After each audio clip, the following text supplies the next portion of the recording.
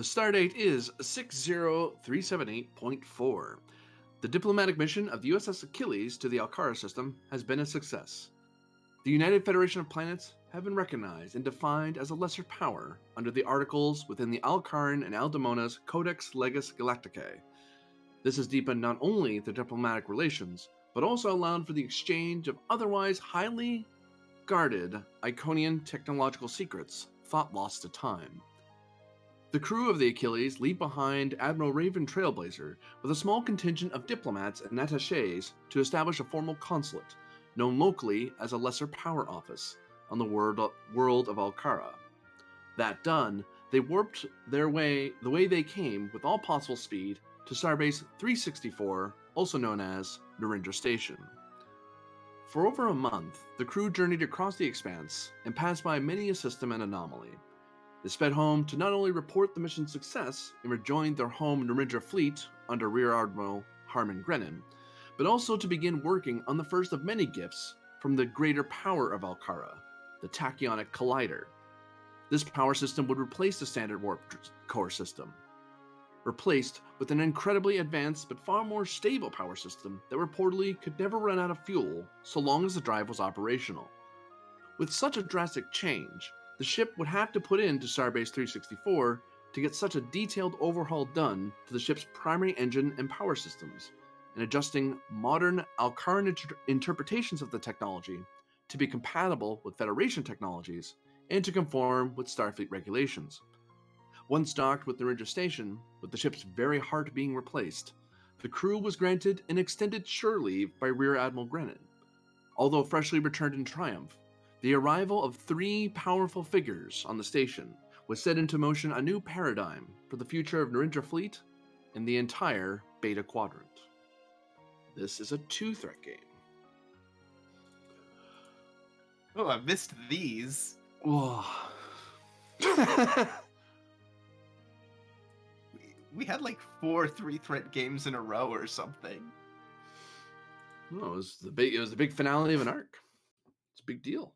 Oh yeah, totally.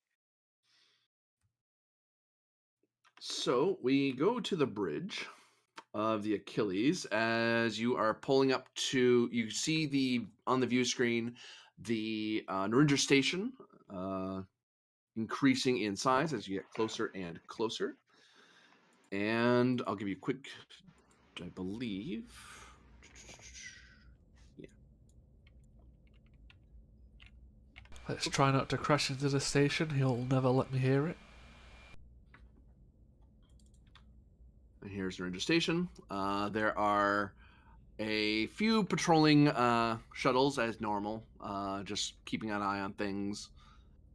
There's a few civil shuttle freighters that are coming and going. Some heading back into Federation space, others returning from trade elsewhere within the nearby Narendra sector and other Federation systems.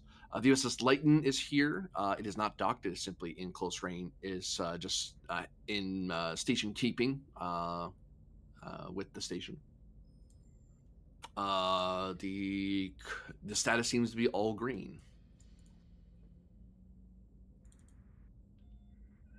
That makes a change, considering every other time we've come back, something's gone wrong. You are being hailed. On the screen. You see the logo for the United Federation of Planets, and then the emblem for Starfleet Command.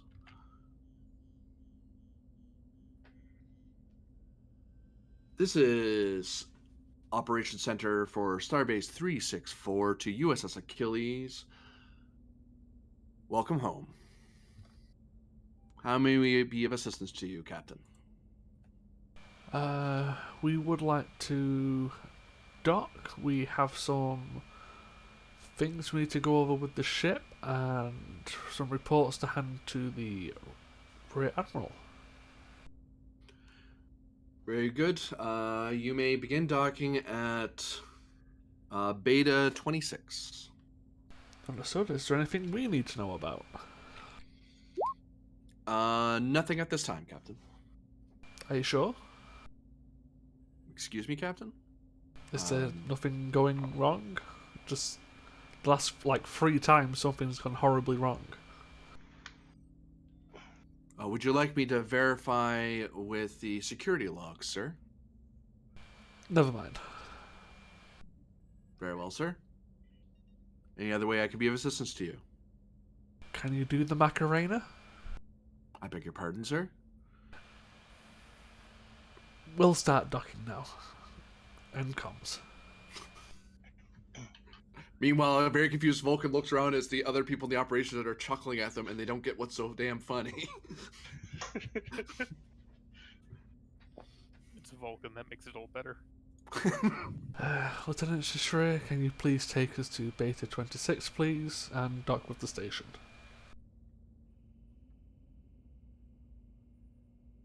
And the ship approaches Narendra Station, and one of the doors open, and you start flying inside the massive station. You can see there is a couple of other civil freighters. There's one Frankie Marauder, and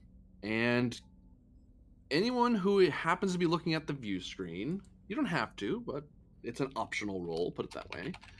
I'm offering an Insight Con difficulty of 3 to notice something. If you fail or you don't roll, don't worry about it. It's not life or death. It's just it's a thing you happen to see while you're moving into your dock. I would like to do that. Yeah, same. Paranoid. I'm good. Paranoid. Yeah, and out of character, we already know who's here. Mm-hmm. But paranoid. Wait, who's here? It's gonna be Paranoid good. will increase complication by 1. I know. Actually, no. Difficulty down by 1. I'm wrong. Oh, hey. It's gonna be great when I Hey. subvert expectations by being a janitor today. Yeah, sure. Defector, question mark. Wait a minute. No. Okay. Observation. Yes. Focus in diplomacy. I wouldn't say so, no. Mental prowess. Something to do with sight, starship recognition, that sort of thing. Yeah, constantly watching. Clearly. Not yet. Not yet. The only other 2 I've got is strategy and tactics and composure. I would take strategy and tactics at a complication increase. It's close, but not quite what I'm looking for. I'll take it. Oh, what's our Admiralty focus, by the way? What is your what, sorry? Admiralty focus. Hasn't been selected yet. Okay. Oh, am I back to giving the Admiralty focuses again? You are. Okay. Give me a sec. I gotta. Slacks. No, I just forgot I was unaware that I was giving the focuses again. I just forgot I was an admiral. I just forgot I was an admiral is what I heard too. I'll give you a threat. No. Threat I'll going also to me, give a aye? threat. Another threat No, to me? I forgot I was the Admiral. No, that's Uh, okay. where? And a pass from you. Where? I'll give you a threat. I mean, Do any of my traits kick in? My eyes are in a completely different space, sorry. Okay. Oh, I know where to look. Yeah, just to say, I'm gonna have to start trying combining a few of them. I've got too fucking many. It's in the dossier. That's where I put them. Boop. In Discord now. Yep, I found it.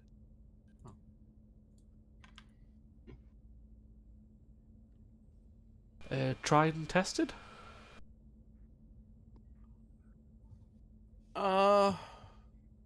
Yeah, I'll bring down the dip by 1 to 2. Tiger of Narendra, no. No. Commanding presence. For your eyes, no. Head of Clan Shishre. Not an Endorian ship. Eldritch Punter. It is not an Eldritch Horror. Yet. it can Yet. But no else. Give it a I don't se- know. give it a I don't season. know. How How much thread do we have to give the GM for that trait to apply? I mean, I have enough to summon one. I just don't think you want me to. Kind of yeah. derails Yeah, the I don't episode if feel I do. I think I'll I'd just like to accept it actually this too. dock.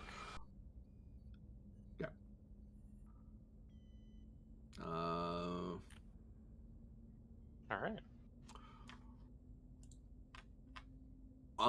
The three of you notice a couple of oddities in the dock. The one that draws the eye most, not too much these days over the years, but there is in fact a Daredix warbird docked here with the Imperial State emblems on it. I honestly God keep forgetting each time. Do we like the state or the other ones? The Imperial faction is Tal Shiar and Long Live the Emperor type stuff, and let's go to war. The state are the original senators are what's left of them, and the Imperial Navy. So we like the the state. Romulan Navy. You generally like the state, though the Federation has officially declared neutrality. Because it's a Yeah. fictional empire. One's the Roman neutrality. Republic, one's the Roman Empire. Yes. So we like the Yeah. state. Okay. We like Well, the I state mean, a I little bit think- better, but we can't officially say anything. At least Yeah. one or two of you really like the state. Hi. Yeah. I defected Oh, before it existed. right. So there's a state warbird here. Which that's a Roman ship in Federation space is not that unusual since the Treaty of Bajor. Sometimes Romans come to Federation space. Usually, like the station would have known they were here. Like they would have declared themselves as they went in. That sort of thing. But there's another ship you see. That is an Akira class with a ship designation that says Tiananmen. WHS Tiananmen, designation BCC 001.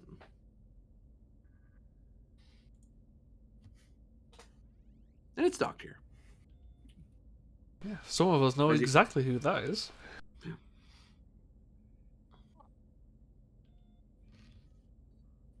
And the ship comes to a dock. For a brief moment, the blue alert clicks on to alert everybody that the ship's about to dock, and then it clicks off because the navigational alert is only for a few seconds, just in case people got jostled or anything like that. So people knew to kind of brace themselves for a half second. But other than that, all green. You are docked with with Narendra Station. The pen just has a slightly annoyed look over his face.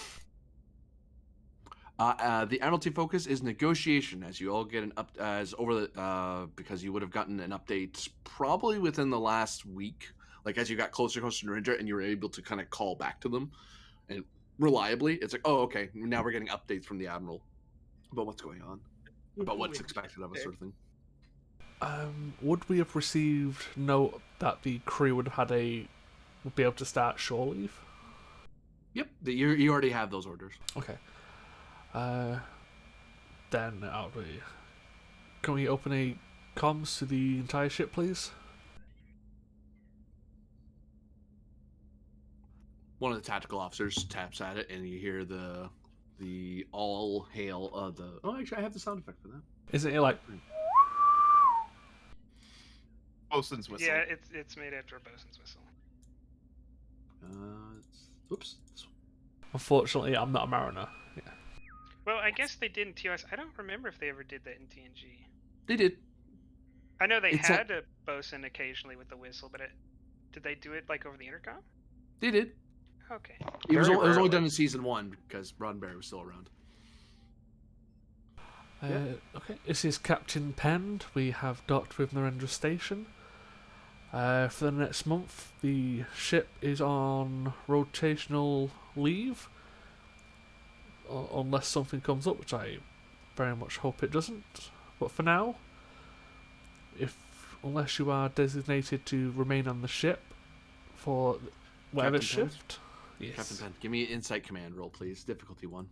Oh, we all off. Yeah, I'm sure they got to cut open the whole started. Oh yeah.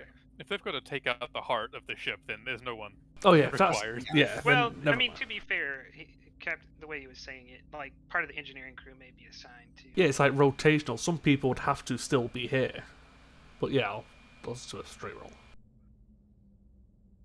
Gaining momentum.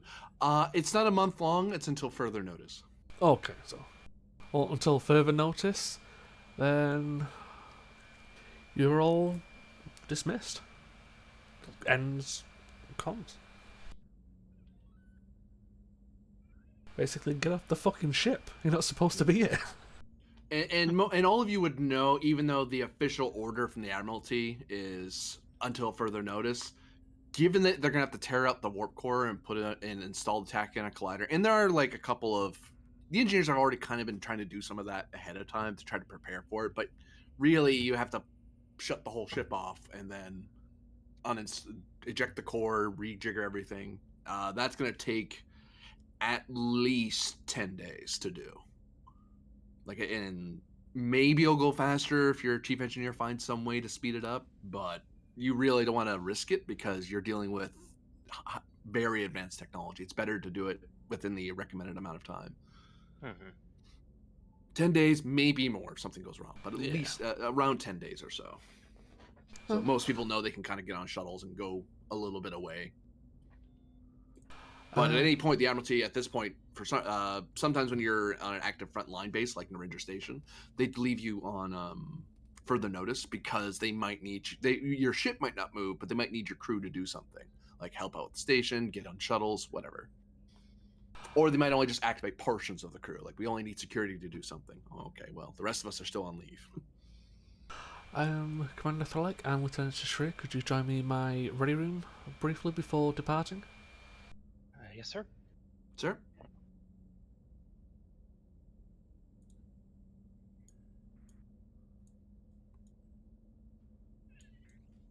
I never made this connection before, but is Shrir a relative of Pend? Yep. And Aslan's daughter. Yep.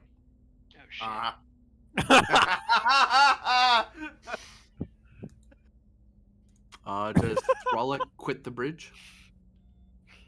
Yes, I do. I was just alt tabbed. Oh my god. What do Lieutenant Commander Azal and Lieutenants Arlen and Rylov and Acting Ensign Ven do? Wait. Go ahead. I was just gonna say, so I've been given the day off, so I'm going down to my room and I'm gonna get ready to have fun, and then heading off into the ship or station. Excuse me. Okay. So you're getting off. You're getting off after stopping by your room real quick. Boop. Actually, Also, step gonna here. head to the station. Yeah, just staying until that leaves because I don't want to step in the turbo lift with all of them. It's like they're going somewhere. That'd just be awkward. I assume we're taking our stuff with us because if the ship has no warp core, it has no power. So like we're not sleeping on the ship. We have accommodations on the station. The station can when you dock with the station becomes the new power source. Okay. But some people when they're on leave, they go, you know what? I've been on the ship for months. I'm gonna spend some time on the station, or I'm gonna go flying around for a bit. You might take your stuff with you anyway. Well, I, as Lieutenant Commander, would very much like to get a nicer room on the station for these few days. Yeah. Get yourself a stateroom. Mm-hmm. What does Acting Ensign Ven do? I'm not using every suite. Yeah, Ven'll go over to the station. Like, he's not going for a stateroom, but he would like to have his own room to himself for a period. Would Well, be yeah, nice. because even as an ensign, as a junior ensign, you'd have to share a room anyway, because you're a junior officer. I mean, Achilles is big, but it's like, yeah, but you don't get your own room until you make at least lieutenant junior, or lieutenant, and then lieutenant full. You definitely would have your own room. So yeah, we will go to the brief deck. These people are not here. Boop, boop, boop. A little smaller. There we go. Just head on into the room.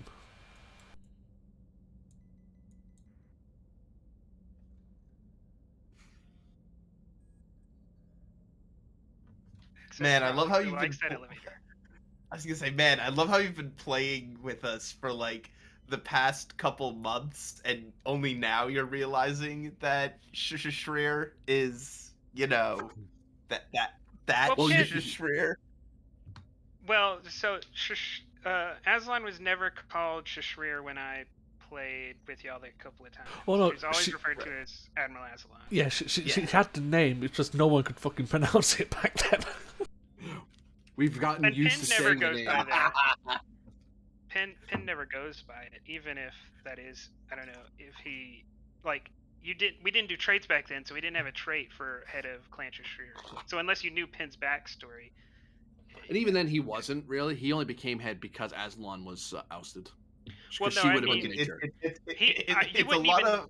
you wouldn't even know that he was part of it unless you read his backstory, not just head. Yeah, that's true. Yeah, look, it's a lot of S's, I's, and R's. But Sister kind of stands at attention because officially, her captain has called her to the ready room, so she stands at attention. You can both be at ease. I assume you both saw the ship in dock? Yeah. Which one? The Warbird? The Tiananmen. State Warbird. Nod over to the captain. Sounds familiar, but wasn't that the ship during the first Klingon War? That ship is currently under from last I saw of it, under the control of Starix and the Tripolity.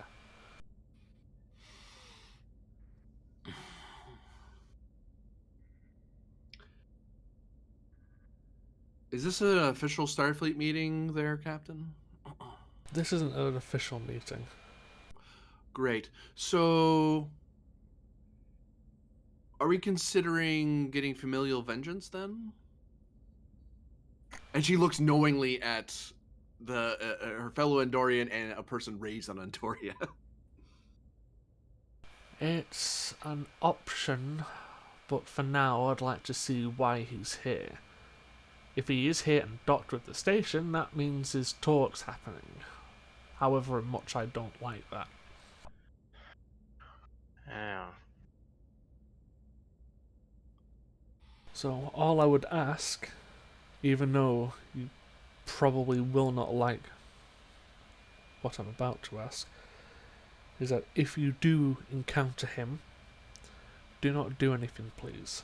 Just leave him alone, walk away, go somewhere else. If I don't have to interact with the Tripolity, all the better. Well, unfortunately for you, you may need to, because guess what? You're one of the higher ranking people here. We have an admiral and several captains. Yeah, I'm going to have to interact.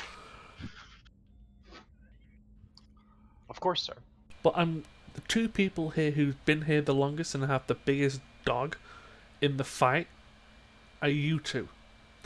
I know none of us like them, but let's not antagonize or vent them just yet.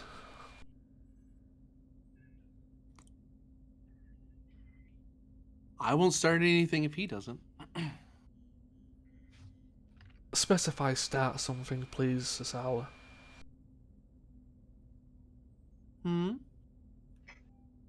You heard me. Specify start something.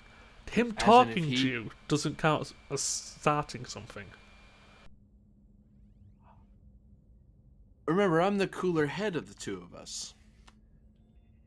I'm not going to answer some petty insult to our mother's failings. But if he starts questioning the integrity of our clan, then I have a responsibility to respond. If that happens and you feel it's necessary to respond, then you will inform me and I will have to do it. because that's my role. You'll have to give presence command difficulty 2.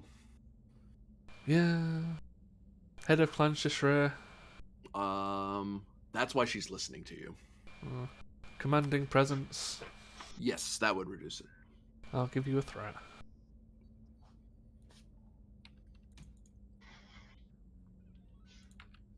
Because you're not asking her as your captain, you're asking her as the head of the household. She's kind of like, I could ignore you.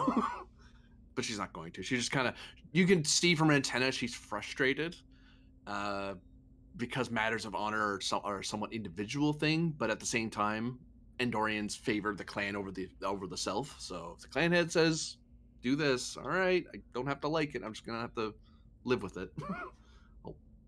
So she nods. She doesn't say anything, but she nods her assent. But you can tell her from antenna she's frustrated. Again, I'd very much prefer if you didn't have anything to do with them, but that's looking like it's no longer going to be an option.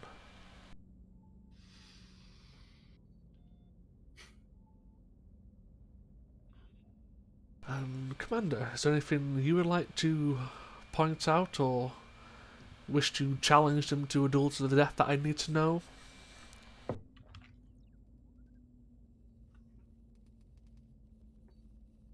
Like I said, I'm not opposed, I just need to know.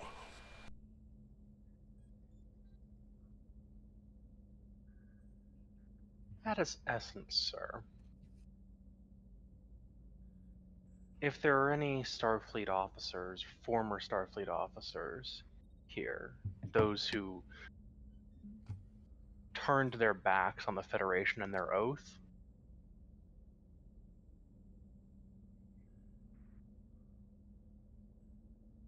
well, it's best I not be in the room with them. And I'll avoid that. Well, avoid it as much as you can, but yeah.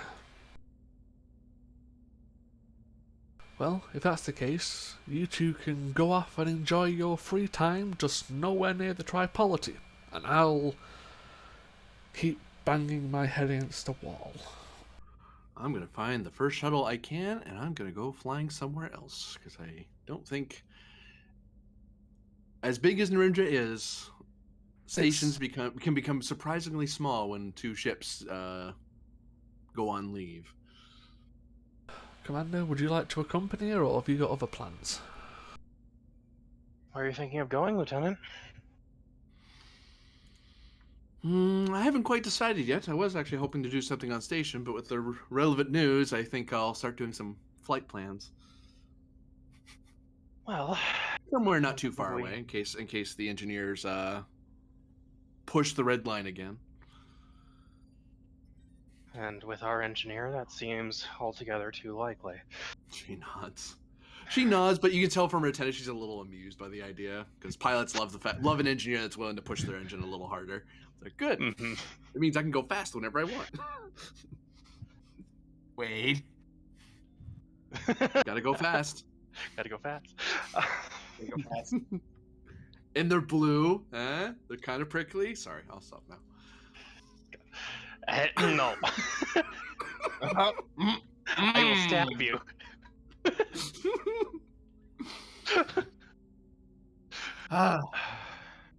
But yeah, seeing that the 2 of them are a bit more amused and calmed down with this conversation, he'll walk up, put a hand on both their shoulders. I'm glad that's you can at least do something to take your mind off this. And hopefully by the time, if you do decide to go Thralic, when they get back, or when you get back, they should be gone.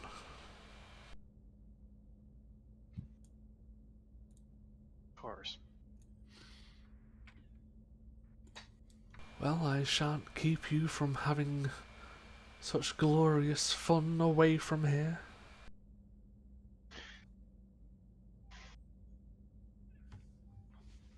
Alright. Well.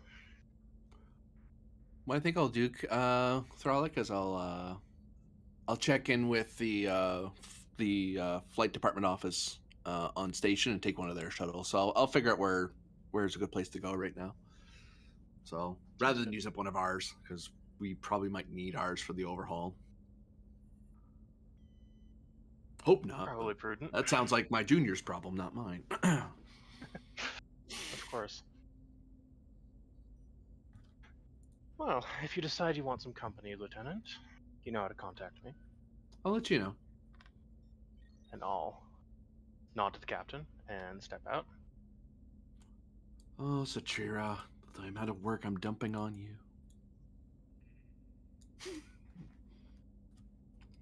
Oh boy.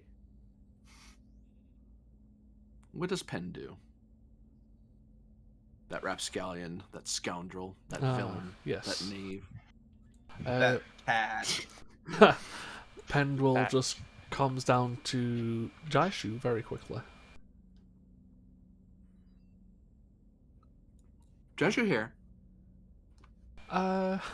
Hey, can you make an appointment at that restaurant you like on the station for around 1900? Yeah, I can do that. Good. Well, I'm going to propose, so I'm just going to be giving you some time to prepare. Sorry, what? And he cuts the comms. As he starts heading to Narendra because he's going to have to meet the Admiral. So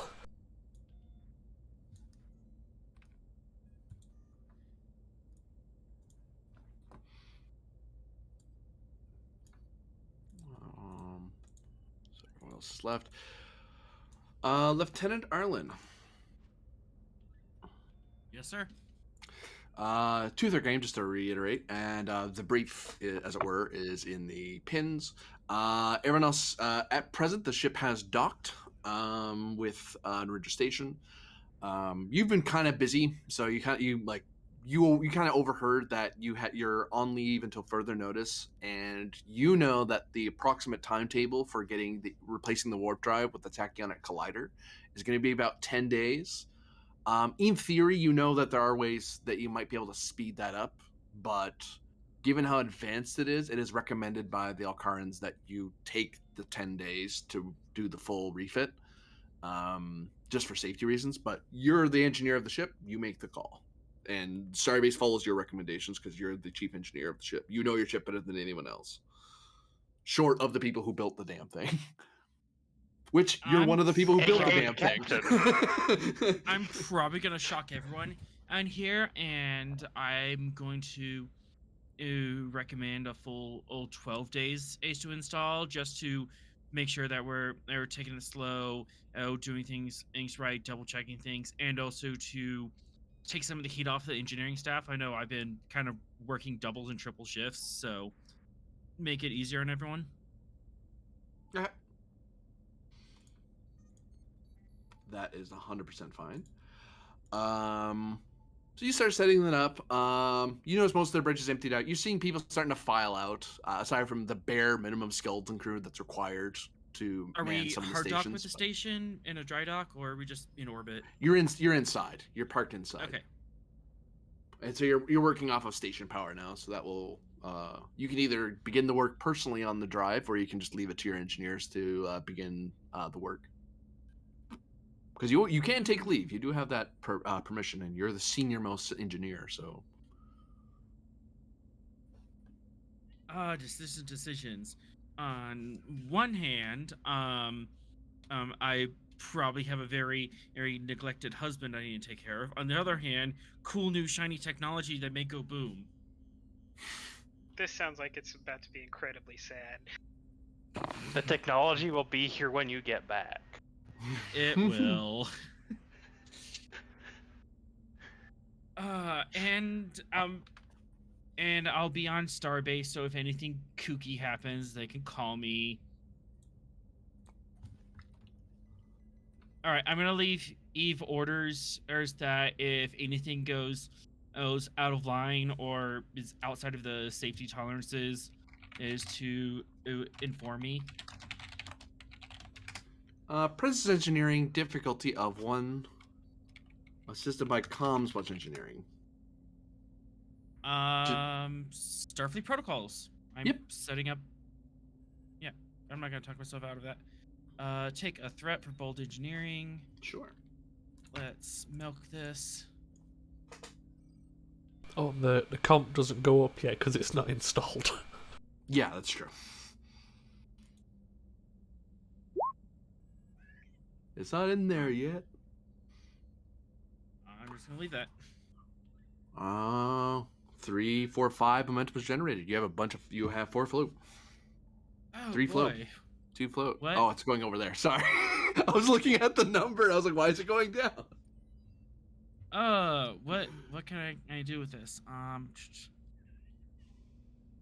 Leave instructions and like a fail-safe list, so that way, if things start to go bad, they can like start running through the list and not bother me as much, and be able to handle a wider range of issues on their own.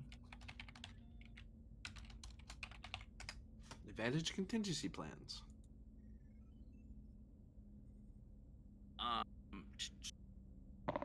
Maybe another advantage to do with whoever is overseeing this, probably the like station engineer. What about him? Maybe maybe you know the station engineer, and so this is someone who is familiar with kind of the way you want to run an engineering bay. Actually, I believe I have. Yeah, I have a favor with shipyard personnel, anyways. So could I double down on that? To what end?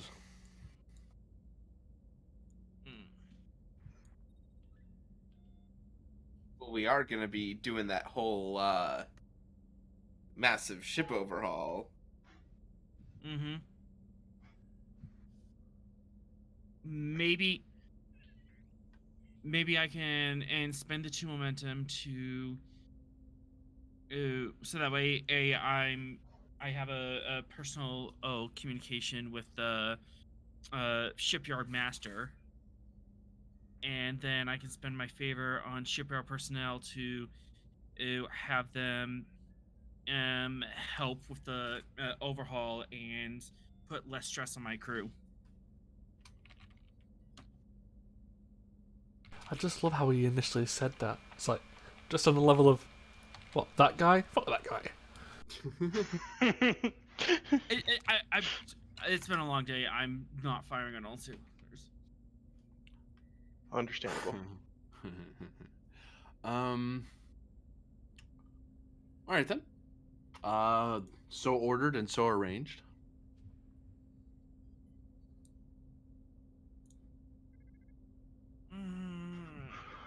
Now to actually convince myself to actually leave the ship. Well, you Do might have you someone who commit can help with yourself? that. What is that, Corbinian? Do you commit yourself was the joke. If Now you to need convince myself. convincing. Do you need ordering? Maybe. Well, too bad. He already left. He's on his own leave. No, I'll do the like worried parent thing, and I'm double checking the ship systems for the 5th time, and I'm like, okay, gonna be fine. I can walk away. I could totally walk away from the ship. It's gonna be fine. Ensign Trevor kind of looks over and says, "Lieutenant, we have it. Enjoy your leave time while you can.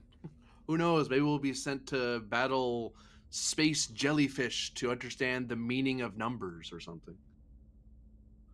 Okay. We're not actually doing that, are we? No, that's a joke, I hope. He says to one of the other scientists, and they continue working. I mean, there's been stranger things you've seen out there. Nah. All right, I think the meaning of numbers is pretty fixed. Well, don't say that. Anything that's fixed will be challenged by some interdimensional being. It'll actually be colors that are the constant of mathematics. I mean, colors are associated with wavelengths, I suppose. Yes, Don't I even- mean, mathematics, colors. And the scientists continue to debate color mathematics and its theoretical applications because Starfleet scientists. Because Starfleet scientists. I'm gonna knock on the console 3 times. I'm and leave. Don't get It us started on breaks. sound mathematics. So I assume you're gonna go to the station with your husbando, as it were. I suppose so. Yes. I suppose so. I mean, you don't have No, to. I'm not telling you how no, to. esposo. That's how you actually say it in Spanish. Ah. I didn't know that. So. Like spouse. That was the educational requirement of our episode. I don't think I'm spelling that correctly.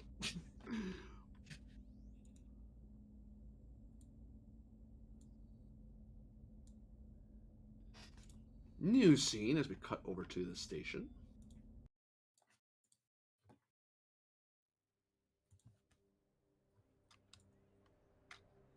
And you guys start spelling out, some of you with duffel bags, some of you without. There's other crew mixed in with you as people are starting to head out and go their different ways. Some people getting on turbo lifts, some people having a chat near the airlock door, or near the entry door. Some people heading off to other parts of the ship. Where are people going on station? I assume I'm meeting with, like, command. So you're getting on a turbo lift to hit up the command. Can I look and see what amenities are on the space station? Yeah, I would like to look at amenities. Sure, 1 second. I need to plan my travel itinerary. Actually, you know what? Give me a reason plus con difficulty 1. The station helps. Okay. You're establishing an advantage, but it's reduced in difficulty because it's a starbase. They have tons of stuff. And they're more. It's like, oh, the Starfleet person's here on leave, and we knew you were coming on leave. Yeah, don't worry. The computer's already informed you're going to be asking you questions. All right.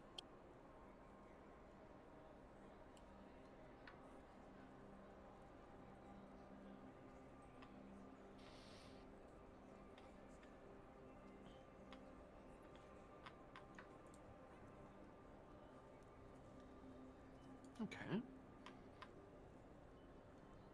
You learn that you're a criminal under the law and must report to. Nah, just kidding. Stop right there, criminal scum. Oh my god, that roll's perfect. So with a total 10, you roll the 10, and you rolled a 1 and a 0. That's a great. That is a perfect roll. Yeah, numerology smiles upon me. This is a sign from. This is a sign from the great prophet Two-Face that things are in my way. No. No. Let's see. Well, of course, there's the thing that everyone does on shore leave, the holodeck with no safety protocols. Not everyone is you. No, it's not even voluntary. It just happens now. Oh. I'd love to recreate, the plot of the Titanic, with no safety protocols, and then lock the door, maybe. Mm-hmm. I think you should see a counselor. I'm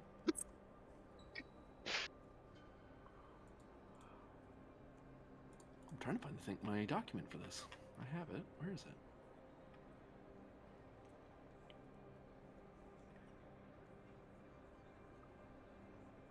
And because she's off duty, she's totally changed into like traditional Bajoran flowy robes with artsy patterns. Oh yeah, you were upperclasser Bajoran. So, I would be in civilian clothes too. Nothing fancy. Probably just a turtleneck sweater. Will Azza go into a rant if you talk to her about the caste systems? well, I think we should bring back the caste system. It worked out for me. Yeah, you're the upper class. Of course, it worked out for you. You probably. Oh, go ahead.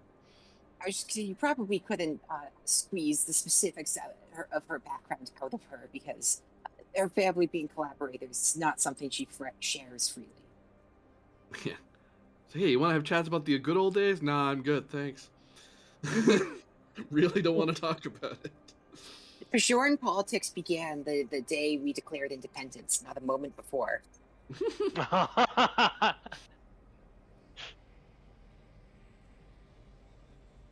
do it this way then. Silly document. Boop, boop. This one.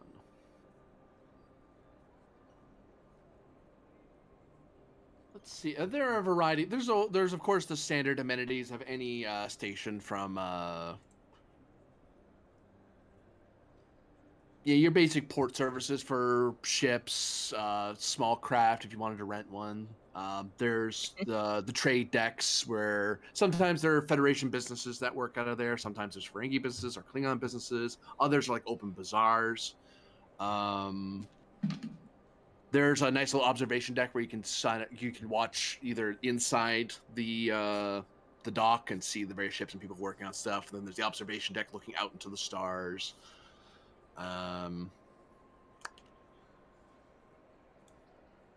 There are unfortunately the live entertainment that was here, they've already left. And the museums on the station are currently under they're being cleaned and refurbished, so they're kind of not open right now. I mean, if you really press them, they'll let Starfleet people walk around as long as they're careful, but they're not open for general public because they're busy and make sure all their force fields work and stuff like that. Mind you, when I say force fields, think like level 2, level 3 force fields, like enough to keep you from touching the stuff. Don't touch the thing. Does it hurt? No, just please stop touching the force fields. But it makes it go There's sparkling. various. But if you touch the force field, it makes it go zzz sound, and it's fun. Bzz, And this please is why stop I'm not touching. allowed in the museum anymore. Yeah. Stop touching the force field. But it's funny. Not funny to me. Stop touching it. Okay. Operations deck's gonna yell at me. But if I could find the thing I'm looking for. There it is.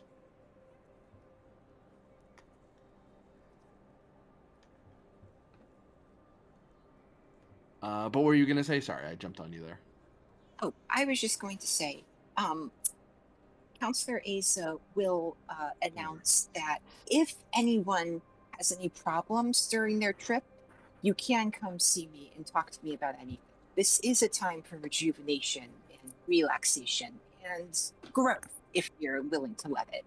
But just don't bother me too much. We all need breaks, you know? And then I'm going to go slip over to the observation deck. So you're going to observation. You're going to command. I don't know, Yola, what do you want to do? You're the one who's been cooped up in quarters all week. What are you talking about? I was in astrometrics as much as possible. You keep forgetting I actually have a job on the ship, dear. I actually do things. He's laughing. Just like, oh, I'm just a poor little Denobian, all cooped up in his little homestead. I know, but during a red alert, I worry. Aw. Ooh, there's this lecture on new energy formats that have been discovered by the Klingons. That should be fun. Ooh, with live demonstration. I'm not entirely sure how that works. How do you live demonstrate fusion using Gokt? They throw it into it. It's like a pro. Yeah, it's like a pro. Would you like to come right off? No. Oh. It's Klingon. Oh. Subject is interesting, but I mean, that's a place to start, but we have an entire week, or are we just gonna do this day by day? We can do this day by day. We can do it by day. We have plenty of time. Okay. To the conference. To the conference. Ben, you coming? it's fusion. Sure. Yeah, why not? Oh look, the happy couple have just adopted a Ven. Oh no. Probably. What? Yolan wanted to invite a family to come along. The Cruz family. And Yoland's probably gonna be doting all over Ven. Yep. Gonna be constantly fussing. Asking It's a thing- how his classes are going. Yeah, how are your classes going? Oh, that's nice. And Did you what do you make think any you're new gonna do when you friends? graduate? What are you doing to graduate? Oh no. Oh no. This I is would gonna be just like, vent myself. Have you met any have you met anyone nice in your classes? You know, Oh, someone no, that it's catches just your gonna- eye. Do you need me to Oh, set no. you up with somebody? I can if you want. There's this really nice kid ensign down in like, oh my god, no. Set him up with Fazan. That'd be hilarious. Zahn talks about Wait. you all the time. Not in the way you think, Yolan, but thanks Bench anyway. momentum, that's happening. You Oh can say it. no. It's fine. Oh, it's Oh threat for that. no. It's threat for that. I was fed for this. Oh no! All I can think of is what's it Brooklyn Nine-Nine with Jake Peralta, Ed Holt, and Kevin. Yeah. It's like, So what my are dad. Thralic? What is Thralic and Rylef doing? Just sure kind of starts heading off as she's going off to the flight deck, the flight office to kind of figure out where she wants to go. Plus, say hi to some pilots she knows. Yeah. The pilot's lounge, as it were. Going to start with getting a drink. Going Time to sit hit down up a bar. at some place that I don't need to worry about things for about 5 minutes, and then go from there.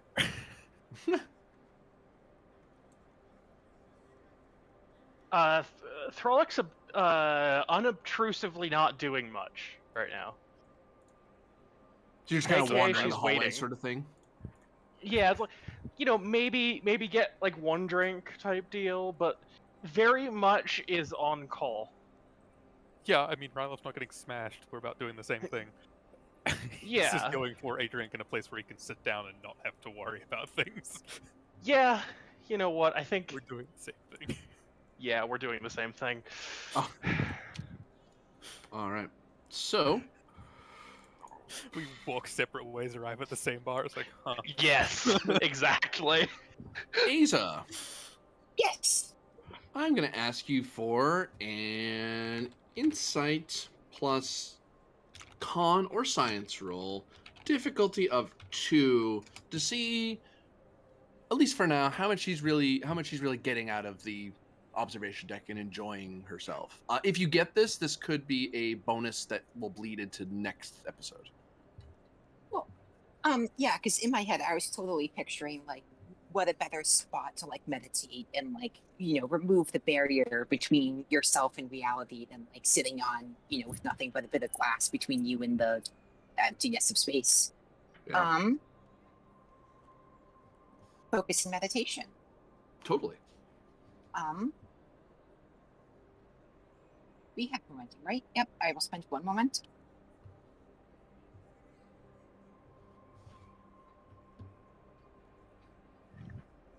Sometimes taking a niche focus pays off. Yeah.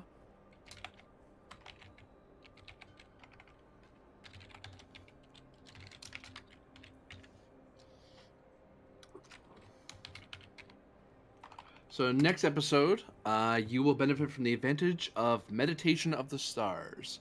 So you'll have this memory kind of linger with you as you remember this rather distinct moment where you found something profound in your meditations that will kind of help you down the line. That's great. Not entirely sure a good place to put that. Different people put it different places. I threw it on my traits list. Yep, as long as you can find it. Yep. And however long that takes, I will probably also head down to the bar now because I could also go for a mission. Makes sense. You do have a float. Is there any query your character has? You're not an ESPer, but I can. If your character has something they wish to examine about themselves, I might be able to answer it because she's spending a considerable amount of time inwardly perfecting, as it were. We think. Sure.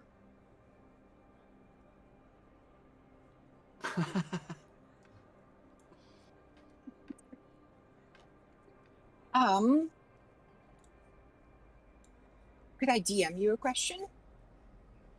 Sure, you totally can.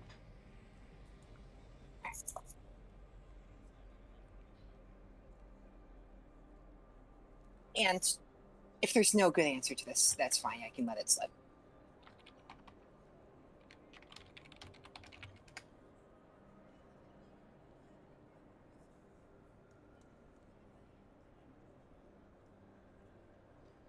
Are the prophets dead? Yes. No. You have killed. I mean, death for beings that are atemporal seems They are Irrelevant. perpetually dead and perpetually alive. Sharding Yeah. God's bleed. With a sharp enough knife, anything bleeds. So say the Klingons, anyway. Yes, that's a very Klingon way of looking at it.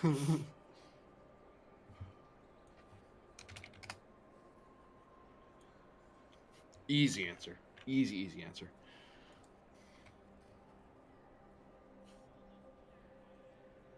I look to Team Gokt.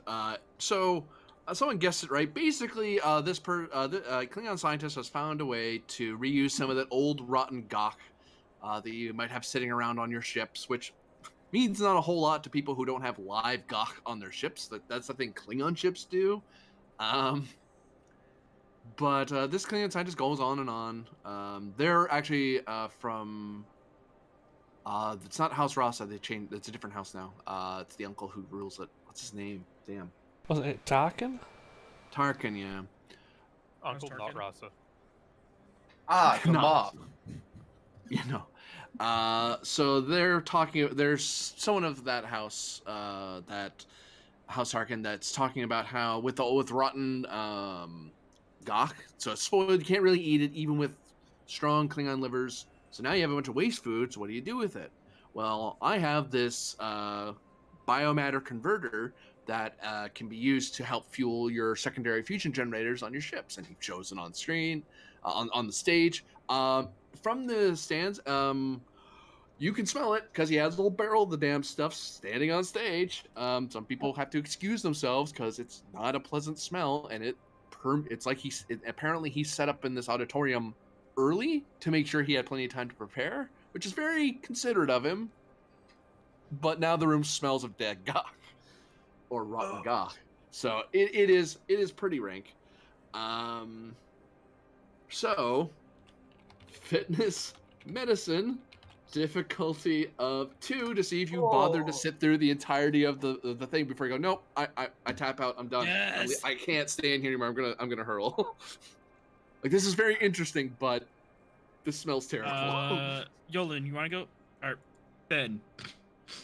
Uh, Well, one is Yeah. Yolan gonna be rolling. I'm assuming. Fitness medicine. I I'll mean, take Yolan a should get a momentum. difficulty decrease for the trait Denobulin. He would actually, wouldn't he? Yeah. Someone wants to roll Oh, for yeah, that's Yolan the for thing. me. Yeah, I'll do that. Here we go. Oh my god, I got the momentum back. And I use my trait a married aid saying that, well, my husband's here. I want to put on a strong face for my husband and, not be grossed out. Specifically, husband of Yolan, who is a Denobulin, who may have dragged you to these kinds of things before. That reasoning I'll take. Yes. Fitness, medicine. Yolan will What's the buy ag- 1 die with momentum. Okay. And has What's the no Admiral focus focus?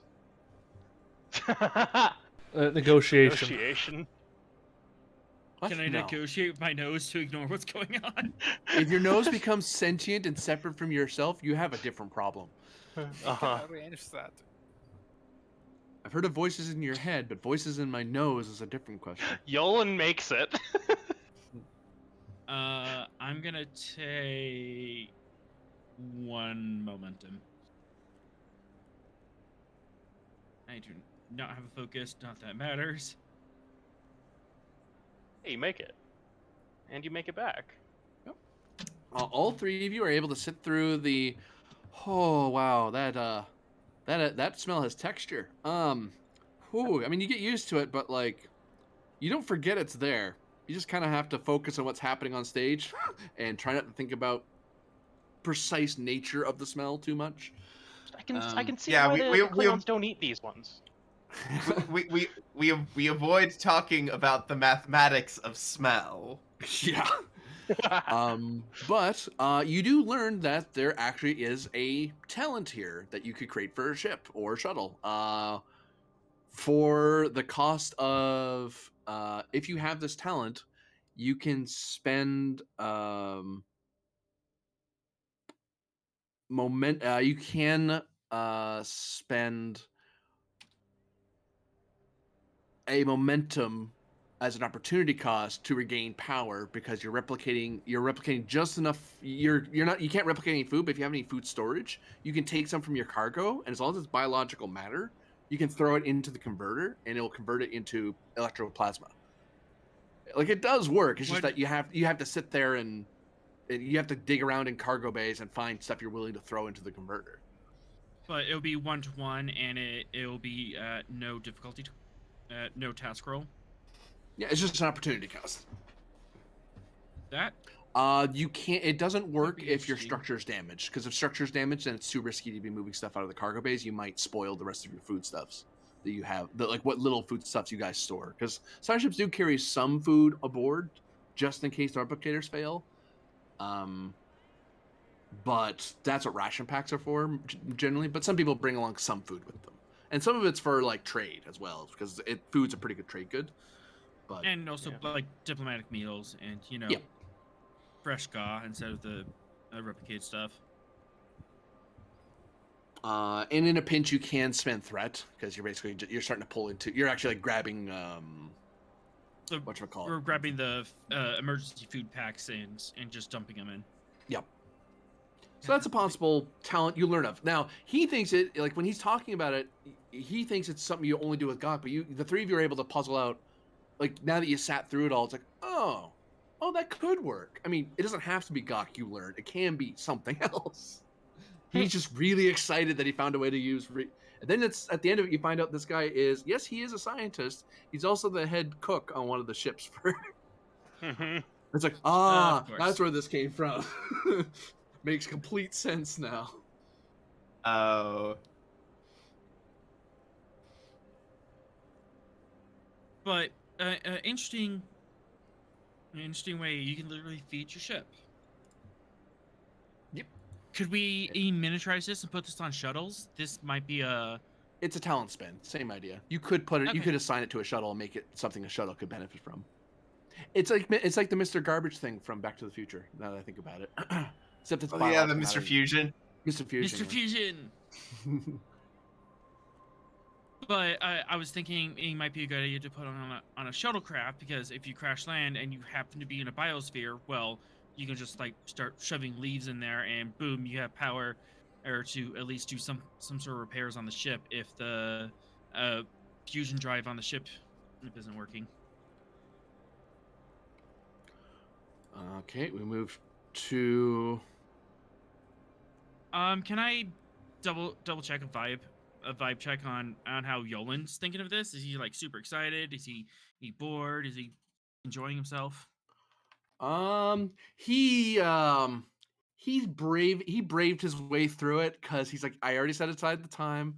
I'm gonna sit through this, and it's a look of, yeah, I'm not an electroplasma specialist, so I just sat through very disgusting smell to watch a Klingon talk about endlessly how that works. And it's like, it has nothing to do with stars. I was really hoping he was going to get into how this helped with sensors or something like that, or if star matter could do it. And he did ask a couple questions, but the Klingons like, no, that wouldn't work. And it's like, oh well, that was not quite what I thought it was going to be. Damn.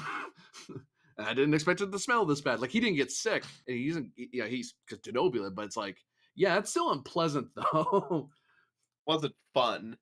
It wasn't fun. Like, actually speaking for myself in real life, I don't have a great sense of smell, so I can actually sit through pretty bad smells. That doesn't mean I don't detect them. If it's strong enough, I will notice, and I'm gonna have to sit through that for the next. And it's like this guy had an hour and a half long freaking lecture. Oh God. It's like, I don't want to leave because it'd be rude, but at the same time, it smells bad in here. Aw. Okay. But he's glad you two got something out of it. Like when you guys start talking about, oh, hey, we figured this out. It's like, oh, well, good. Something came. Yay. It was helpful. I didn't mean to be helpful necessarily, but hey.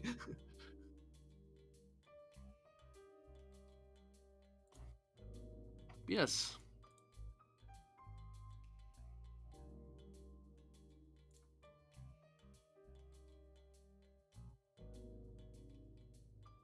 Wait, there's 2 Commander Jaishus? Whoops, she's not. Yeah, so Ryloff is already. What is Ryloff drinking in one of the lounges? Something. I mean, we can't get Romulan stuff. That's illegal. Is it illegal still? Yes. We have a treaty. No, it's with legal. them You have a now. treaty. Yeah. No, it's legal now. Yep. After the war. Yeah. It's a thought it little was- expensive because of the war, but you can totally get it. I thought the issue with Romulan stuff was that it was too powerful for like humanoids to Yeah, drink, the not reason it was who illegal is made because it. it kills people. Yeah. It was also, I think, we're not on great terms with the Romulans thing. Well, yeah. Okay. At the point, it's like the Romulans and the Federation had no contact. Like, there's no legal way to get through the DMZ. So, yeah. if the ale ended up here, that means a crime was committed to get it here. And Starfleet couldn't let that abide. It's like, no, we can't let that go. Give that back. Here, Romulans, we have to tell you someone committed a crime. Who? We don't know yet. We're trying to find out. Please stop yelling at us. And then Probably you listen to the void as the Romulans deny that they exist and don't speak back because that's what they Yeah. did for 100 years. You just yeet the bottle over the border. Like But Star yeah, Trek okay, I guess Generations. Anyway. a thing of Yeah. ale then. Because we can deal with that. It doesn't really have much of an effect on Romulans. Yep.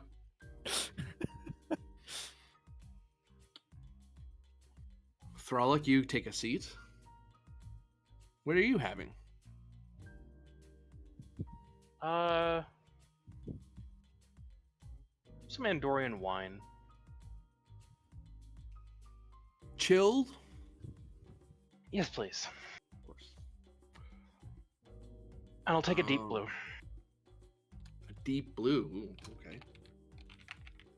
That's getting hard to come by these days, says your server. Replicated's fine if you don't have it. Oh, we can get you a bottle. That's not a problem. Just besides, otherwise, it doesn't quite chill perfectly, you know. True. Thank you. The two of you give me fitness medicine. I'll pull down diff 1 because you're drinking drinks that are things that your biologists can weather pretty well. Mm-hmm. And this is like a drink rather than. Yeah. The whole bottle, you know. Mm-hmm. Time to power drink. Like, no, that's really bad for you. I'm not opening the bottle. I'm just getting it chilled. Okay, so you're not having anything to drink. You're just getting a bottle. I'm just getting a bottle and I'm getting it chilled specifically, yeah. Ah. He's just got like a cup of ale. Because that's it. Romulan makes this possible at that difficulty. Yeah. Well, that's what brought it down from 2 to 1, basically. Yeah. Survival focused. Don't think we're quite that far Yeah, yet. no, not quite. If you're trying to down the whole bottle in one gulp, I go, higher difficulty. Um, We probably have people cheering you at some point. I'll just give Definitely the you cadets. Definitely the cadets. Yeah, Well, 2 of them. I'll just give you a momentum. I mean, if you can get a Vulcan to start like chanting chug, chug, chug, you know you've done something right. I can imagine them just trying to fit in. They're just like, chug, chug. Imbibe. Imbibe. Imbibe. So yeah, Ron, if you have it, you have some of the, this Romulan ale and You know what? It's authentic. It's actual real Romulan ale. They didn't replicate it. And it's actually pretty good. It's not like the best, because that's all on Romulus mostly, but it's pretty good. Yeah, so the guy that's only been to Romulus itself like once, so Yeah. Like you there's way better ales than what they're serving here, but it's like, yeah, well, it's still They're pretty probably not the good, ones though. you've had. it's Yeah. not like I've had it for a while, so hey. Yeah. This is probably what you got. This is probably better than what you got standard issue back in your assignment. Yeah. Like, here's your And also- standard ration of ale. It's for morale. It's a little paint thinnery, isn't it? Yeah, it's also, a taste of home, and that's kind of uncommon right now. Yeah. So,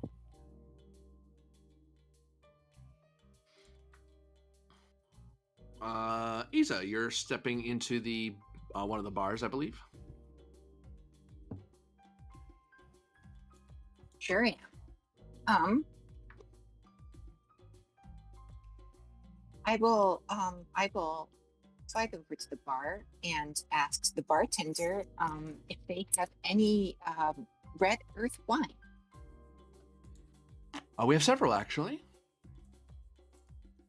Oh, Any you're particular really preference? you're really testing my knowledge of wine. Chateau Picard.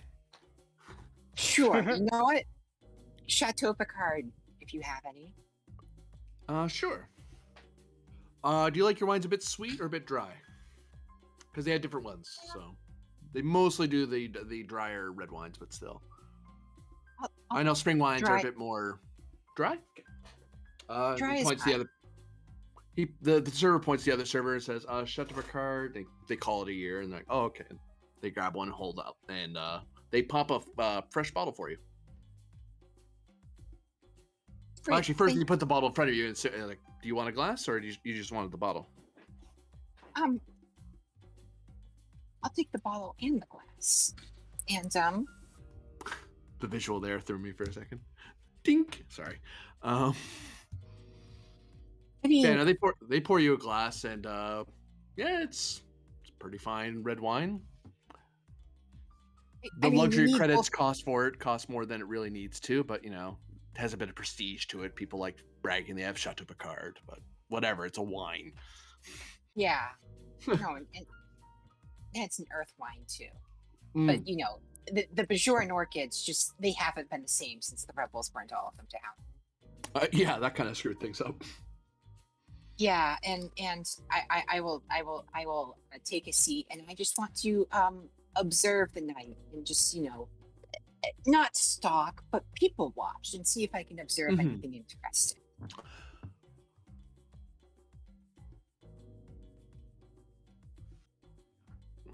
And as you all relax and enjoy yourselves, a new scene arises.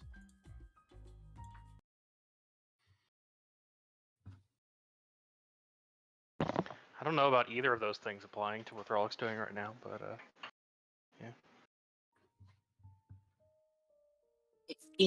You're going to be in trouble with me if you're not relaxing on this shore leave. It's pretty obvious that Throllic's not relaxing right now. Sitting awkwardly in a booth with a unopened bottle of wine. At least Rylov's drinking a little bit. Pen, do you walk up into the to one of the where the admiral is, basically one of the command offices he has. You see Lesix through this glass. He kind of looks up and nods at you.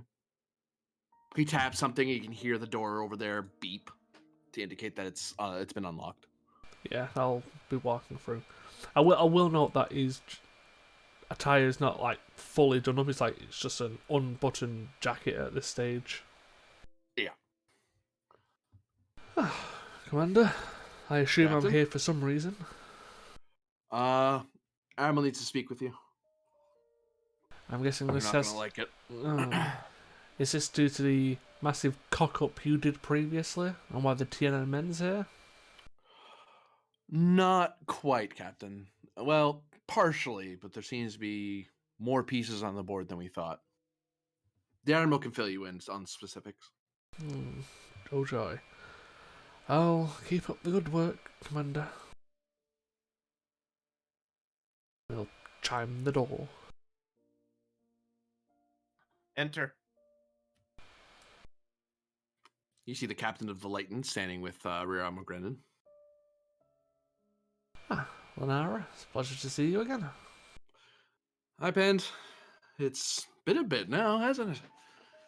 Yes, some Not of many us... of us get to go scampering across the Beta Quadrant like you do. Some of us do real work.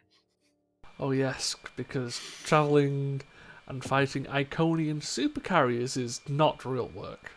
That's what you say. Oh, of course. Oh, believe me, that's become a whole other line of paperwork that I have to fill out. Oh, Top Brass is thrilled that the Iconians are a problem now. And this is where my part of the briefing comes in. As I was saying to the Admiral, I have been entrusted with the care of the Chancellor of the Klingon Empire, Chancellor Martok. But now he is here, and he does want to speak with the Admiral and the captain that was there to encounter the Alcarans, since there is some tension. But there is a certain level of tension between the Klingon Empire and the Aldemona forces.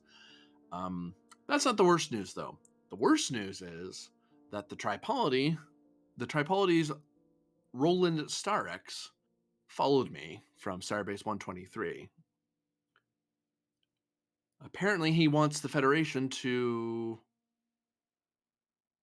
Well, my understanding is, anyway, that his faction is looking to facilitate some sort of peace treaty or ceasefire between his faction and the Aldemona. And since we are now an official member of the Codex of Galactic Law, or whatever it is, apparently we are the most viable diplomatic connection.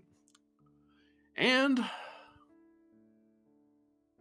it seems that the Romulan state has sent along Senator Kolek to negotiate on behalf of the Romulans in this upcoming conclave we managed to assemble for ourselves. Is Kolek state or imperial? The state.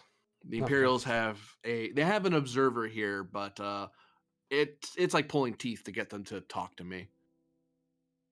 Well, I don't know if Well, you've had any better luck with them than I have, but I'm guessing not. I don't have the best track record in handling Romulans.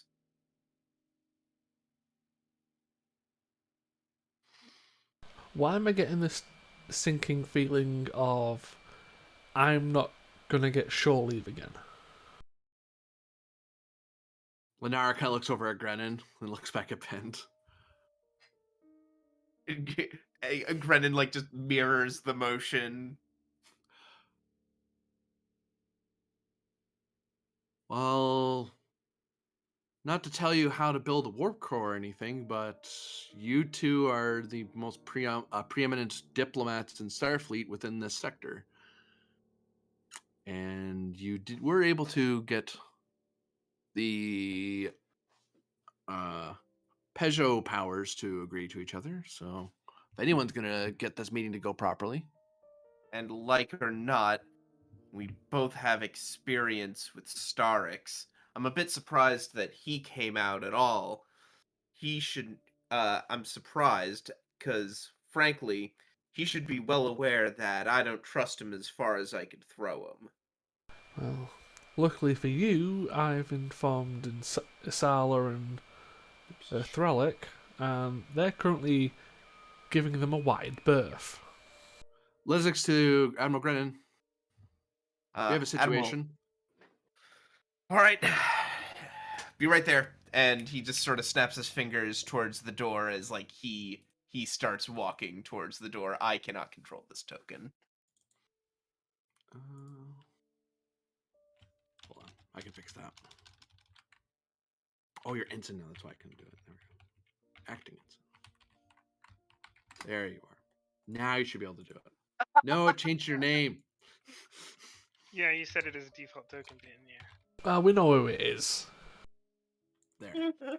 That's a That's far. good. That's a long way to get busted, though. Rear Admiral to not even ensign, acting ensign.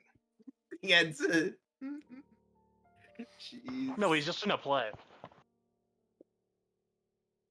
Yeah, that's what Grennan does. Beautiful. I don't know. Yeah, theater focus is coming handy. Yeah, I pulled it. I've been able to pull that once or twice. So you already know about these two ships that are docked. But then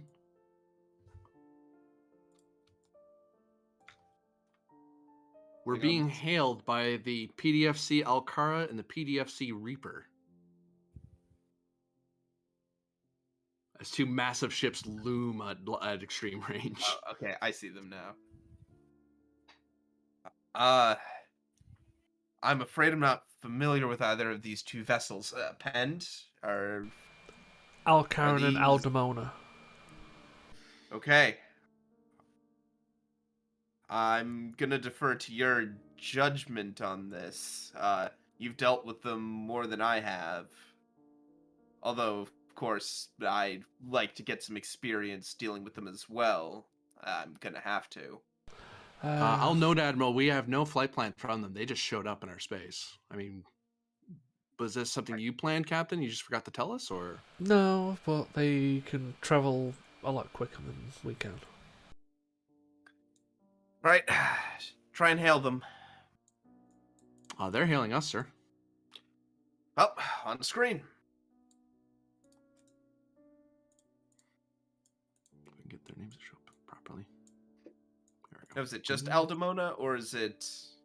No, Alcarans are the silver ones, Aldemona are the gold ones. So it's both. Yeah. Okay. Aldemona and Alcaran vessels, please state your business here at Narendra Station.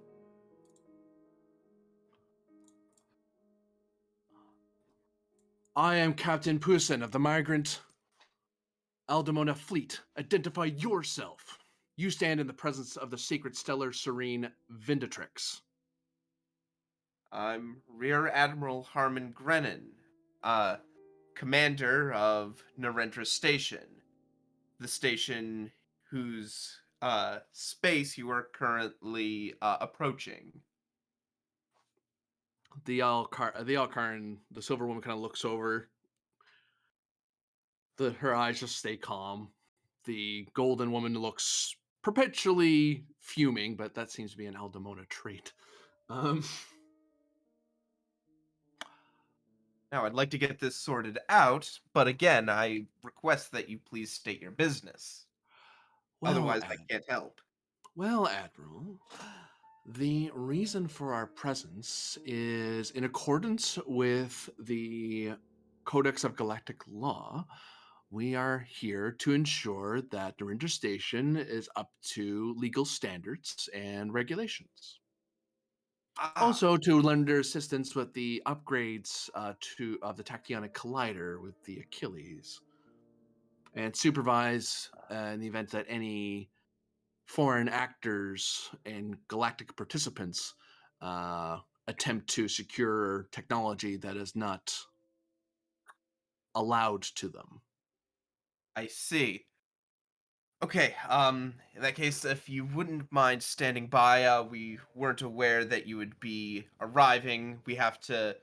Uh, we have to make, arrangements for you to dock here and to interact with, uh, Starfleet personnel here. I wouldn't want you to arrive here and then get, improper treatment.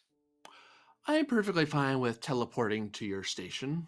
Besides, your docking facilities are inadequate for our vessels.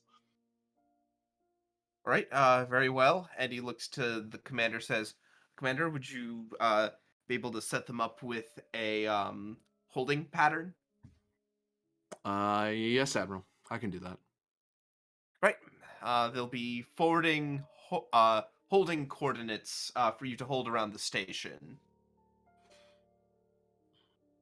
Very well. Your cooperation in this matter is greatly appreciated, Admiral. Very good. Is there anything else that you need? Yes, a friendly reminder that As a lesser power, you are expected and beholden to galactic law, far greater than any galactic participant.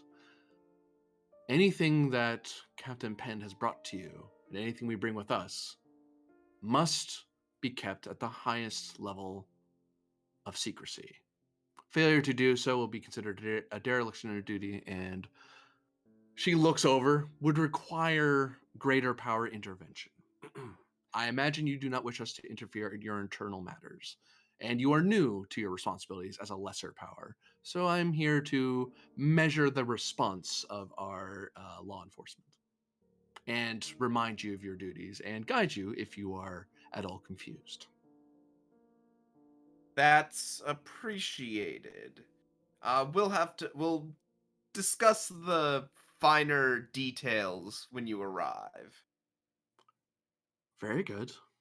The captain looks like she's going to say something, and then the Stellar Stranger just kind of glances over, her eyes turbulent, and then the other one just kind of fumes again, cut and punches something, and their face disappears.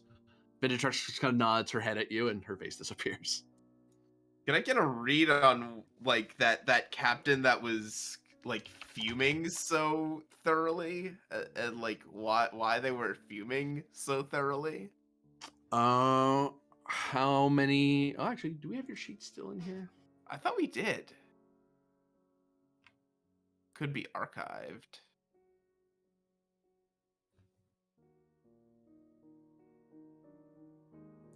Actually, what I'll do for speed's sake, because I don't have you archived or in here, but I'll lean on Pend. You can roll Insight Command. The difficulty of this roll is reduced because Grennan's kind of like you and everyone, all the other officers in the room are trying to get a read on these guys.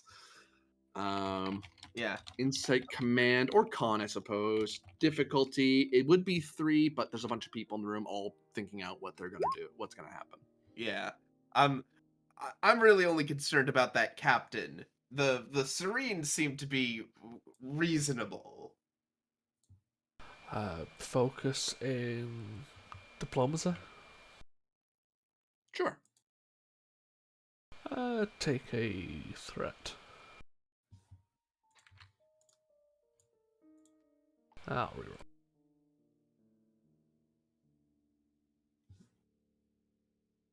Yeah, you gained a momentum. From your reading of it, the Aldemona captain put it to you all this way on a meta level. You know the Dirkface Admiral meme when it comes to Star Trek episodes? Yeah. Yeah, that's what this person is. Okay. And there's very much Vinditrax very much was like, "Oh, you're going? I'm coming along too because I know what you're gonna do. I'm gonna keep you from getting us into trouble." Yeah, I'm just Yep. gonna look at the room and say to them, I hope you have all read the goddamn codex. Twice, says Lessex. I glanced at it, says Lenara. Go Didn't read think it was it. gonna Again. come up so soon. And then the admiral just sort of taps the finger to his temple. He says, "Remember my areas of expertise, Pend. This is what I do."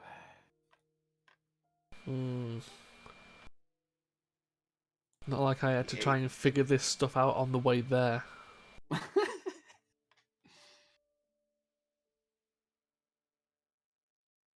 If I remember correctly.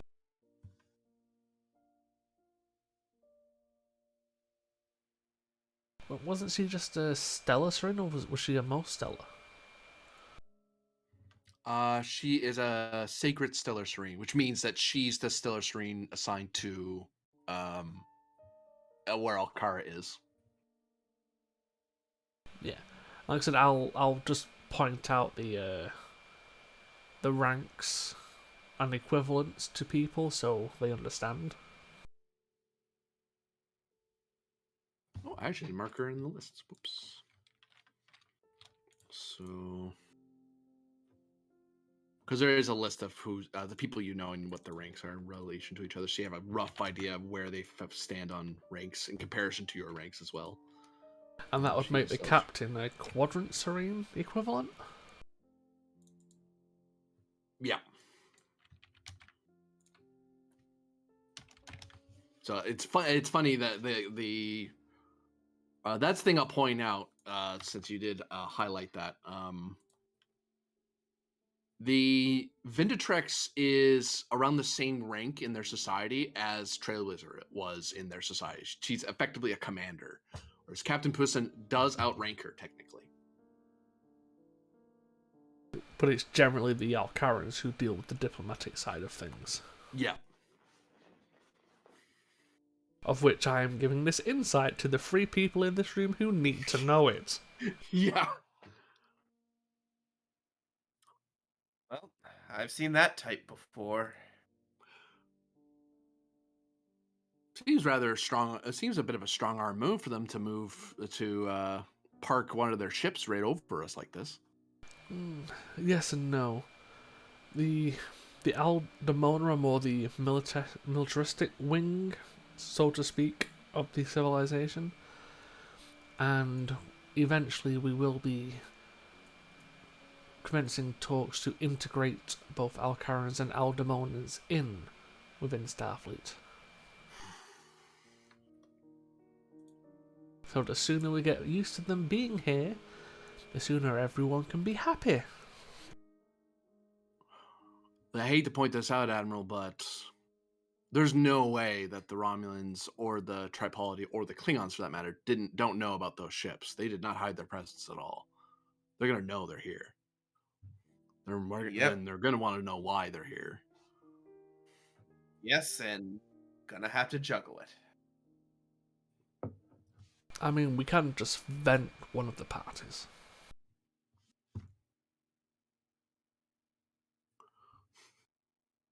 Captain, could you please not say that while you're in uniform in the command office? Leslie just rubs his head like, oh god. I know what I said.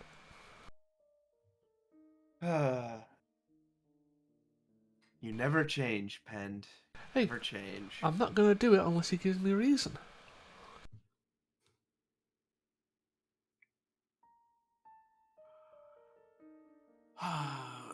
So, assuming these Alcarans and Aldemonans don't want to crash our party, should I set up the meeting, Admiral? Or should I invite them and get ahead of the game? Would you like a recommendation? Please. I mean, Yeah, set up a meeting between the Alcaran and the Aldemonan and the Rear Admiral first. And maybe some of the command staff so we can help keep the station up to order, so to speak. Once we know exactly what they want, then we can deal with the unhappy everyone else.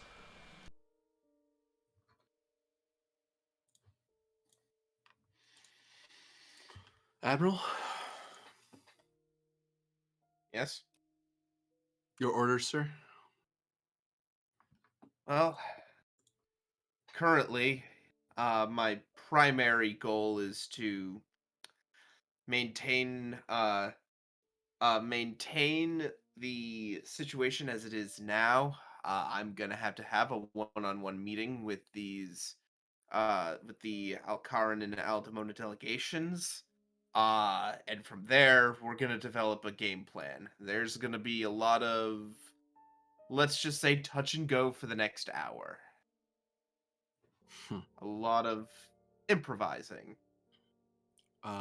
Speaking of, Captain Lenar, we need the room, please. Lenar kind of blinks, and then Lesix looks at her pointedly, and she catches on. That wasn't him asking. That was him ordering her to leave, and she goes, "Okay." She steps out of the room and heads off to do something else. Bye! I'm like, all right, I'm out of here. Admiral, Captain, I believe we do need to discuss, on a less serious note, the matter of acting ensign Ven, I believe it was. Yeah, I gave him basically a field promotion. Do you believe that is wise to advance a student that quickly? Do you think I make decisions half-assed? Sometimes you do, sir. Do you think I make important Ah. ones half-assed? Sometimes, sir. Well, Commander, Love it, I man. will. All of these points Well, are fair. then. well, well, then. Let's think of it this way. You advanced to the position of my second officer in a, let's just say, similarly rapid manner. That was because you, Pend, are someone who are uniquely qualified and uniquely specialized to do so and make those advancements stably. Do you think that this ensign is capable of handling that in a similar manner that you were? Obviously, it's not apples to apples, but I think if anyone's capable of making that call, and he looks at the commander, it would be you, Pend. I just look directly at the commander. He looks back at you. I only assign people jobs if they're competent. That's the end of it. With all due respect, Captain, he's still a kid. In his final year, he hasn't gone through his Kobayashi Maru. He hasn't done a bridge exam. And frankly, one wonders how much your crew has been covering for him. It's not unheard of for crews to have a pet cadet that they really cheer on. Never mind the fact I'm already getting complaints from the other cadets that he's being favored. I have to ask these questions, otherwise I'm not doing my job. Sir. I'm happy that the cadets are complaining. If they stand out more, then they'll get recognized more.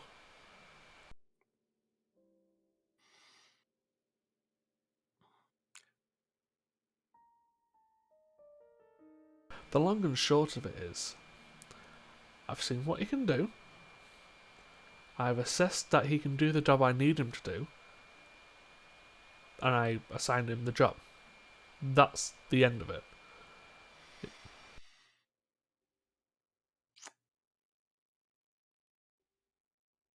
I will suggest I will give the commander this, Pend.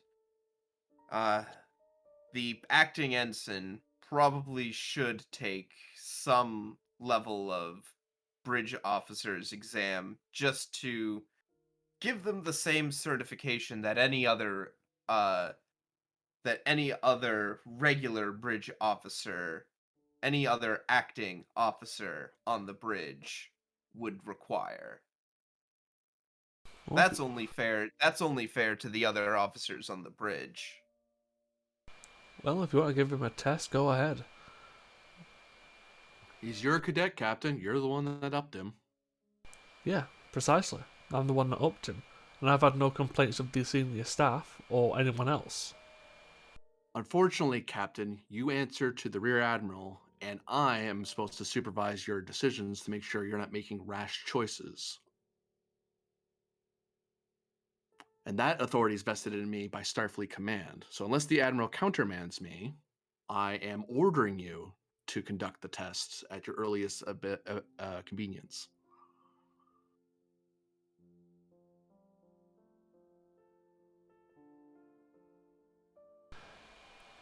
I'll conduct the tests before we set off. He nods. Thank you very much, Captain. And one other bit of business. He rubs his head after that conversation. We need to talk about Lieutenant Ryloff. I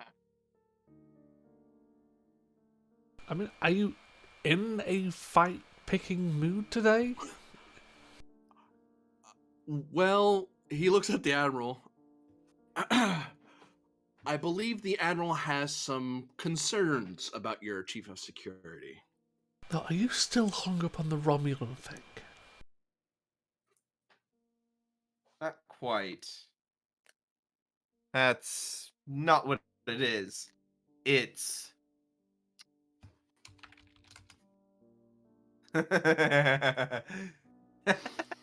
Sorry, give me a second. Jesus. The thing in Discord, yeah. Yeah, yeah.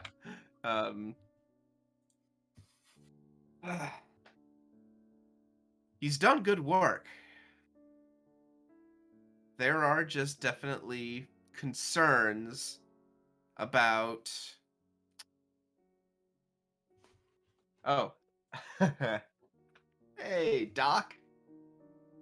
Hello. I'll be folding you in momentarily. Yep. Oh, hey, good, you're here just in time for them to talk shit about me. Yeah. Yeah, I'm like. There are just concerns about the way that Rylov has been handling certain security matters. Pen, you notice Lesix he's standing somewhat at ease, but you can tell he's resisting the urge to fold his arms. Like Lesix isn't the one who called this issue up. He called the ensign thing up, but he didn't call the Romulan thing up. This isn't his call. But he's not gonna say that in front of the admiral.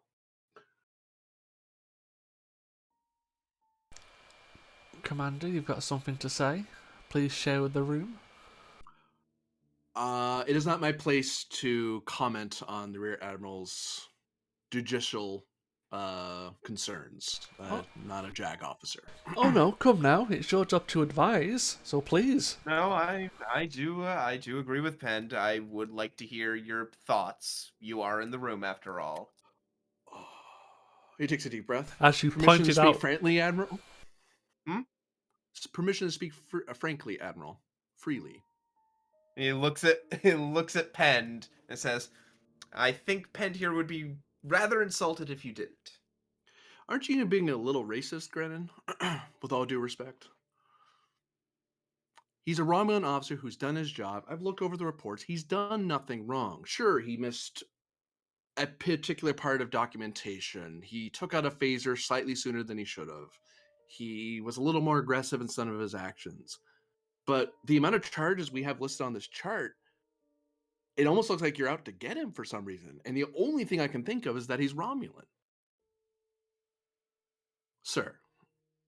to be fair, it's more of a subconscious thing than a conscious thing, Grennan.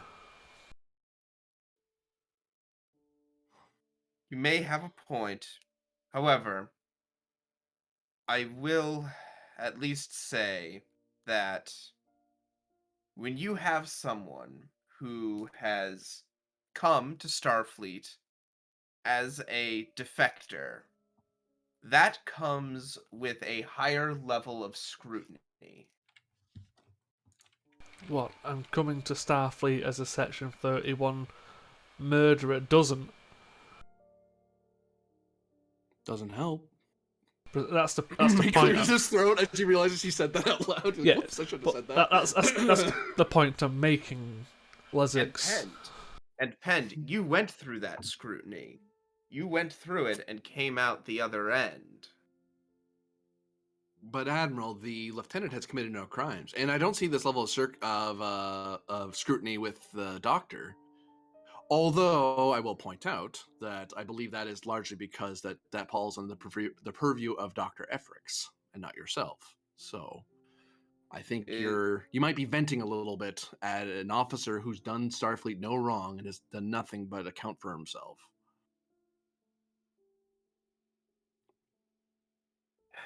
You may be right. I'll have to look over the files again. I may have been a bit too quick to make snap judgments in overlooking the security reports. I just have to be very careful, because if I miss something and then things go wrong because I didn't see something, that looks bad on pretty much everybody. Though I would say, sir, that's what myself and the captains under your command are for. I mean, you have to use your own judgment, of course, sir. And I'm not saying you shouldn't, but at the same time, you have a lot of very qualified officers who know what they're doing, who can easily give you an outsider's perspective. And that's what I'm trying to do here. Oh, it's not just that. Look at Hmm. what we're about to do after the meeting with the Alcaran and Eldemona. Goodness, don't remind me, sir. We've been enemies with the Klingons and the Romulans. We're currently allies / not fighting each other. And we all have history with the Tripolity. Yet we technically have a possibility to put that behind us. It's kind of in the job description of turning yesterday's enemies into tomorrow's allies. You know, the ideals of tomorrow. However fucking stupid that may sound. Hey, I saw the posters too. Lessig shrugs. So, Barter was on them. Yeah. Oh, But full that- circle. but that's the thing. Yes, he's Romulan, he defected. But he's joined Starfleet. He's joined for the ideas of tomorrow. You have to give him the chance for tomorrow. That I do. Thank you, Pend. Thank you, Lessix. That's all the standing business I have that is, well, that's all the standing business you two need to care about. I still have to yell at Lenara for her adventures with the Romulan state, but that's my problem, not yours. Well, it is my problem, but that's not yours, Pend. If there's any meetings around 1900, I'm not going to be there. I can schedule around that. Don't worry about that. Yeah. Captain. Although, I will say, Pend, at some point during this leave of yours, we have to have drinks. It's been too long. Yeah, Lessig politely turns his back and continues his duties. And doesn't comment. Yeah, sure. Have you learnt how to hold liquor yet, or are you still on hot chocolate? Hey, Lessig stifles a laugh. Hey, I remind you, and like as they're going towards as the conversation fades out, it says, "Hey, I remind you that second mission on the Kismet, I had to outdrink a Klingon captain, and I pulled it off." And Lezzik's unheard from them, but you can see the conversation going. Yeah, sure you did. Lezzik is a nice guy. To the lounge. Funny because Brendan actually had to do that. A Yeah. new scene as the Remember night that. goes on. To catch you up, Dr. Koval. The briefs and the pins as to the setup for the episode. But the short of it is that the ship is undergoing a overhaul and replacing its core, its power generator, which means they're basically going to be here for about 10 days or so to replace that. So the ship's on leave at Narendra Station for a few days. Rylov has disembarked and he's on the station getting drinks. A good chunk of the crew are trying to take this time to get away. It is known by the senior staff that the Tripolity is here. Likely Lord Starex is here. A Romulan state warbird is here with a senator aboard. And the Alcarans and Eldemona are here because as it says in the preamble, the United Federation of Planets are considered a lesser power. They are a part of they are on diplomatic terms or an alliance of sorts with the Alcarans and Eldemonans. So everybody's just getting along swimmingly. Oh, Yeah, there's no tension at all. This isn't a 2-threat game, and I have 21 now for some reason. This is great. Oh yeah, Starix is here. Yeah. So, Uh, for Cube One, Efforts is randomly not on the station. I don't know where she is. Yeah, she's gonna do a lecture circuit. I don't know, over there somewhere. Pick a planet. What direction do you want, Doctor? I don't care. Pick a direction. Okay. Anywhere but here.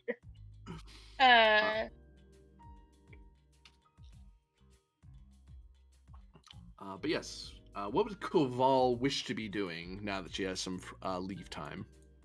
Finally, and I will point out, about a month ago, like on Alcara, you're basically the reason your character wasn't available is because she was buried up to her eyeballs in casualties. She was just going from one emergency to another, to another, to another, to the point you basically had to tell the counselor, I can't get away. I have to be here. You need to deal with these things.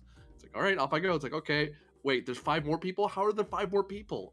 Until this last month on the way back from Alcara has been the most peaceful you've had. Yeah.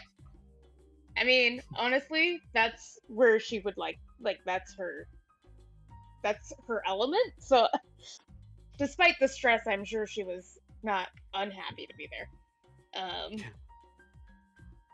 Because like crisis medicine is her thing. So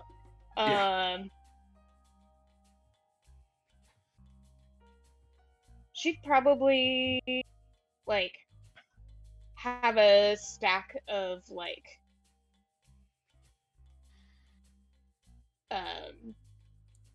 journals and charts to review, but she'd probably head to the lounge at some point. I found drinkable ale. Drinkable rum with ale. Oh, if I was informed of that, I definitely would make it to the lounge. Ale. Wait, I thought you had chronic pain. Chop! Yeah, what do you think the ale's for? Yeah. Doctors never self-medicate. That's not a thing. Not at all.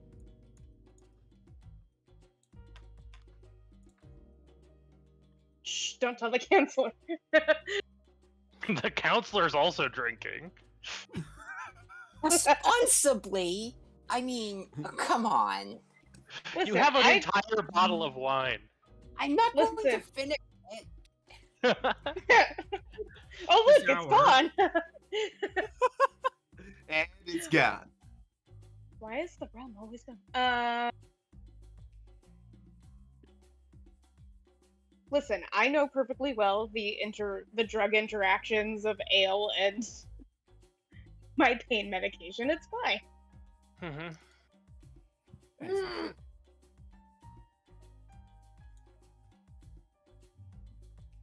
When the rear admiral steps in, a few people kind of, some of the officers in the room For kind of legal reasons, do not do this. Some of the officers of the station see the admiral go, Admiral in the lounge, and people stand. Yeah, stand from yeah, their dude. seats. He just sort of waves them off. And people take their seats. Some of the Federation people kind of chuckle because they find it funny when the Starfleet leaders do that. I don't stand up. I definitely did stand up. Not in uniform right now. Now Yeah, is the no. moment for quiet rebellion. Yeah, no, look. If I'm not wearing those gaudy uniforms, I'm not standing up every time a guy with a big hat comes in. I mean, Big you're head, not big in hat. uniform, you're not supposed to either way. I don't have a big enough hat.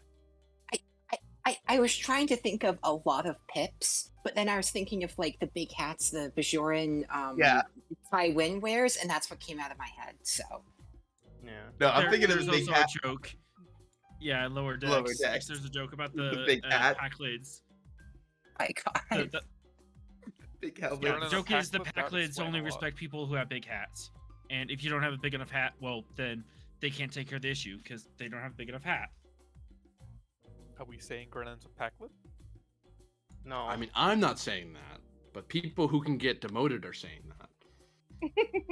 I have a feeling that Vasan on here is Admiral on deck, and she stands up so quickly that her chair goes flying back, and she nearly knocks herself out saluting. Kolbach She's stands that much proudly of a next to his kiss-ass. chair. I didn't knock over my chair. I should get praise for this. And Sorrel just trying to ignore her fellow cadets, like, yes, stand at attention, but calm down. I'll head over to the cadets. Sir? I don't They say use. practically in unison, with differing levels of excitement. I heard the collective of you are unhappy of the treatment towards Ben, correct? Give me an insight command roll, difficulty of 2. As they all kind of they stand silent for a bit. Like they don't answer you right away, but someone's about to say something. But you're gonna get an insight before they say something. Commanding presence. That actually adds complication. Oh, sure. It's up to 2. They're being a bit spooked by your presence. Lead by example.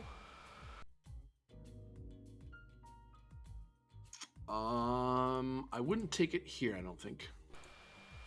Mental prowess. That I would take. Diff or comp. Diff. Okay, diff 1. Take a threat. Sure.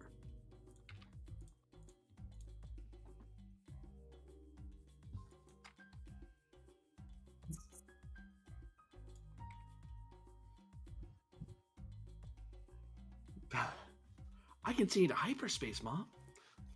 You what? Yeah. You mean you're static? No, it's something even better than that. You explain Son. quickly. I think while this is happening, or maybe slightly before that, like after the Admiral entered, Frolic will have seen Jaishu and will like stand over here and want to have a little scene there while that's happening. So after. Okay. Sure.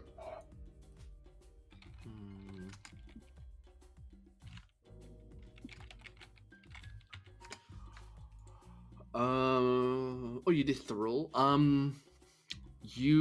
Sorrel does not look at all like, well, Sorrel's Vulcan, so it's kind of hard to read them in the first place, but Sorrel does not have that look of, I did it, and you get the feeling as a Vulcan, she probably would have said something. If she was going to complain, she would have complained to your face. She would have wrote a report and then complained to your face. Yeah. So she's just standing there like, and then there is a slight look of a sort of glance, a side eye of disappointment. That thing Vulcans do is like, oh, what did you do?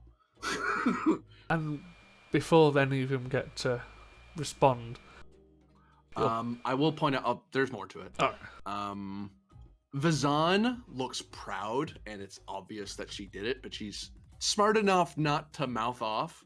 1, in front of the commander of her ship, and 2, in front of the admiral of the fleet. Kobuk has a look of approval, but he doesn't know who made the complaint. He looks like, oh, I haven't complained yet. And then there's a Wait, no, half he second. explicitly did. And then there's a half second of, oh wait, yeah, I did. Like he forgot that he did, like because it was like a month ago. He forgot he lodged it. It's like, oh yeah, it's like, oh Vazan, oh that's a good idea. Someone should totally report him.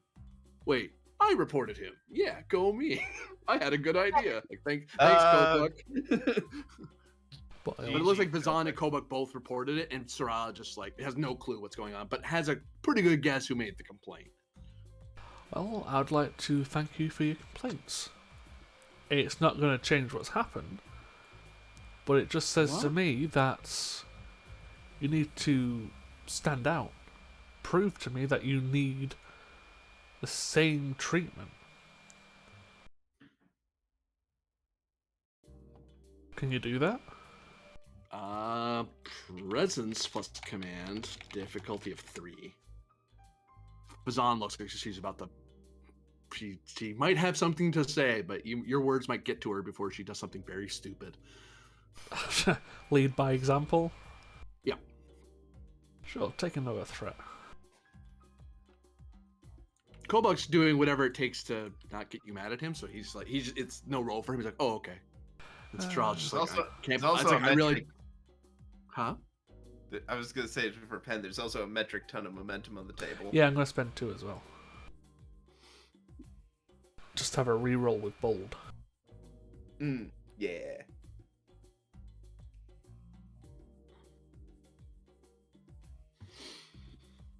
You get a momentum. Vazan kind of. She kind of straightens her uniform out for a second. Takes a breath. Sorrel just kind of nods. You get the feeling Sorrel must have taught her how to calm down and not have her outbursts so often. She kind of, yes, sir. Understood, sir. Yes. Understood. Nod, sir. The best way to make sure you have my attention is to make sure you have my attention. if you do your job well enough, then I can definitely see some more of you getting promotions to acting ensign. But I need you to force me into it, like he did. Kobuk reached out to your arm, and then Sarai goes, "That's not what he means." Oh, okay, let's go. I mean, never you're mind, sir. you're more than welcome to, but I don't think that will work well for you, cadet. Across the room, someone fumes, and Kobuk feels he's in danger and decides to stand at attention. He's not sure where that danger is coming from. Huh. Something in the air, some pheromone just let him know he better back off. Well, again, thank you for your complaints, and I hope that in the future I'll be talking to 3 more acting ensigns. Zeph just gets left out in the rain. Well, he's not here right now. Zeph didn't complain. He's too busy being able to see into hyperspace and stuff. He's having a fun old time. And to be fair, Zeph's pretty much got a guaranteed spot on the ship anyway. I mean, yeah, he's been promoted from this plane of reality. He has no right to complain. Yeah, and I mean, Ben and Zeph are bros, so. He's like, "Oh, I got promoted? Cool." Oh, man. I mean, Ven, you say that, but like, brothers being jealous of each other is like part of their whole thing. It's part of the contract. You have to sign it. It's weird. Well, cadets. Yeah, I just don't think Zeph does the jealousy thing. Yeah, that doesn't strike me as his brand.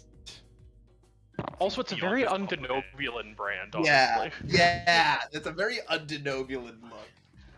Like, sure, sometimes it happens, but it's a lot more rare. Yeah, you're able to. The cadets come to terms with your orders, and Sorrel seems, for Vulcan, seems relieved that the adult in the room got the other kids in the room to stop being dummies. Like it's almost like she probably had this conversation that you're having with them, and they didn't believe her. Yeah, as I said, as far as Pen's concerned, if you force me to recognize you as an acting ensign, you will be an acting ensign. But I hope you enjoy what time off we have. Until then, have fun. As he starts walking down. I think Thralik wanted to do something. Thralik. I would, yes. So, after the Admiral enters, I look over and see the commander, and kind of step over, look over, see Pen's walking over to cadets, and go, "How are things going on that front, Commander?" I'll kind of motion my head over towards Pen. Oh, same as it has been for the last few years. Busy, busy, busy. Don't hold it against them or nothing, but you know. Of course. Maybe something won't catch on fire on the station for once. We can actually spend some time together. Yeah. I'm sure it was nice to join us for at least a couple weeks on the Achilles. But can't imagine during all that you got that much time either. No. Between the various treaties, I had to teach most of our staff on the codex. I mean, some people were read up, but a lot of people were behind. So now with the treaty, it's required reading. So now everyone has to be brought up to date on it. That way, when we're up to date on it, we can make all the other departments up to date on the regulations. She waves her hand. Right. That is a problem I'm going to leave for the ambassadors here on station. The teachers here can take care of that. Sounds like a good idea.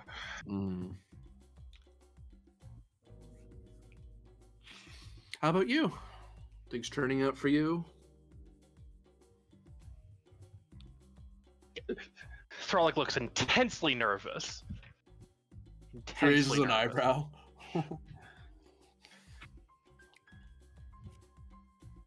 Why so nervous, Thralik? Oh, tell me the captain's been playing matchmaker again. With who? Me and his sister. Huh. I mean, I could see it, I guess, but... She peers into her glass and is thinking very deeply about this. Well, you know how he is, very direct. I thought that was an Endorian virtue. It is. Well, be direct. Maybe the cadet, maybe the officer will be amenable, and maybe they won't. You never know unless you go on that little private shuttle tour to some planet all by yourselves. Thralic looks like she's been read, even though she probably hasn't been. Just like shock. Don't underestimate the command department, Thralic. Paperwork goes through us no matter what you're doing. Even the stuff I really wish people wouldn't tell us about. Right. Well,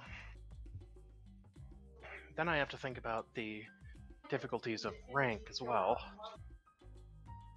There is that, but there's ways to work around that sort of thing. There's no regulation against it. It's just a matter of making sure you can commit to your duties. And besides, it might turn out to anything anyway. Have a bit of fun, see what happens, and if it's fun, if it's more fun later, great. If it's not, you just kind of let it fly. You Endurans can be really tied up in that sort of stuff, honestly. Penn's just as bad as you are. And he's direct. Figure that out. Family and clan are very important to us, Commander.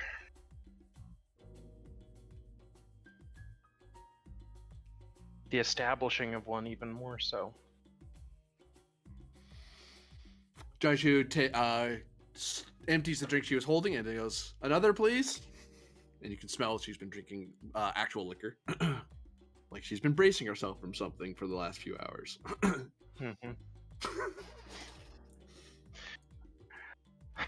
Are you doing all right there, Commander? Oh, I'm fine. Penn's just being direct again, and I have to just ready for what's coming. Oh. Because I don't know how much he's kidding and how much he's not. I'm assuming not, but if that's the case, I need more wine. If it's not, then I'll be in a giggly mood, not an angry mood. So.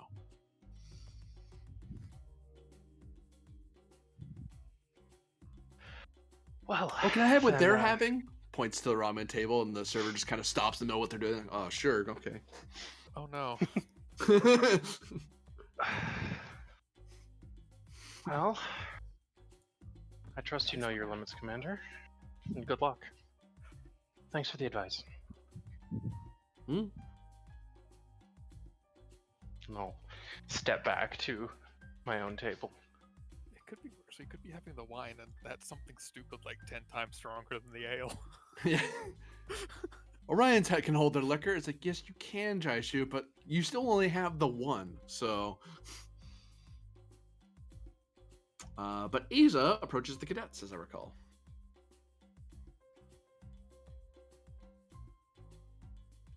Yes. I will hold the bottle of red Chateau Picard wine and place it on the table and just gently ask, I wasn't trying to eavesdrop, but I could hear the dressing down you were getting. Do any of you happen to like red wine? There's a look among them, and Sarai just kind of grabs at the wine and looks at it. I have been known to sample a variety of Xeno vineyards. Someone after my own taste. I've always thought you want to know someone where they drink. But anyways, I just wanted to reassure you all that being in Starfleet is quite taxing, and it can be quite frustrating to see someone advance faster than you do. But Hmm. do not take others' successes out on you. Just because you are not as fast as someone else does not mean that the game was rigged, nor does it mean that there is a difference in quality. And you are all indispensable members of the ship, and you would be remiss to forget.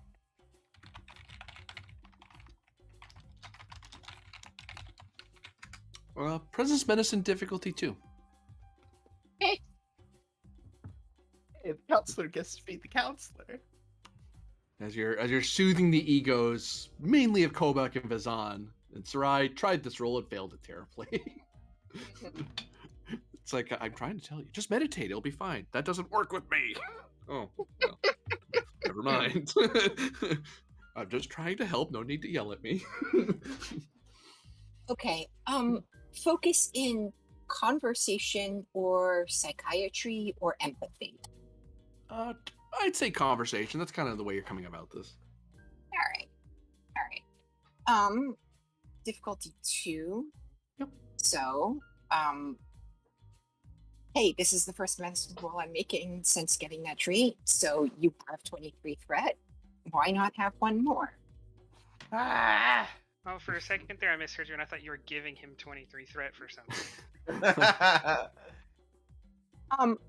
Okay. Maybe you are. Why? Why not? Mutiny. No, you know what? This is interesting. I thought I was trying to play the good. I was playing the good cop to the bad cop and helping them out. But if they don't want to take it, they don't want to take it. I'll let this stand. Oh no! Vazan storms off and is visibly pissed and has looks like she was gonna say something but thought better of it, but she just couldn't stand there. Kobuk just kind of looks a little awkward over and looks back at you and says, "Well, that's all fine and good, counselor, and but here's the thing. I don't get to go on away missions. I basically am doing grunt work, and I'm a pharmacologist. Damn it! I should be taken more seriously." Kobuk, enough of you're drinking too much of and another thing, I should get to sit in on some counseling sessions to brush up on other departments. And Kobuk, please stop, please. And she puts her hand on his hand and just goes, "Stop, please stop." Oh, did I say too much? Okay. I will let you stew. Keep the wine and Cadet, and she will turn to Cyril. Please check in on your friend after she takes after she can cool down. I will. The last thing we need aboard this ship is interpersonal rivalries. But I don't know if I'm the one to reach out at this point. I'll do what I can, counselor. Thank you for trying. It's all you can do. She nods. She's feeling your pain right now. Which is an odd thing for a Vulcan to feel, but she totally empathizes with your problem right now. It's like, look what I have to deal with. I live with these people. Yeah, I'm not beholden to the philosophy of logic, but I understand being stuck with people who, won't listen to their own emotions and don't know how to control them. Yeah. It's called teenagers. And why they shouldn't be in the Space Navy. Yeah, but here they are. So Ven, Yolan, and Arlen stride into the room after having taken a sonic shower to get rid of the smell. It took you a little bit. Yeah. You had to get tomato juice. Really, I heard it was grape juice. Ooh, they have spring wines.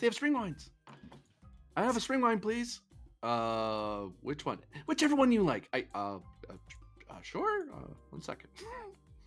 Oh, how about that one? Yeah, this one? Yeah, that one. Which one? The red one or the blue one? Give Ven me the turns blue to one. Ven turns to Arlo and says, thanks, this was great. I see some of my friends. I'm gonna go sit with them. Oh, Ven, As you pass by the captain. before we leave dock, you're to take the bridge test. Understand? Oh. Yeah, I suppose. Yeah, that makes sense. Oh, Rear Admiral Grennan. Ensign.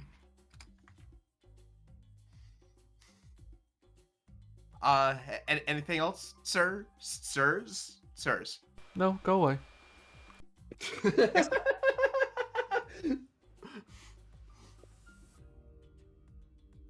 And Ensign Ven sits down with the rest of the cadets, completely unaware of everything that's just happened.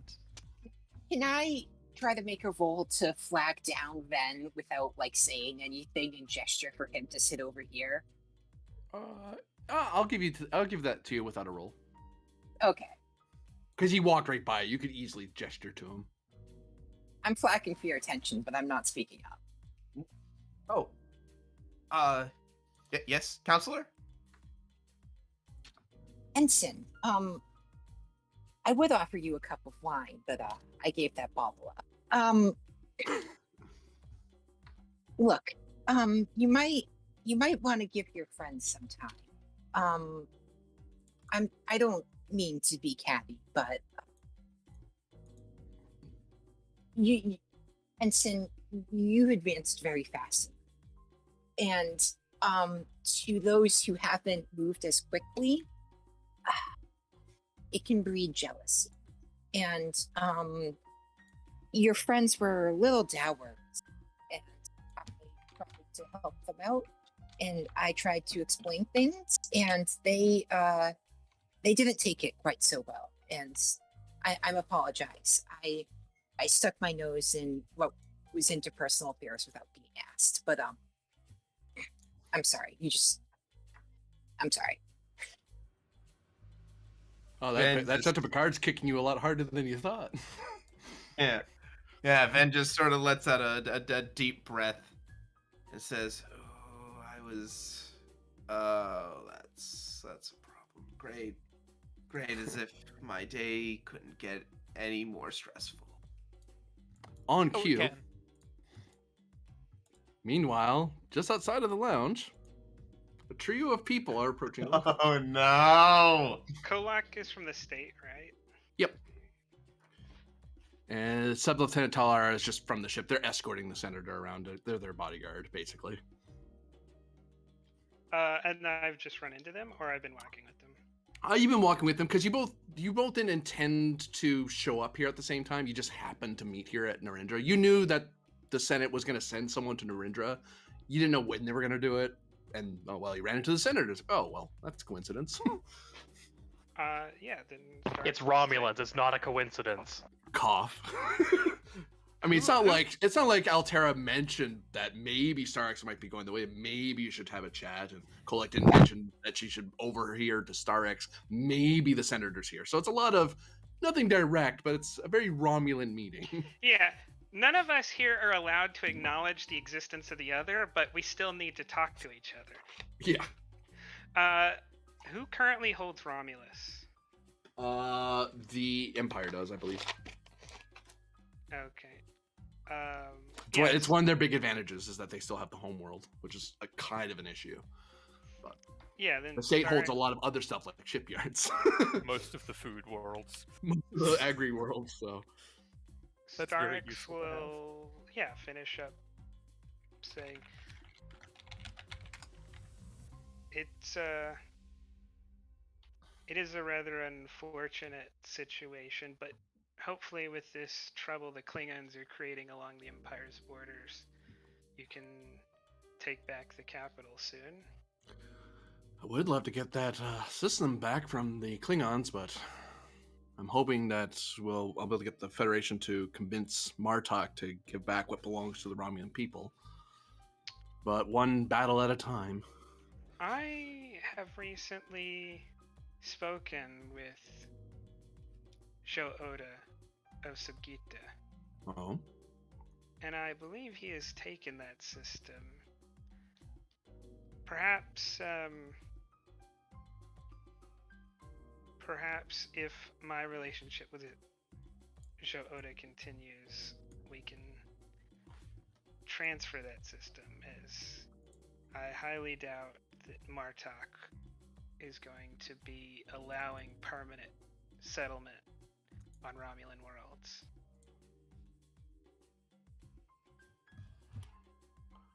he certainly better not. The last thing the state needs is to be wondering about a Klingon invasion fleet.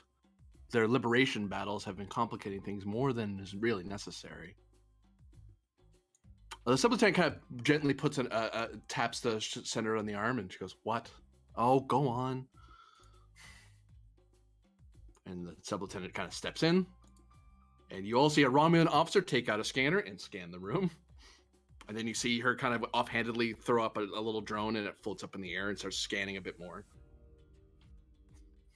While he's finished, Can I scan the drone? You could. Reason plus engineering difficulty of 2, because you are a bit of a distance away. Would this be a scan that she would notice, or can I attempt to do this subtly? Diff 3, comp 2 if you want it to be subtle. Yeah, because I figure scanning someone else's scanning equipment is a bit intrusive. It might draw attention, yeah. Technical insight as focus. Yep. Diff 3, comp 2. Let's do 1 threat, 2 momentum. And since this was kind of done on the spur of the moment, can fast thinker trait apply? I'll take it because you piped up fairly quickly. Cool. Can I use that to bring down the difficulty? Or the complication, either way. Let's bring down the complication. Comp 1.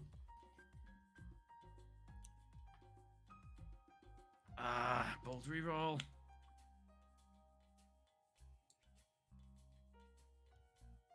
I don't think I got it. Not enough. You're getting too much ambient interference from just random stuff in the room, and you're too far away. Shucks. That'd be fine. Gives me an idea for something else though. While she's doing that scan, Starx, you were doing to do something. Oh yeah, I finished saying to Kolek, Martok is on the station. If we work together, I'm sure we can corner him in a hallway while he's here without advisors and state your case free of warmongers. Perhaps that will bring the raids to an end.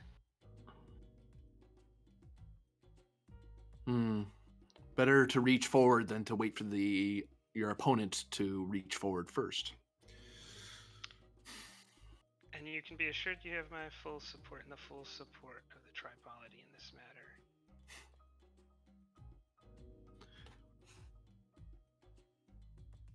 Well, that's a comforting thought. Truly. She comes back. It's clear. I imagine it is, Sub-Lieutenant. Thank you. She just walks by, irritated that she needs this escort everywhere she goes, but she's one of the few living senators left. I will walk in after her. And that's when the room goes quiet, and they look. Part of it is there's some VIP senator in the room, and that catches some attention. Some people are like, "Oh, hey, look, Roman senator. You don't see those these days." And then there's Starx, and a lot of Starfleet people know who that is. How is Star Trek? What kind of uniform does Starx wear? I never asked this previously, but does he still wear the old Starfleet dress, or does he wear new uniform for his fleet? I think some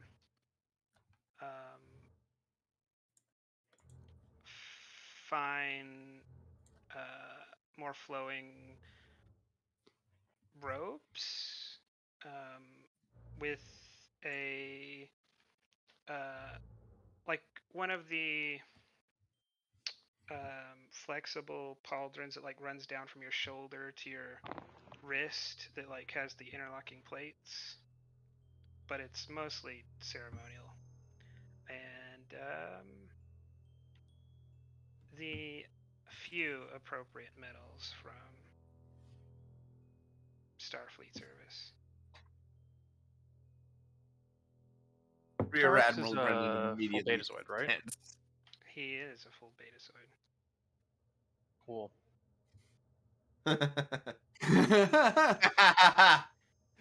Rear Admiral Brennan immediately gets to his feet, ESP. stands up from his chair.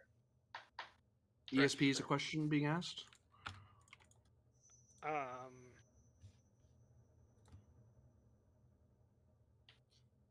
What? I thought I give you the point and then you tell me something, or am I supposed to ask something? I can give you a hint if you just want a general hint, but I as a table rule, I tend to just go, I usually ask for a clarification just in case. Unless I know there's a hint that I'm wanting to scream at you, then I'll say it. But if you have something in mind, you can direct me a little bit and I might give you a hint for what you're asking about. So do you want a general hint, or do you have something in particular in mind? Anything related to hostility. Is anyone in this room hostile to this character? Like, if they were in a dark alley, would they? Yeah. Well, put it another way. If you were in an alley alone, would you hurt this person? Yes. Yes. So ping. Yes, but there's no hostility there. I guess. From Thralic, you would sense, or from the direction over there, you would sense absolute disgust. You also get a ping from Sarai.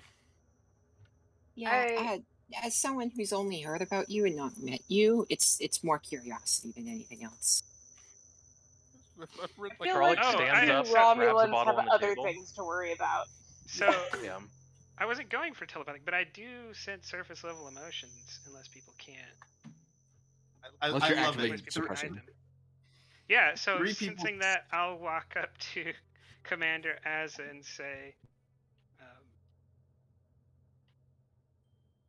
as soon as you walk in, Thralic grabs a bottle from the table and walks out. Starix was not aware Thralic was on the Kismet. I don't think she was the chief security at the time, I believe. She was second of security. Yeah. Second security. You probably would have interacted with her. I didn't even meet Varder when I was there, and he was. Yeah, so you have no idea. Yeah. A couple of other people follow Thralic's lead. And so a couple of separate people just straight up just leave. The bartenders look very. The bartenders look very like, uh-oh. they know when a bar fight might break out, and they're kind of nervous. I'm whispering into Yolan and talking about possibly leaving. But why though? If he wants. Look, I got the red. There's jumjug berries in it. All spring wines have jumjug berries in them. Yeah, that's extra. That's not what that means. Yeah. Oh my goodness. But yeah, Starix was saying hello to Aza, I believe. Yeah, he says, my name is Lord Starix, and I don't think Beta Zeds really do handshaking, nor do I think Bajorans do it. I will give you a nod and say, Grab his ear. Lieutenant Commander Aza, can I help you? Your lordship? I'm sorry, can you say that again? I apologize.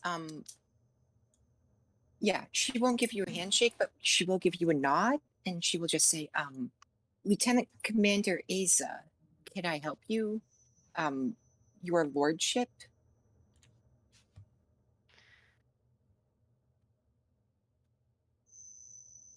You wouldn't happen to have seen an admiral around here, would you?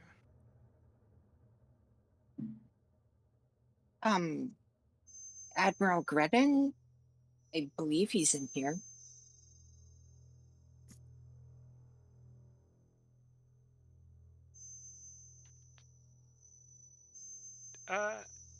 If you don't mind me asking, have you been to Bajor recently? Recently? God, you'd probably be over 3 years ago now. The senator goes and takes a seat at one of the booths. The sub lieutenant just kind of stands guard next to her area, but keeps an eye on you and the senator. Well, news is short out here, and I haven't been since Operation Return. I hoped you might have good news of Bajor's state, as I don't have opportunity to make it deep within the Federation. Um, Politics aren't quite my thing, your lordship. But things are headed in the right direction, I suppose. That's good. And I wouldn't know the first thing about Bajoran politics. I only had brief time to tour the planet, and it was a remarkable place. You can say that again. He will give a slight bowing nod and move on to find the Admiral. You see him across the room a bit, because I assume the Grennan's in uniform still, having come down from ops. Yeah, I will make my way to his table. Oh no, Grennan stood up. He's not sitting Oh. anymore. He's waiting for you to come up to him. I am headed that way. So the two officers stand in front of each other. Sarai and Kobuk stand out of their chairs when they see this. When they see you two getting closer to each other. I imagine One of the bartenders just kind of goes over this way and begins to duck into this room. The sub lieutenant stands at them and glares at them and like, nope, I'm going this way now. Cue the Wild West. I balloon, there's no music. Yeah, no tumbling tumbleweeds here. With a There's a bit of gas outside the window, I guess. Yeah. With a large smile, Starek says, I hear you have a good vintage of Romulan ale. Would you share a bottle and a table? Welcome back to Narendra Station, Starix. It has been some time. Shall I arrest him, sir? Sarai steps forward. Kobuk looks stunned that Sarai stepped forward and spoke out like that. No. It's fine. It's fine. I hope my accommodations have been adequate for you. Stately, even. I had not expected such a hospitable return. Yes, You have my thanks and congratulations on what you have done with the station. It was very devastated under one of its previous owners, and I did not have time to. Oh no. Insight plus security, difficulty of 3 for Aza, Ven, or Arlen, because you're close enough to see what Sarai's about to do something very stupid. I am telepath. Can I sense? Said they can pay attention. Actually, Let's make this roll one at a time. Yeah, hold it. Yep. To answer Stark's question directly, you can send. She's trying to keep herself very composed, and she's about to do something stupid, but her fellow crew members can see that might see that she's acting abnormally and physically doing something. But Starks can sense that low level hostility until she does the dumb thing. It doesn't elevate. Someone might be able to go out to her and stop her. Well, I mean, I can sense her surface level thoughts, right? So if you're saying her surface level thought is just general hostility. She hasn't. Yeah, like she's consciously meditating and going, "I'm going to focus So, because she knows you're a Betazoid, so she's like, I'm gonna focus. Uh, Single task. the fact that I have empathy, does that help me at all? You could making change it from this roll? security into something else. I'll I'll put it this way, Starix. If everyone else fails, you're gonna get a roll to respond before she gets the move. To not get stabbed. Yeah, pretty much. Awesome. My insight security Let it happen. is 13. Anyone have a better than that? 14, and I probably have a focus. I have 12, Yeah. but I do not have a focus. Unless you want to help her. I mean, I've got a stretch if you're willing. I mean, Ken, you won't be able to assist. You're too far away. You see there's a commotion over there, but you're too far away to really catch what Sarai's doing because Starix and Grennan are kind of dominating the eyes of the room. These people are seeing because they're so close to Sarai. They can see her doing something. Jim, would you take a focus in meditation or, would you take a focus in psychiatry or empathy to notice she's a Vulcan getting angry? Yes. Since I'm at the table with Aza, can I assist her instead? You certainly could. As opposed to making my own roll? You totally can do that. Yeah, All right, I in think that that's case, much better. all right, in that case, I will spend all of our momentum because I'm not giving you any more threat and roll 4 dice. And I'll take this as a medicine roll as well, because you said I could. You said You can move it around. Make it. Yep. Hey. Yeah, between the two of you, Sarai has centered herself with a singular righteous purpose, a sort of righteous violence, which is not a thing that's practiced by modern Vulcans. It's considered rather somewhat distasteful, but it is a thing a Vulcan can do if they're required to do security duties and they need to come off as unthreatening. But you recognize what she's doing. You see it in her. You can see the way she's moving. She doesn't move like this normally. You just know her well enough. You're like, you know what Sarai's about to do. She's going to do something very violent, and it's probably going to involve something lethal. That's a very Romulan move.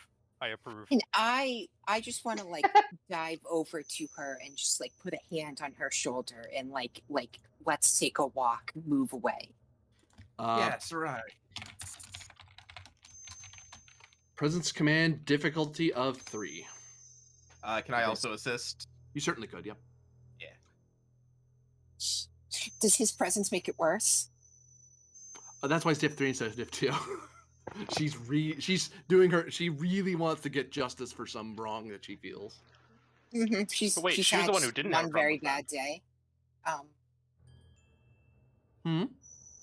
Sarai was the only one who didn't have a problem with them, though. No, Sarai had hostility. I marked her for it. She has a thing against Stark. Yeah. Sarai has this is news to me. Yeah, it's news to most of the people in the room. It's like, whoa, why is Sarai so mad? Ooh, she's getting really mad. We better stop her. All right, Jim. Yeah.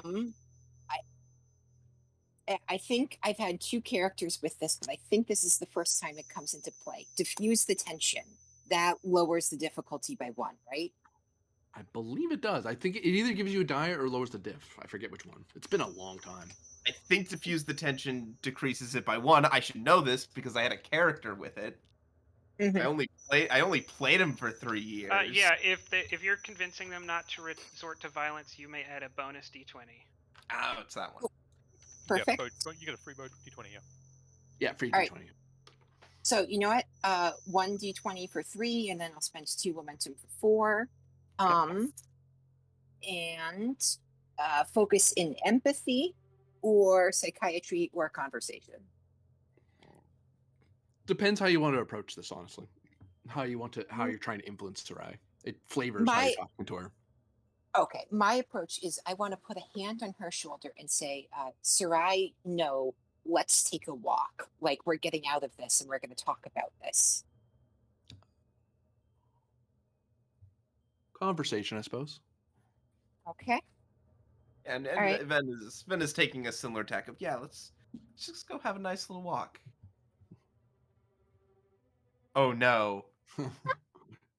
Oh no. Soraya has had not one good night's sleep because of you. Hang- She's just not hang- wanting your hang- help. hang on. I think I we have should a let it stand. Oh no. No. No, no. I think we should let this stand. No, Dude, I no, have we a just Jester did wants it. Yeah, that let to it stand. no. I think I we should have the let this cadet's stand power with any fires. other cadet. The cadet's power What? fires. That's why he's driving up. What are you talking about? Don't you? Don't you have youthful whatever the thing for a young officer? Oh, what the thing that lets me generate bonus momentum? Yeah, I thought that's what you're trying to drive at. No, Oh. no, but we didn't even reach the difficulty. Oh, yeah, we didn't even reach the difficulty. I need a reroll is what I need. I was Oh. thinking of playing the value a bleeding heart. You can't reroll. You can't reroll assist dice Oh, really? that way. Nope. Yeah, you can't use is it's value not a unless task you're the roll. primary or Yeah. Okay. So I can't. Yeah, I can't do anything unless Okay. Yeah, I can't do anything. You'd have to find a way to reroll those 2 dice in order to get anything, Aza.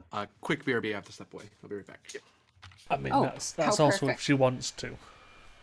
Yeah, okay, that was going to be my question. As someone who, out of character, does not have the full context for who Starix is, would it be so bad if I let this stand, or should I? I mean, Because I don't the mind. player for Starix wants you to let it stand. You always want it to stand. Yeah, but you're Uh, like the most biased narrator of the bunch here. I think, like, in your position as a character who doesn't know Starks, it makes sense for the counselor to try and diffuse the situation. Mm-hmm. You know, Yeah. it's like you're only familiar with him by reputation. His reputation is as someone who betrayed Starfleet, forsook his oath, but that doesn't excuse violence if he's been invited to the station, as the conversation you've overheard seems to indicate from what Admiral Grennan is saying. Yeah, Also, and the acting ensign also seems to really want to defuse this because fuck over the cadet's entire career. Yeah, Yeah. because But he's seen. also, Yeah, because This could be career ending for Yeah. Sarai as well. Yeah, that he's is all seeing his certainly friend. true. Yeah, he's seeing his friend about to do something very stupid, and he. Mm-hmm. Oh boy. Oh, I'm so sorry. No, Feels it's so. you didn't do anything. I was the one who made it worse. He made My the only cadet. thought is, Ace is not open about this, but as someone who was in fact in armed militia resistance pseudo terrorist group for several years, she Oh, is yeah. not as dedicated to the concept of nonviolence.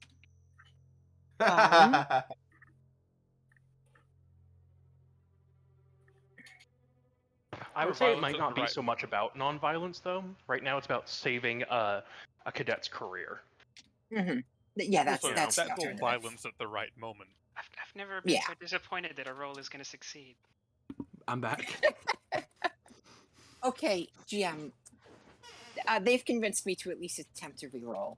Oh, you gave in to peer pressure. I get it. Yeah. That's what I'm saying. I didn't convince her to do it. Okay, now you're making me not want to do it. I'm very easily Hey, swayed. you not only don't have to do it, give her a benefit. Let her do it vicious or something. Oh my god. Sit down in the cheap You seats. you do what you like. I'm just being a naughty GM and poking at you. It's fine. No, it's perfectly okay. See, What values? the argument. No, the argument that's convincing me to step in here is this would ruin the cadet. Like, this is getting drummed out of service levels to assault a man like this, a foreign diplomat or representative of a foreign government. So if that's the case, I don't want one heated moment to end her career. So I would like to spend the value. Sometimes you have to help those who won't help themselves. If she isn't listening to reason, I want to like I don't want to say physically force, but like reinforce the idea that I am ordering her not to do this. Like I wasn't. It's like, okay, I'm done asking you. You're coming with me. Mm-hmm. Counselor's Basically, orders. Come yeah. with me. Mm-hmm. All right. Yeah, you can do that. Yep. All right. Rerolling for 2. Succeed with 2 comps. Roll your veteran. Nope. Sure, you might keep your thing. Hey, you Hey. did. Yeah. You want to re-roll it again? I mean, we made the diff. You can just so you don't need to re-roll. You can just use a determination to create an advantage to put out the comp if that's what you're gonna do. Actually, I was thinking we've made the difficulty. So if the GM has an idea for a complication, I don't mind letting the complication stand if we've succeeded at making her not punch. Yeah. 2 complications. Cadet, do you wish to activate your ability? Or Cadet Ensign, sorry. The only my untapped potential. Yeah. It specifically says whenever the character succeeds at a task for which Task they. roll. Thank you. I Yeah. was wrong in the first Yeah. place. The 2 complications are that Sarai there's a moment where she looks like she's gonna do something, and and one of the complications is Starix, you sense now what was going on. Like, there was a confusion of emotions, so it was kind of hard to tell what was going on behind you. But hostility is behind you, so you probably try to psychically kind of like, is there anything to worry about back there? Oh, there is. But you can tell that she's been contained. So you're now aware that she was intending to hurt you, and she was stopped. Can I turn around and speak to her, or are they gone before I get the chance? As you turn around to speak to her, the other complication comes out, and you can say something after this bit. As she's about to come with you, with the counselor, something slides out of one of her sleeves, and she jams a knife into the table with just a cold sort of, like, a matter of fact, like, as if she's just planting something. It just. So she now does she effectively count as an enemy of Starix for influence purposes? Arguably, yep. All right, then Starix will say, "I'm sorry, Cadet. I am Lord Roland Starix, sovereign of the 3 fleets. Do you have a disagreement with me?" Counselor, if you. Oh, go ahead. What I was gonna say is I want to like I'm keeping my hand on her shoulder and I'm squeezing it as I'm pulling her away. And I'd like to clarify, Starix is making a general inquiry, not trying to necessarily challenge her. Yeah, she may see it as a challenge, but he's not Klingon telling her to say it, or Yeah. If you dare say it, I'm gonna stab you if you say it, but say it. He's not he's not threatening violence here. Sarai doesn't pull away from your hand, and she stares at Starix.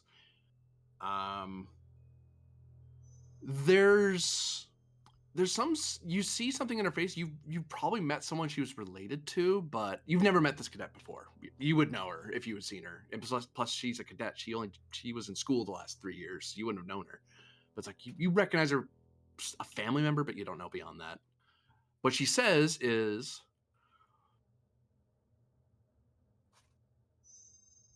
"I have nothing to say to you, sir. Have a pleasant stay aboard the station. Can we go now, counselor?" I will, in turning around back towards Grinnin, I will say, I am glad that this is resolved. I abhor unnecessary violence, and I apologize for their loss. As the quotient clears, people can see that Tal aura back there. When that quotient started, she was already resting her hand on her disruptor. Like, if that fight broke out, she was going to intervene. Well, But I will give her. Go ahead. I will give her a dirty look as I walk by. She nods respectfully to you. She misinterpreted why you're glaring at her. Romulans. Hey. We just had this scene. About 10 people have left this bar since you entered, Starix. And two of the ones that are still here aren't even looking at you; they're looking at the other two Romulans. And meanwhile, Kobuk is just blissfully unaware of all of this. So I'm pretty sure Kobik has had a lot to drink. Yeah. Maybe Kopek finished that red wine on his own, and he's just in his own plane of existence right now. I'm a former collegeist, damn it. Cabal. Why don't I get to do things? He has been on an away mission or two. Not a, Still but it's only on one that. or two, though.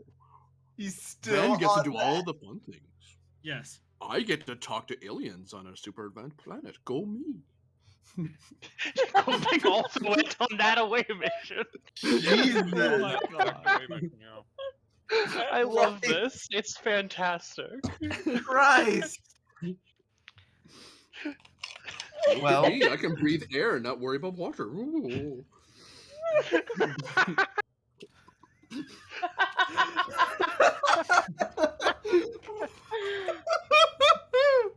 oh Jesus! Welcome back, Doctor. I was gonna ask, is Cabal also in civilian clothes?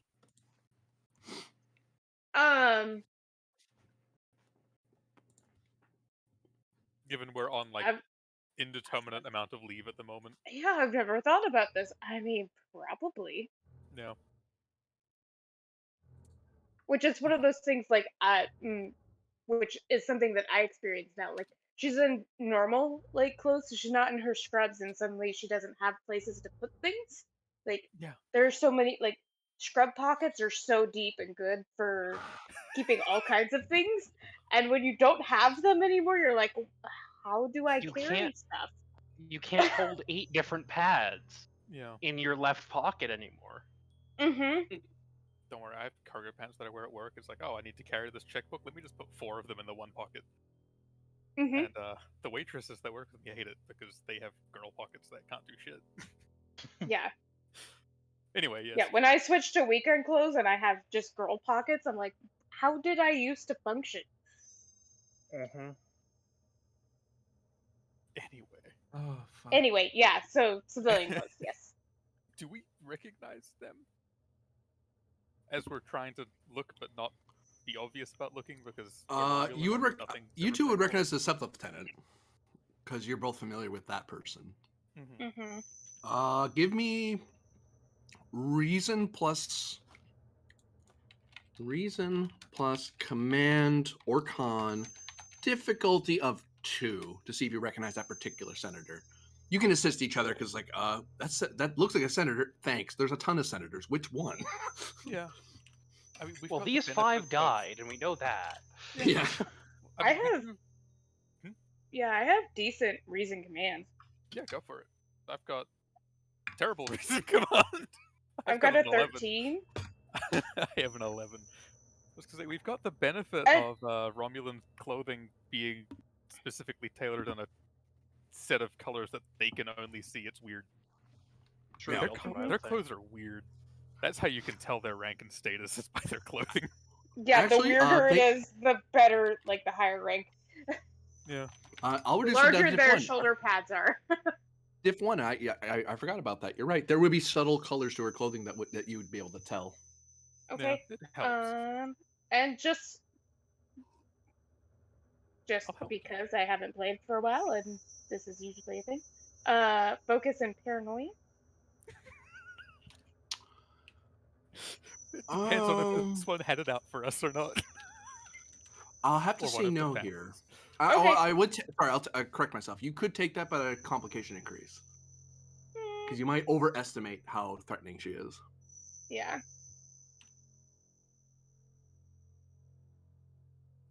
If she had the trait of paranoid, I would say that she would take it anyway, but she doesn't. So see, I have for you, it's an option. Yeah. Yeah, it's an option for some of us.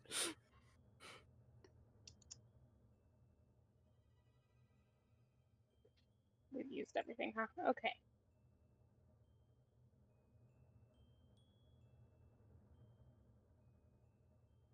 I mean, I think I could. Yeah. Let me not roll 3 because I'm not doing that. Yeah, I told you. Oh my god. Well, we made it, but can you see that our? I told you I'm not a reasonable person. Oh. Very good. Very good. I don't think reason and Romulan typically go together. Where are you? There you are. Yeah, insight seems a lot more common. Yeah, I've got that kind of. Kind of. You both recognize her as a member of this organization. Oh. Oh. I sent it to you. I've DM'd you both. Yeah.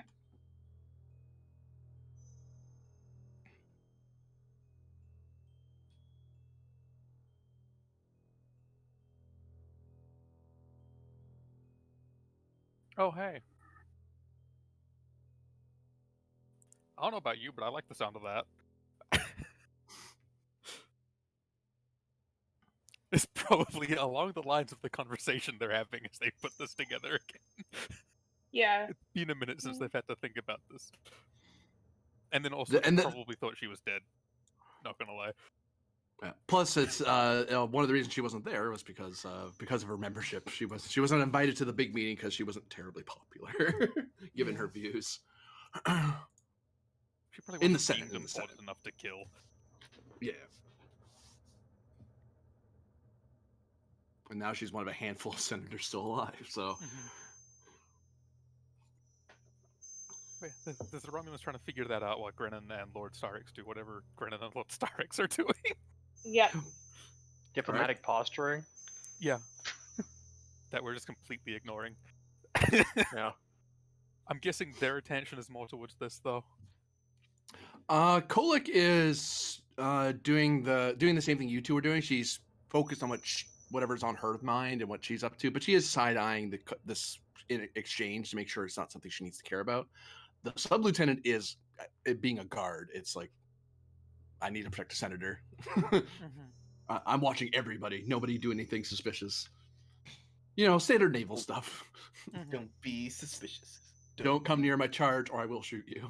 Sort of look. It's like, yep, everyone leave the Romulan officer alone. That's why even the Federation guy's like, nope, I'm not bothering Miss Armed Romulan lady. Nope, you have that seat all to yourself. I'm going over this way now. Yeah, that sounds fair.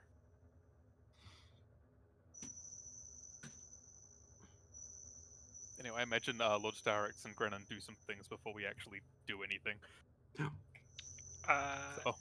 Yeah, Starrix will motion towards the knife in the table and say, this is a rather unfortunate occurrence, but not unexpected. I half expected Pinned to meet me before I got off the ship. And Starrix is moving to sit down at the table. Brennan will also do so.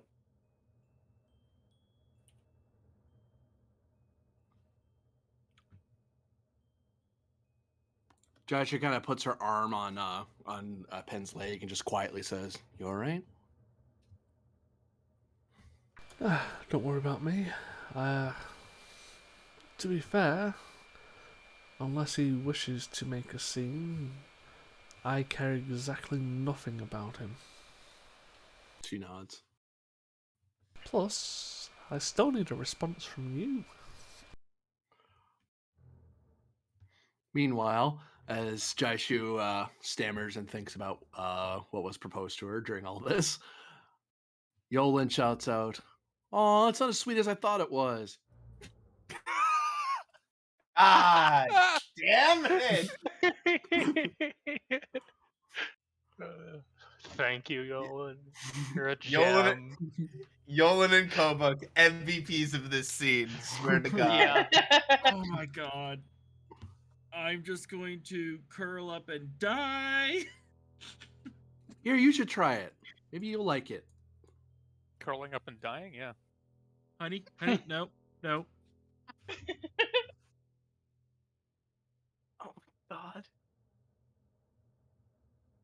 No, you don't want Uh, some? Oh, what are you gonna have then? Hey, where'd everyone go? Just he only finally turns around. Like, what the hell? What happened?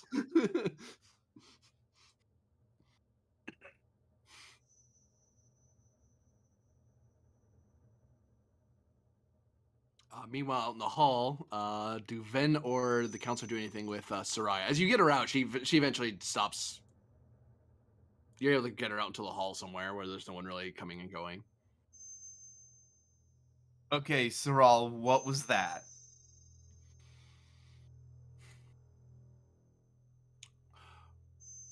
I don't know how aware the both of you are about the exploits of the U.S.S. Kismet, but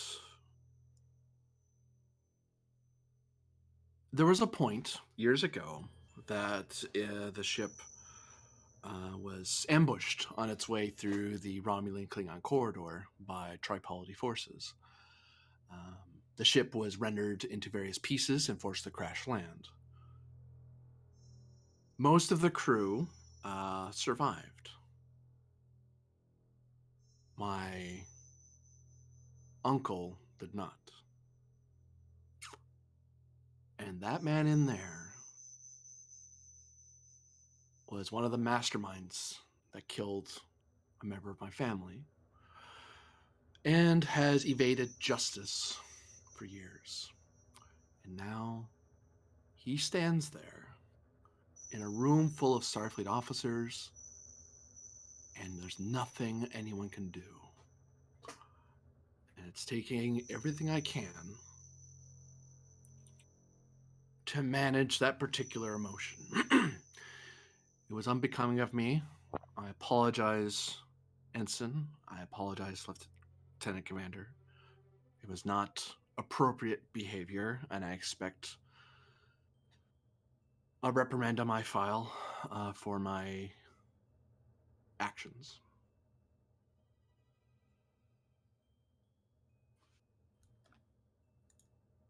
Apologies, I was muted. I would have interrupted her. Look, Sarah,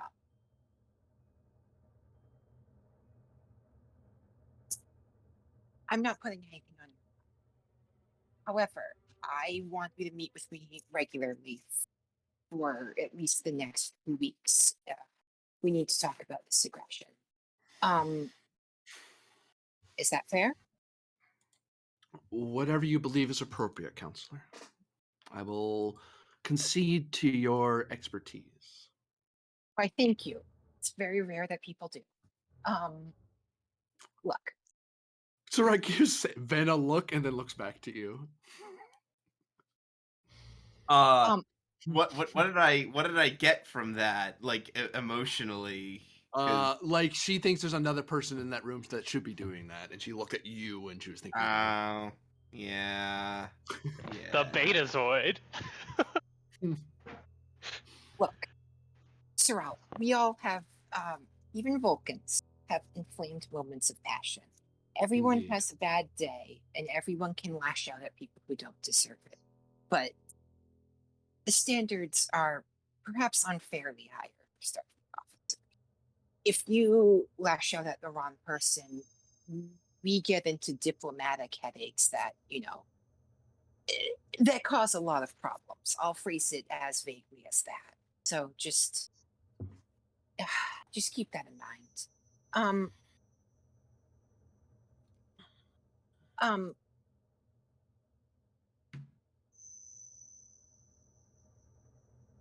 I do just want to.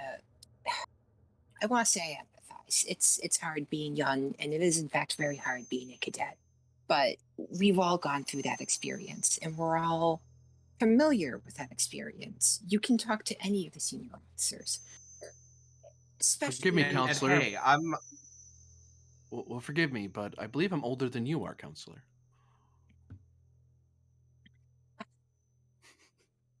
Yeah, Mayra will just like smile and say, "That's not what's important here. Age does in fact not equal wisdom."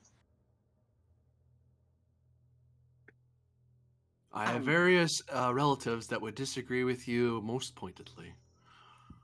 Well, Sighs. are they in the room? I thought not. Um, She nods, indeed.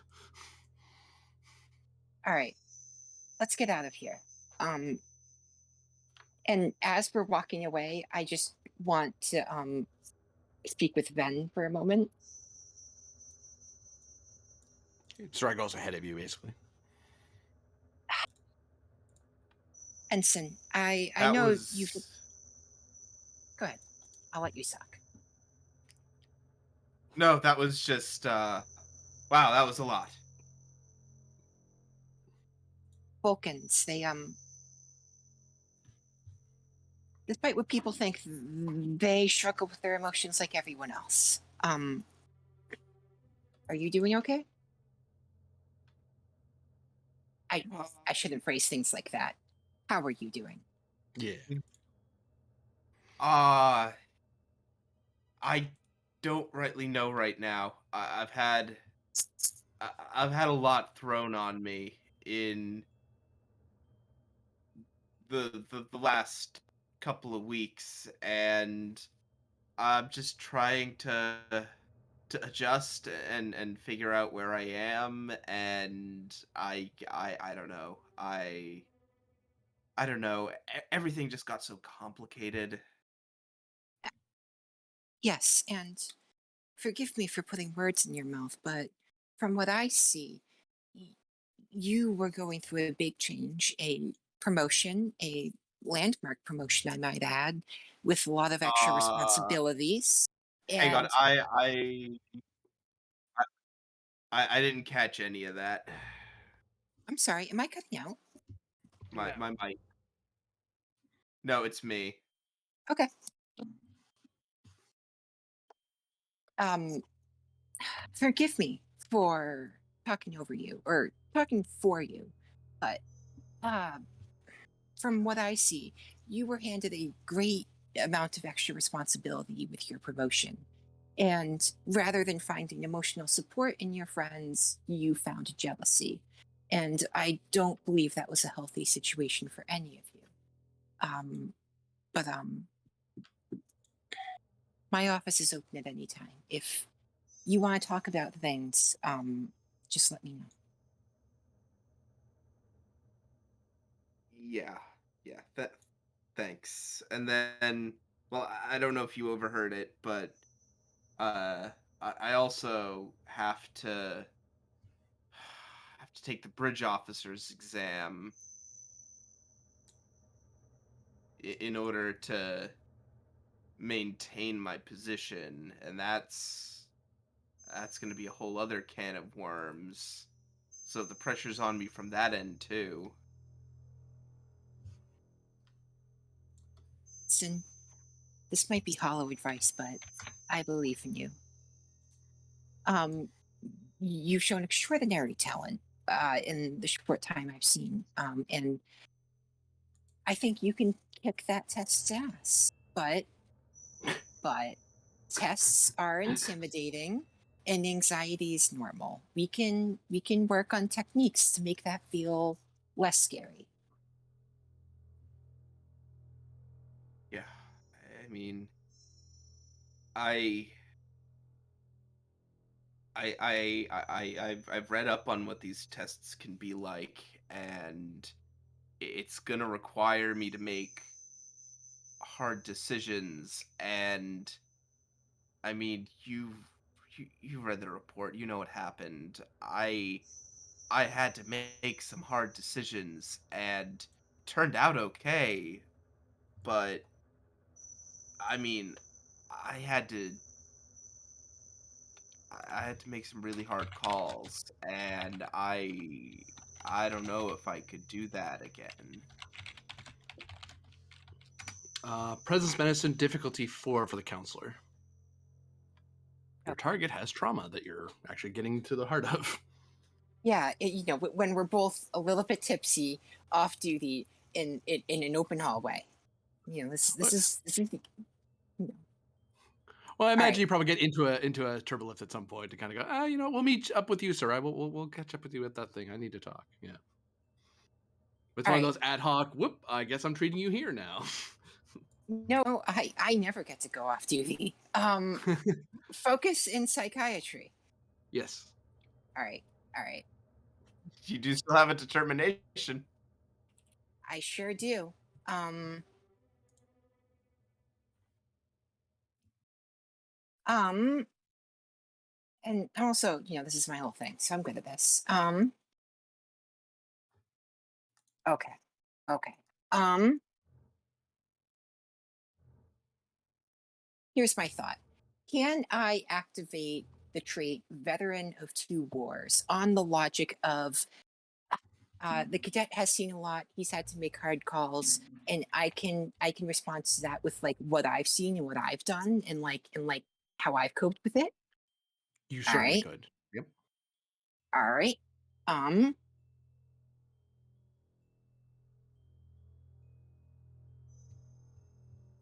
Now, along the this is a stretch, and I don't mind being told no on this, but could I activate the value experience outweighs education on the basis of like I'm telling him like I'm saying that like no, your facts are wrong, and in fact, in my experience, you can do this, and like you can make these decisions, and it's a test, and I'm trying to overrule what he thinks is going to happen.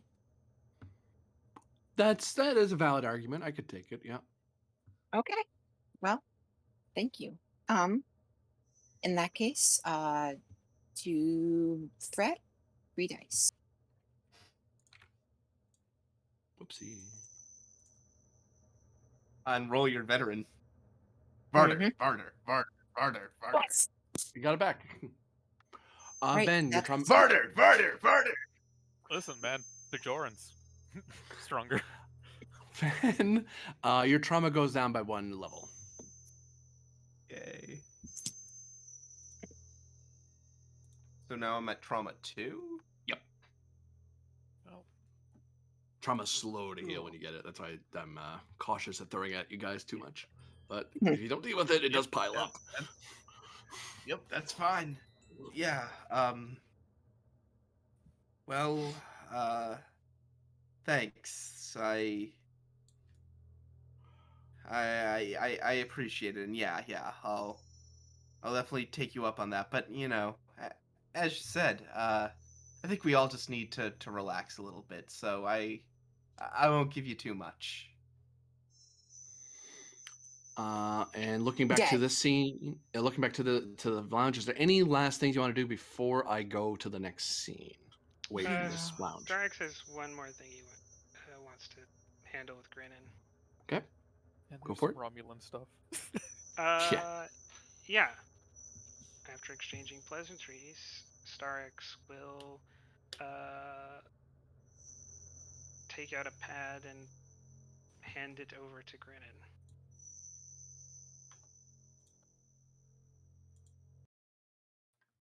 A gift you shouldn't have. I imagine you'll regret that statement. Mood music too. Well, we're not. The threat of combat has left the room. It's I a know. bomb. No. Oh, so now I take the pad. What you didn't know is that the pad is laced with poison that's touch based. What is on this pad? Just told you. Yeah, I'm getting to that. Starks will say this is a formal request for arbitration in a matter between a small power and a great power under galactic law. You have assumed responsibilities as a lesser power, and despite the events that have transpired between us, I still remember trusting your diplomatic abilities to end the Zarkonian conflict without blood, or crystal for that matter.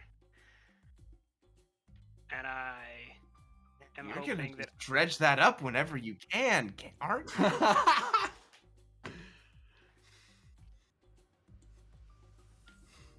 And I hope that you can repeat that act once again.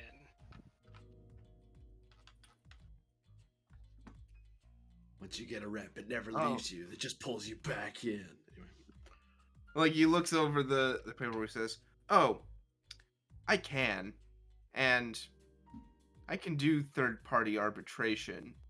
That's within our skill set. But let's get one thing clear here. I'm not doing this for you."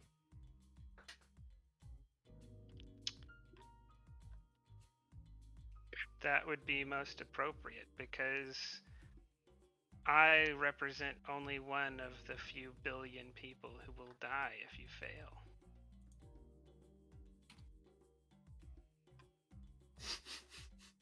No pressure. A few billion people dead, but Starks as well. Worth it. What? Sorry.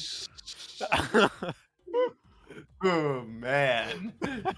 Yeah, Starks is definitely the awful one on that end of the equation.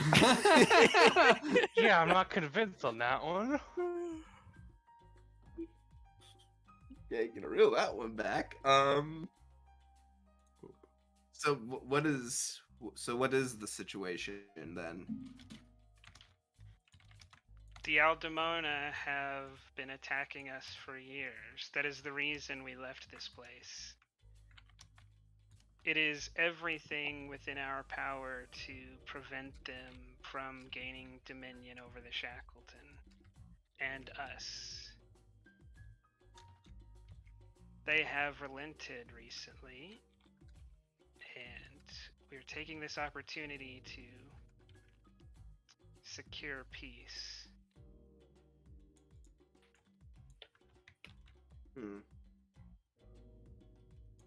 Well, I can at least get behind that. If we're going to be doing arbitration with the Aldemona, though, I'm going to need someone who is experienced with the Aldemona and their culture. And I think I know just the commanding officer to do God that. damn it. Fuck you, Brennan. and he looks Do I get the across. impression he's talking about Pinned? Probably. Oh, yeah. Yeah, Oh, then yeah. I will say, Admiral, each of us has attempted to kill the other. We have both been unsuccessful, but that does not mean neither of us is put those amenities to bed.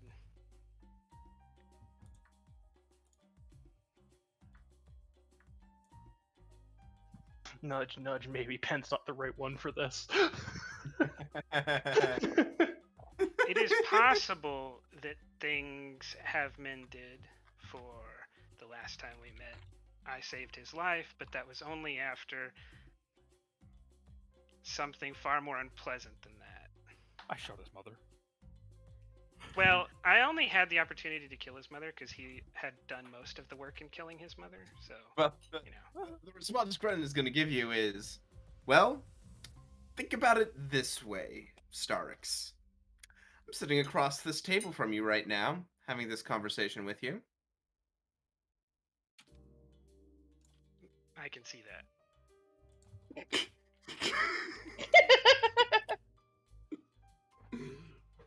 So, I ask that you give me and the people under my command a little bit of credit for professionalism. I'm sorry, I was clearing my throat very vigorously. Uh-huh. Yeah, sure. A professionalism well demonstrated. Looks over at the knife on the table. Yep. God damn it. Look, I don't get a breakthrough, Sam. He gets a breakthrough, Sam. Look at me. Come back. Just hammering the point home a little.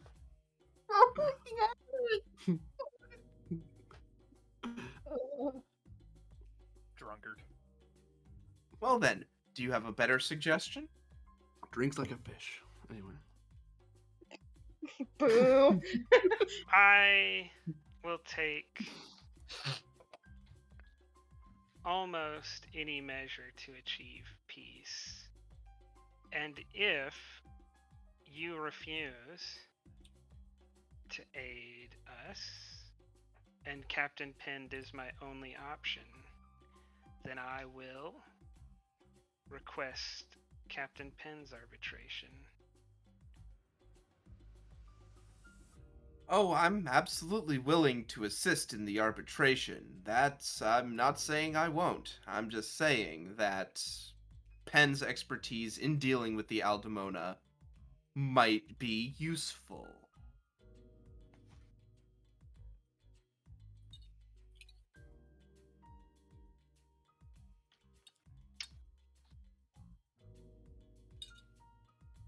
Well, then it seems I need to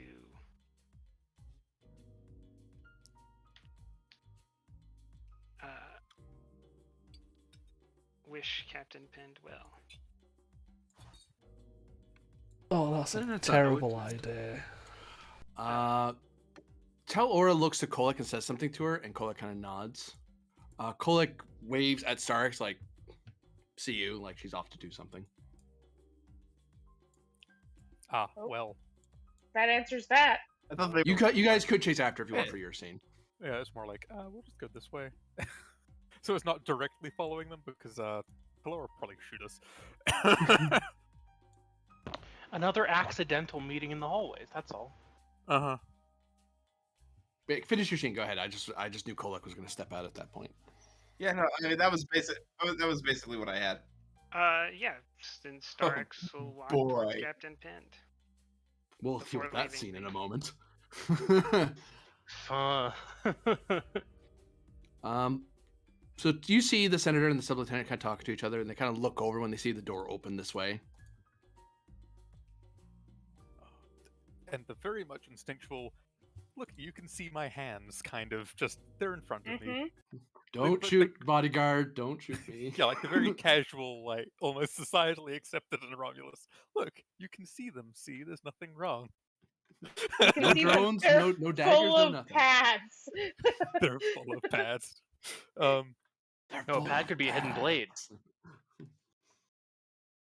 Why not both? It's out in the hallway. She is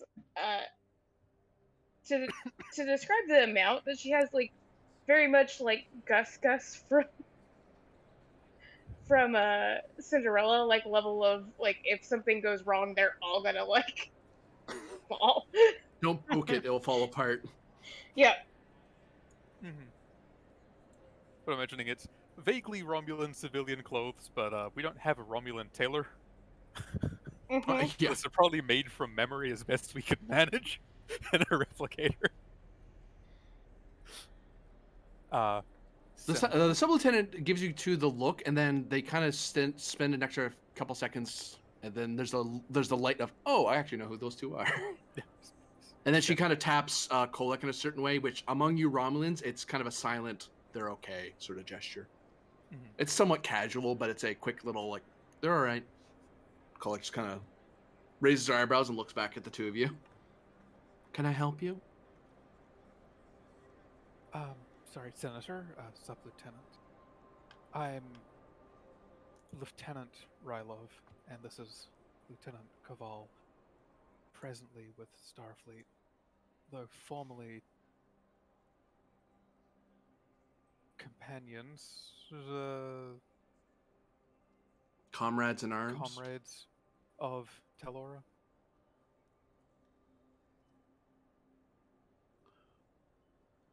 We were both served aboard the Lycara in the Dominion War.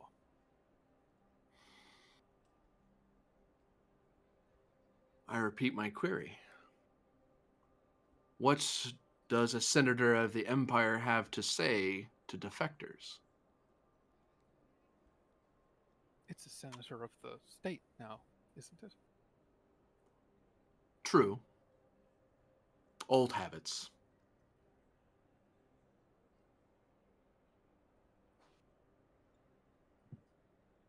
I've served in the Senate longer than you've been in service, Mr. Rylov. That is not difficult. I know we are both fairly young when it comes to Romulans. It was just unexpected to see Talora alive. As far as I was aware, she was dead. That is as the Empire had informed us. That is as the Empire had informed us of most survivors from that ship.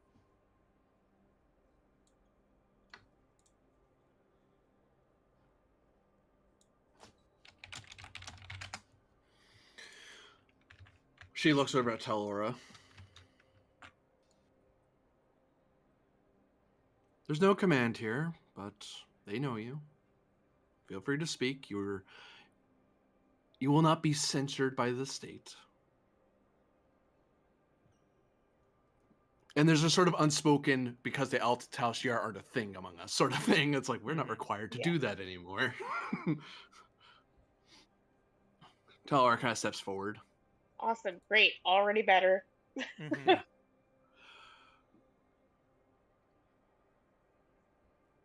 They said you two did it. Did what? You're the reason it blew up. You're the reason I almost died. At least that's what they kept trying to tell me, though I didn't quite believe it. Not really the style of either of you, really. I believe the reason the vessel went down was Dominion cannons.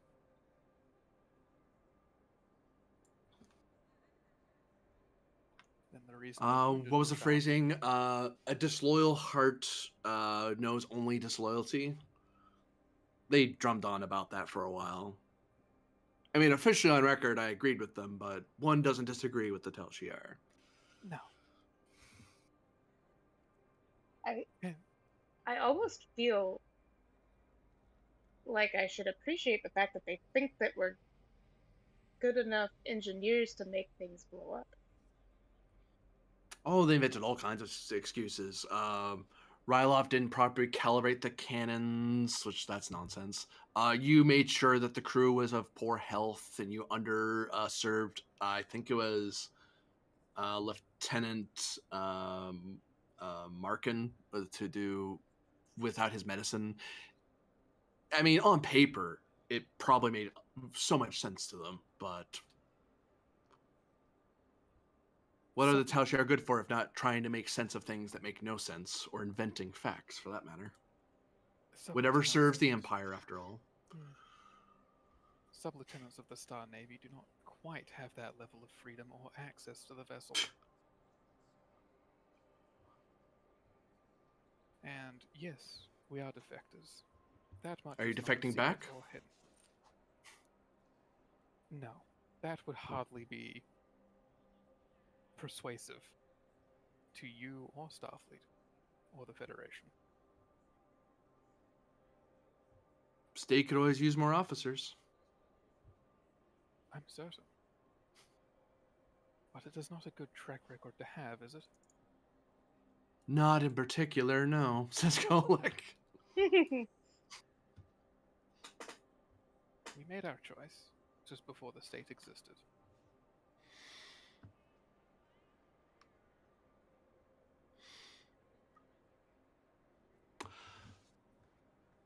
You have the ear of your ship's captain, do you not? One Captain Pend, I believe.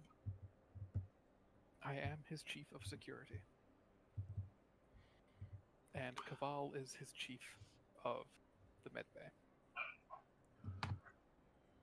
Then, through his friendship with Harmon Grennan, I'd like you to advise him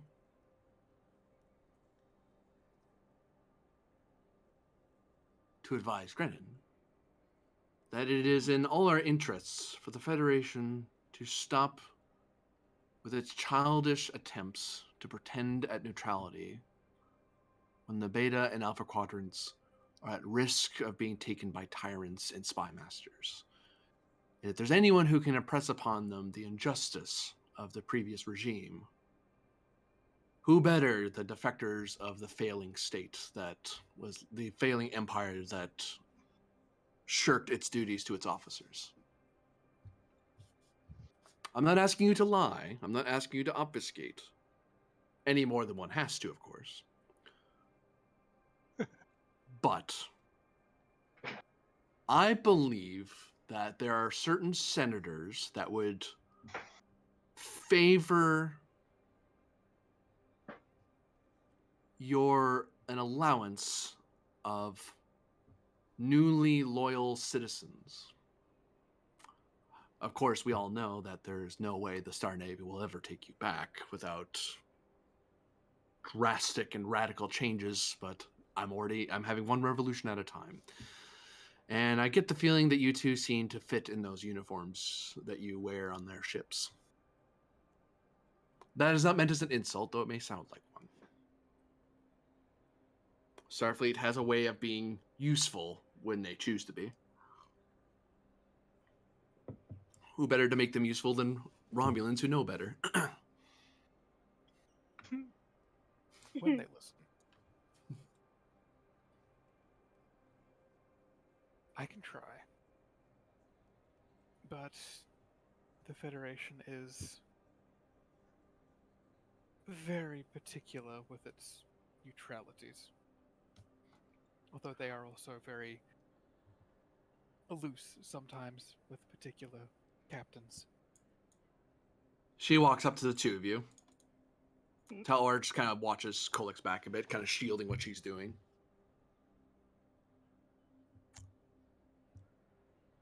This is for your eyes only. Destroy it. But you might want to discuss what I know. And she holds out a tiny Romulan pad. Okay.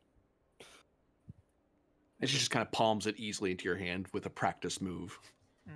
Mm-hmm. Senator. Yeah.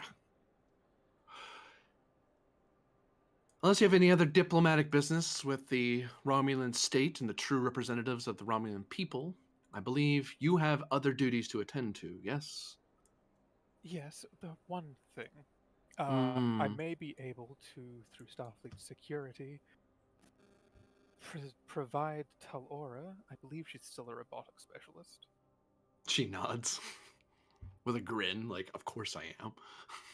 With some specifications for a Teleshiar drone. That is providing that our people are at least somewhat remotely collaborating. Once I will need Talora, unfortunately, to escort me further, but once she is free of her obligation, I will direct her to your attention. Senator. Mr. Ryloff, Dr. Koval. And they stride off. Taylor just giving a respectful kind of nod, like they're being very professional, but you can tell they're happy to see you. It's like, hey, they're alive. That's news to me. Just the very, pensive, I mean, they're like, Yeah. I imagine that's a good summary. It's like, I'm glad we were having Romulan ale before this conversation, huh? Yeah. Cool. Boy, could you imagine if we hadn't had a couple of stiff drinks first? Yeah. So I think we need to go to one of our quarters to read this. Yeah. Yeah. Yeah, that's where Probably we're go going. through that. Yeah. You two can give me a reason plus command or security difficulty 3 to read over the reports. I've got a 13. I have reason command 13. But you probably have a focus. I do have reroll. I do have the paranoia trait, though, or paranoid trait. Diff goes down by 1. Oh, hey. It's actually useful. Hey, look at that.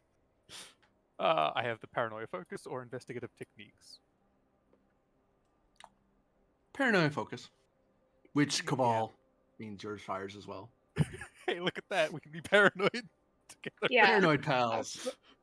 So you can make the base roll and I'll assist. Okay. I'll give you a threat because bold security. Oh God, I just looked at the threat. Yeah, I know. I'm sure the GM's having a wonderful time with all of this. Hey! Oh my god. I like how we ended up with the same number and score as well.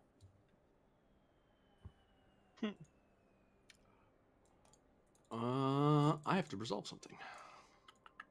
Because you actually someone actually knows what's going on inside the Roman Empire, so I actually have to resolve how well that war's going. Oh hey. Oh yeah.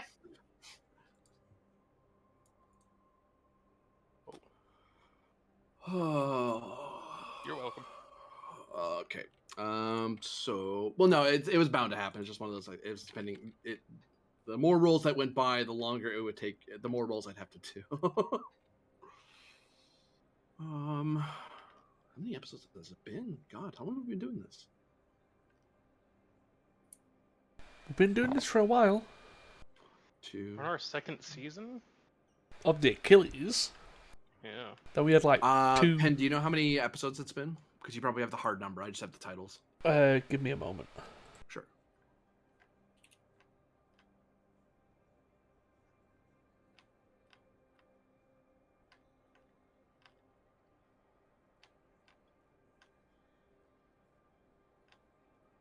Let's just go into Actually, have YouTube. it pulled up. 31 is this episode, I think. 17 last season, 14 including this episode this season. Yeah, so Well, everything from Pirates of Chopra onward. It's about, I think it's like around 29. 31 from Pirates of Chopra, 2 now. Oh, Yeah. I missed a couple. oh, there you go. All right. Boop, boop. Here we go.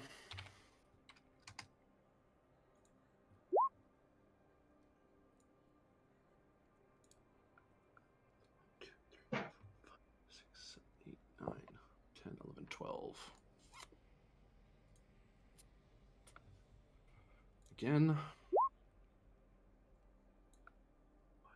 Any advantage for the state after the Empire got a system nicked off of them? Ooh, that does influence that. Thank you. So one got an extra, one lost one.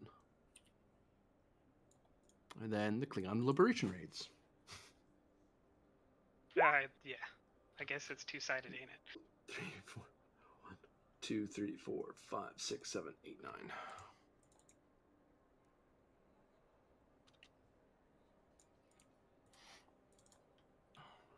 Oh, that's a lot of challenge dice. Let's do it like this so you can see all of them. That and that.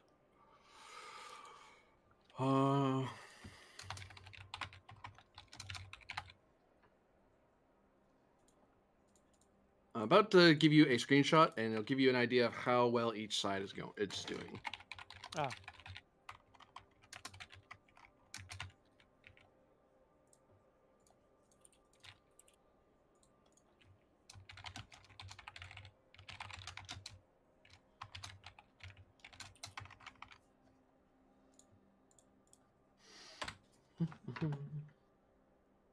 And actually, someone actually managed to influence the war because of a particular battle, and the Empire is not happy that you did that. That kind of screwed them up a little bit. Which empire? The only one that matters. We broadcasted what we did, so everyone would know. Yeah, feel free to share what happened Empire? because some people don't know what happened in this Taking episode. the Beldor? Chio nicked the gateway system that let the Empire funnel anything they wanted into the Shackleton. Chio nicked it off of them, so they lost their access to the Shackleton. Huh. And took a small fleet of. Most of the small fleet that was there got away, but I did nick a Daredex and a space station, which is what Starks was talking about. As you do. Yeah, we get points for that kind of thing.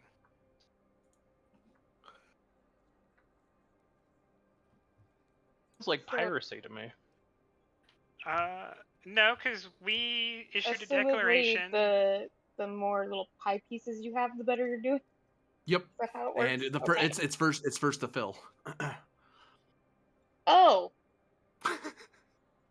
Yeah. well, So I'll let you two ponder that particular problem.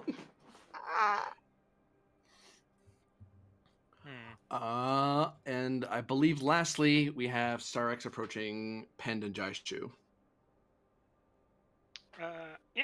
Starks will walk towards the table and pull out a box and go to place it on the table, only saying,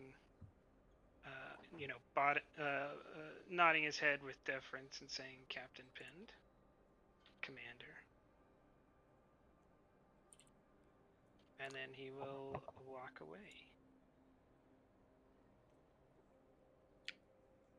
Jaishu will say, will simply respond, Lord Starx, at you, acknowledging only that you're a lord on Beta Z.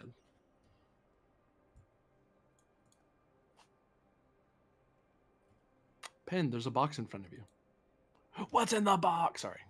I guarantee you it's not that. What's in the box? I don't think I'd make it to the elevator. Sure, I'll open the box. What's in the box? If it's a head, I give up. You're asking me what's in the box? Hey, tell him what's in the box. I know what's in the box, but Oh, your dramatic moment. The bars of Aslan's uniform, her comm badge, and I imagine a few important relics to the clan that would have been in her office.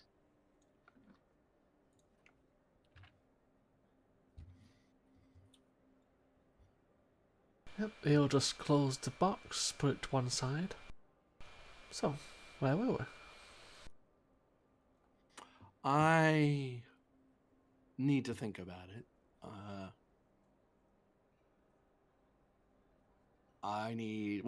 It works out because I can actually talk with my family now that we're here at Narendra, and I can figure out where I want to go with this. It's not a no. It's a... I know we come off a bit carefree sometimes, but I'm no syndicate gal. I actually have a clan I need to think about too. I mean, I'm not going to be the matriarch anytime soon, but I really should talk to them about it, figure out how they feel about it, and let's just say you have at least one vote on your side.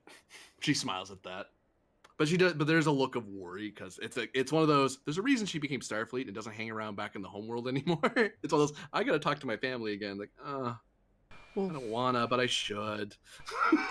That's the I reason. Wanna, but I really should. Yeah. Well, that's the reason why I was being upfront about it, because it's not so simple. Yeah, no. But at least you know where I stand. If you could do me a favor, could you get I know what to do.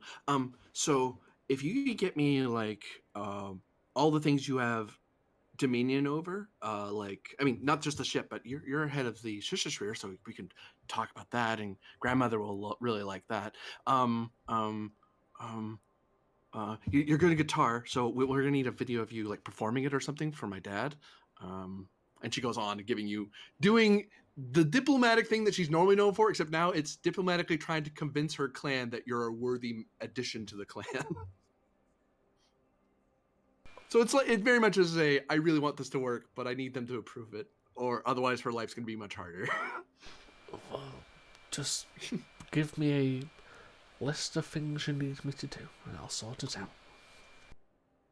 And lastly, Yolan looks to Arlen and says, "Oh, the bottle's empty. Do you want another one?"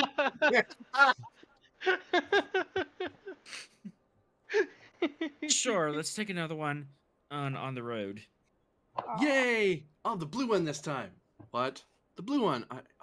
You mean the spring wine? Yeah. The blue spring wine, please. Wait, did you empty the whole bottle? Yeah? Are you okay? Uh-huh. He's fine. Thud. I mean, He will be fine. he is Denobulan, so He'll be fine. It's like, He's still the whole bottle. he's just he's awake, he's just there wow. That's stronger than I thought. Arlen, dear, could you get the bottle for me? I'm a little too far down. I grab the bottle and pick him up and sling him over my shoulder. Yay! I'm being carried. Oh my god. I just bow at, I just nod at the admiral. Oh my god. Hello. Realizing this is my boss, my boss's boss. Want to go to a barbecue? We're doing a barbecue. Barbecue for everybody. I want barbecue. No, you stay right there, sir. No, stay at thud. Damn it. Maybe Zeph should come get Kobuk. Fuck. And no scene. I'm just gonna take Akeolan back to our quarters on the I bet station. you are. Oi. PG-13.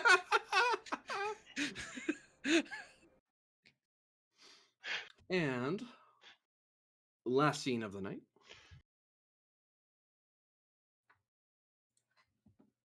I mean, to be fair, we got quite a lot done in the bar.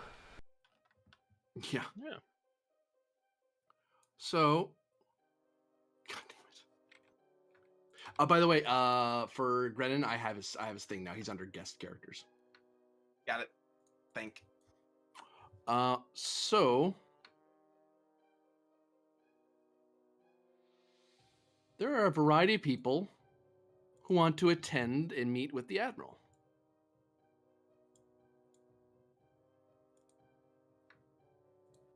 Oh, jeez.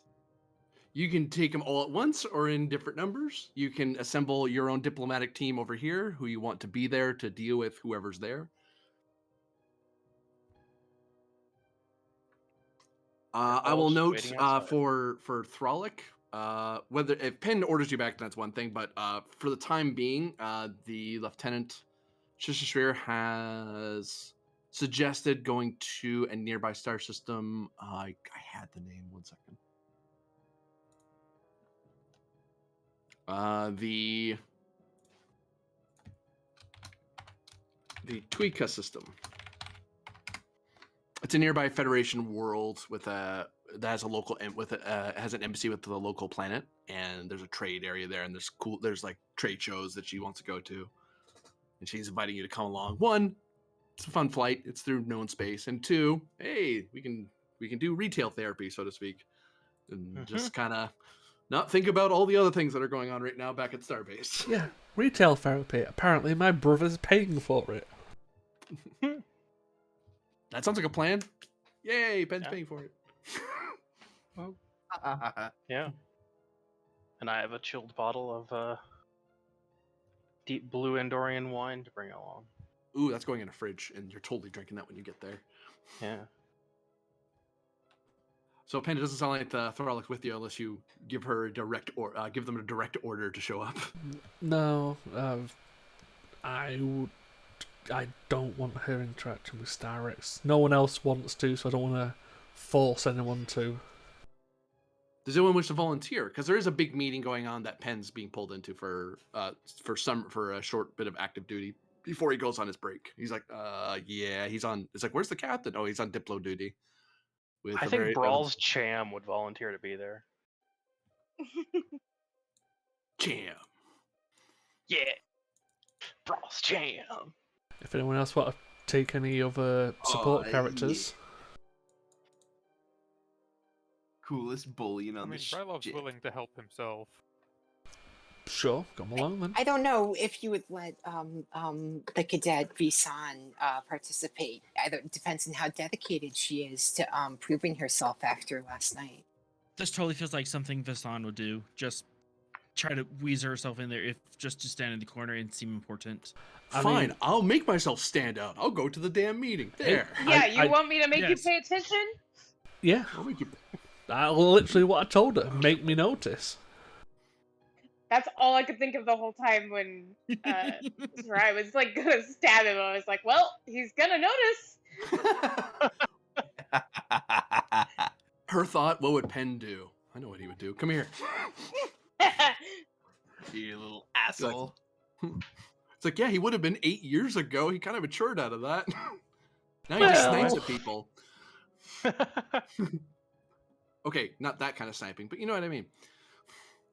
Anyone else You want have to to take someone? specify. Yeah, because you can pull in support characters totally to help with the diplomatic delegation dealing with the various VIPs. I mean, I also don't think. I don't know how good of a look it is, though, to have the cadet there, though, because, like, that's almost the lowest rank possible you could be, like, greeted by as, like, a servant of a foreign state. A cadet's duties in these scenarios, I usually like the characters that kind of pop in and out. Ensigns or even non-commissioned command people would pop in like hand a pad, pour drinks. Like they're just Yeah. they're a Support. functionary. Okay. Yeah.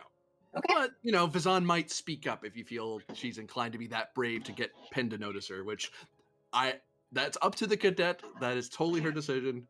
The cadet should just think how impressive it would look if she can negotiate with Martok, Chancellor of the Empire. And she gets to brag to the other cadets Don't that she got give to her do it. ideas. I got to go to it, and Ven didn't. So, Yeah, she's doing things like Cisco did them.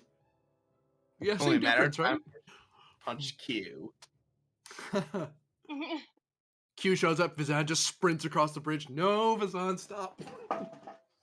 No, Yeah, go maybe Vazan. what Penn wanted was Vazan her is to suddenly a poison potted a plant. plant's atmosphere. Sounds so a potted plant. But yes, any other supports you want to pull over? Hang on. Do we want Ambassador Senva? I mean, I'd sure if someone wants to be Senva.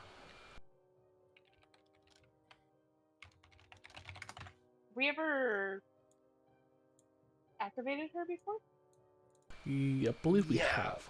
Definitely, Yeah, we have. definitely, I've yeah. played her a couple times before. I but played her I've got once. Girls' I Channel. But yeah, I like I got said, to play her once. But the thing, it was the whole thing with the oh god, it was we got to deal with that race. She got to deal with that race that like did astronavigation by rolling dice, Oh yeah, I remember that. Yeah. and Senva was the one that got to interact with them. It was rolling space rocks. Thank you very much. I could play her. Your dog disagrees. Yes. A very loud truck drove by outside, and now everyone's in it. And now she's Oh. so excited. so, Big thing. I'll bark at it. It'll go away. I got it. It's a good dog. Is there anyone you want to play, Arlen?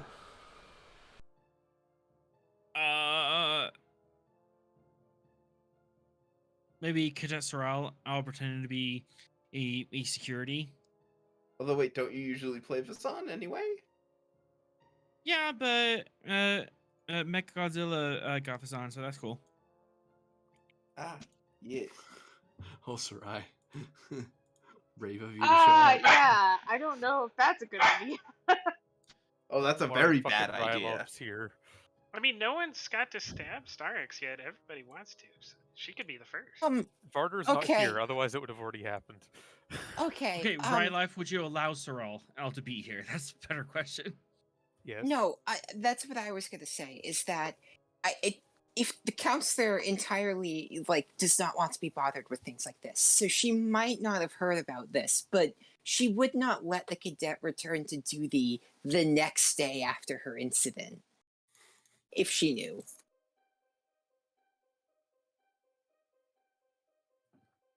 Okay. Oh, I'm sorry. I was taking you out of the scene. No, forget that. No, No, you I can, wasn't you can that. pick someone Okay. else. No.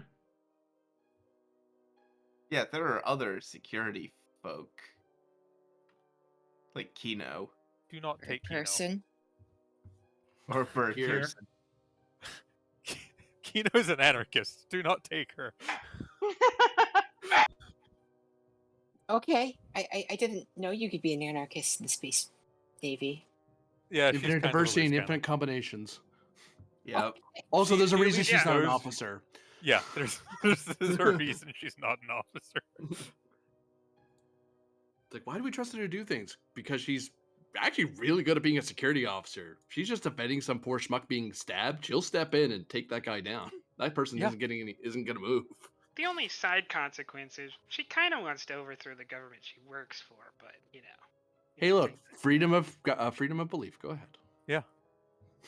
That's why she can get away with it. We respect your belief Listen, to all you overthrow have to us. do is let me play her, and then she blows up, so it's fine. Yeah, she does have a cybernetic arm because of you. No, I'm not one to keep a girl boss down. I believe this is our full mitt, so to speak. Yep. It would appear so. Meanwhile, Starix and Kolek meet up with Chancellor Martok somewhere else on the station. Martok looks between Starix and Kolek after they're kind of as they're kind of waiting. Some of the VIPs are kind of waiting in nearby suites to kind of wait their turn because the admiral is a busy guy, and that's not just that's not him being insulting. It's like no, I'm the admiral of Narendra fleet. Everyone and their dog wants to talk to me. So I will set aside time for all of you tomorrow. I'll get right with you, I swear. Just give me a bit. As you said it during that context, it's like guys, for these days, like I need time to prepare for you. There's protocols we're supposed to follow, and you're supposed to get the same response as everyone else is supposed to get, because it's only fair, right? But Right. Chancellor Martok looks at Senator Kolek and Lord Roland Starix. What do you want? It is so fortunate that me and the senator could run into you. For we had just been talking about the consequences long term on the Alpha Quadrant of all of the unsanctioned and sanctioned violence going on in the Civil War. And that I don't know if the senator does, but I think her people and the Tripolity have a long memory of sanctioned violence. All we're doing is helping your empire maintain order. Besides, it is certain rogue and criminal elements of your empire that have seen fit to raid and attack Klingon outposts, Klingon ships, and Klingon loyal citizens. Oh, that is a valid point. I was considering that in your disarray, perhaps I should come in and maintain disorder within your empire. You're welcome to try, Lord Starix. You may feel that it would be a glorious battle, but it is one that you would lose. You don't even have control of your own homeworld. A temporary diversion. Well, no thanks to your rogue Tripolity plundering Iconian vaults and endangering us all with their nonsense. Never mind the fact that certain Romulans have been experimented on by your fellow Tripolity. I thought you rebelled against using people as fuel for technology. Perhaps then we should all retreat into our own borders. I will handle those rogue among my people, you among yours, and the senator among hers, not interfering with each other. For if one of us is bound to intervene, then I think you will find that we will all be intervening with each other. Give me presence command opposed.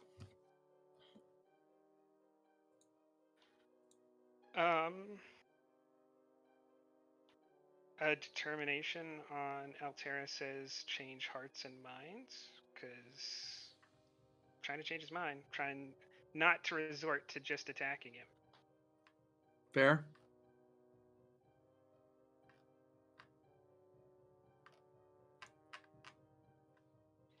And then, hey, a lot of Romulans we're about to save here.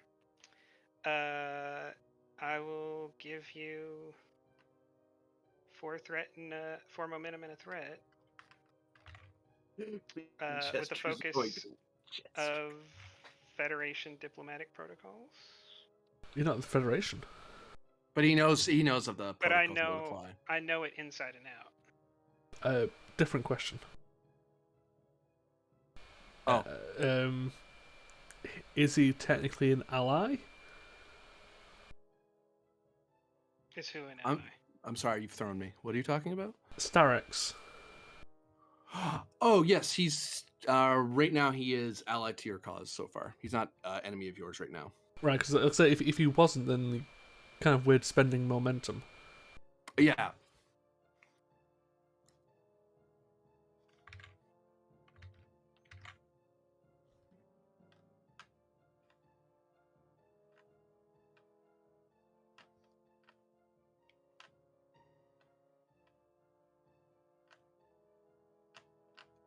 I had his stats right in front of me.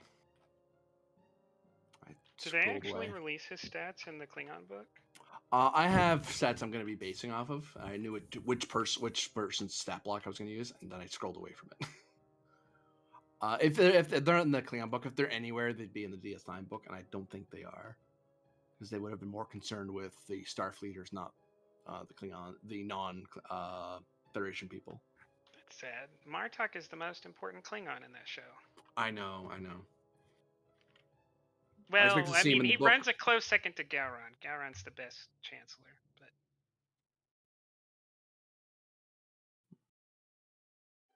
lost somebody.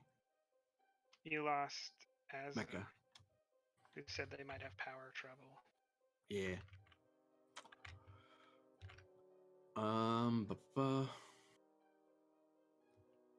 So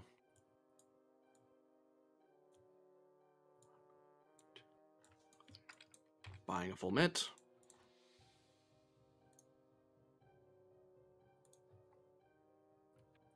Wow, that's not great. I'm at 7.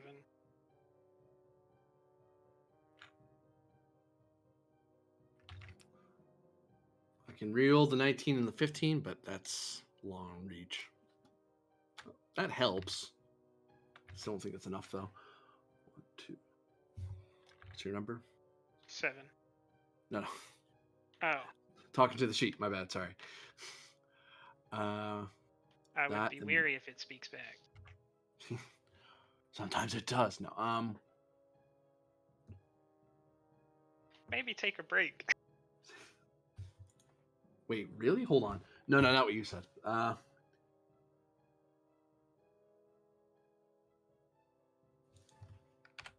8. Kolek does help. Let me roll for her. She gives you 1, so you're tied. Then I got my determination back with Veteran, which I will spend on preparation is key to any plan, because I organized me and Kolek being here, him being alone, not having other members of his entourage to intervene and speak against us. Yep. Wait, so did you spend your determination for the task roll? I did, and then I rolled Veteran. So why did you roll 5 dice? You have only rolled 4, so that... Oh, you're right. Oh, shoot. So 1, that 2 wouldn't 3, have counted. 4, 5, 6. You're at 6 versus 8.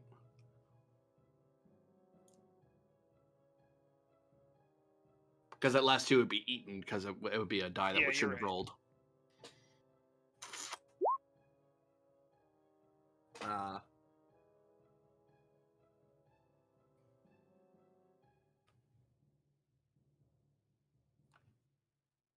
Hey. I can keep going until it... Right? Until you roll a 2. You'd have to get 2 of the ones to turn into 2s, wouldn't you? Yeah, because otherwise it would just be tying. Tying allows me to succeed at complication. That's true. You could. Well, right now you're at 1, 2, 3, 4, 5, 6, 7. They're sitting on 8. Oh, if you get another 2, that could turn it into a tie. Yeah. Yeah. Oh, you were This is now- so close. Yeah. I'm gonna roll some challenge dice on you to see how diplomatically stressed you are.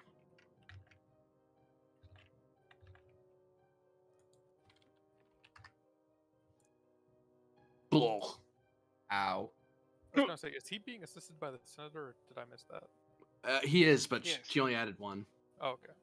1, 2, 3, 4, 5, 6, 7, 8, 9. 9 stress. Take 2 threat. Okay. Because you're gonna continue to argue with them. Probably getting frustrated and annoyed, but still talking. Yep. Rather than giving up. Yeah. I'm gonna buy full mid again because it worked the last time. Oh.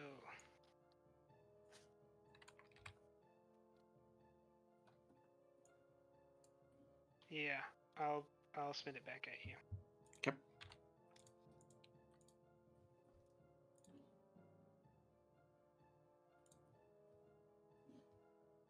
Welcome back. That's a bit better. 1, 2, 3, 4, 6. 1, 2, 3, 4, 5, 6. 6 so far versus your 1, 2, 3, 4, 5, 6, 7 plus your assist. 7, 8, 9. Would you allow me to take the? Are you gonna re-roll? I'm debating if I should. He'd try. He's a Klingon. He has to try. I'm gonna reroll those 2 16s. He has 2 rerolls for this kind of roll. Yeah, and you need to re-roll more than 1. Oh my god. Oh boy. There's a reason Martok is Martok. 1, 2, 3, 4, 5, 6, 7, 8. That's 8 to 7. No, 8 to 9. 1, 2, 3, 4, 5, 6, 7, 8, 9. Do I hear You 10? beat him. You gain 1 momentum. Oh shoot! I beat you by an amount. What am I doing? I'm supposed to get. Supposed to get threat when I do I that. need Kolek to roll, right? Oh, she did When did she roll? a 1. Yeah, That's she why you're rolled beating. that. That's why you're Oh. beating. That's why you're beating him by 1. You're winning. Oh, okay. So you gain 1 momentum. I just forgot to give myself threat for beating you last time. I beat you like 2, I think, earlier. Yes. You get to roll command +2 in challenge dice. That momentum to re-roll. Okay, so the momentum poofs. 1, 2, 3, 4, 5, 6. This is Martok. Of course he's going to avoid the injury. He's going to keep arguing with you. At this point in the conversation, while you guys are preparing the other room, you can hear shouting. Rear Admiral, would you like to deal with our guests? I'll go deal with the children.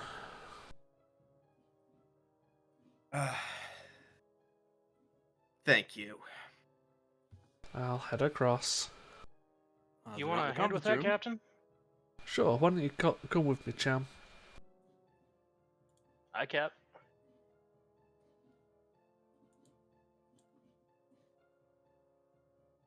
Ah. Sorry, Jam. I'll open the door. You can hear Martok is the loud, shouty one in this exchange. Sarek just probably looks visibly frustrated, but they're debating loudly with each other at this point. So look, Yeah. interjecting at the perfect senatorial moments of calm of, well, actually, there's this as well. It's like, I know that, but this. But I'm just saying, but what about that, though? I know, but I just said that, though. Actually, wait, I got the perfect thing for this.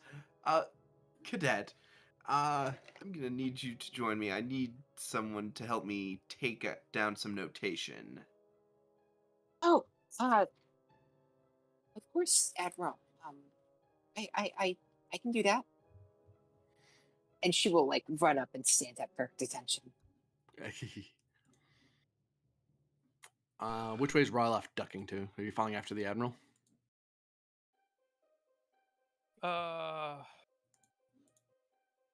Yeah. Yeah, that seems like something I'm more, I've interacted with them before. Or not these specific ones, but these people. Yeah. I was just on that mission, that's kind of why I'm here. Is Akir or Senva moving around? Rod, did you want me to stay with the captain or stay by your side?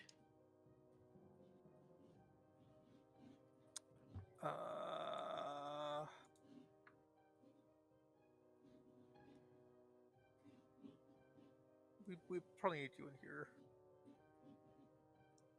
All right. And Ambassador Senva. Assumably, I am there to advise the admiral. So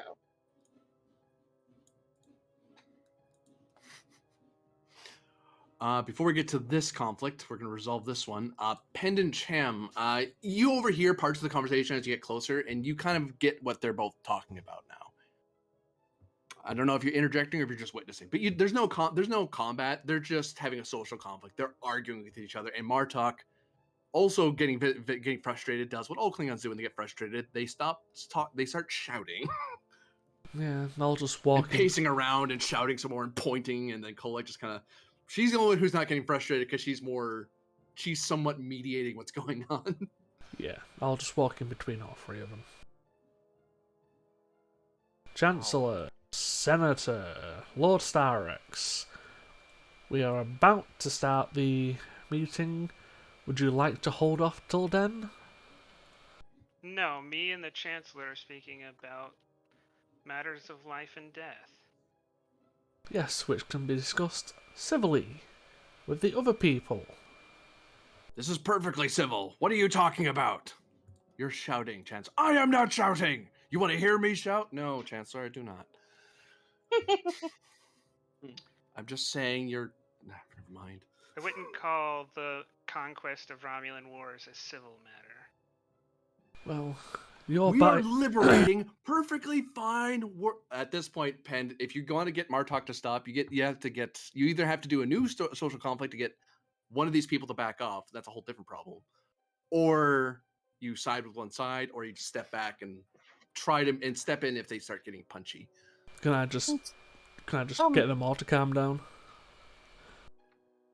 They're two opposing sides who both want to win their fight. You have to convince either one side or the other to back off. Because as long as one guy says, I'll take this up later, then it's fine. So you either need to get Martok to say, we'll talk about this later, or Starrex to say, I want to talk about this later. I'll do it. Because otherwise you're going to oppose roll against two targets, and they both are rolling against you. And if either of them succeed, you're taking social stress. If that's the case, I'll roll against Starrex.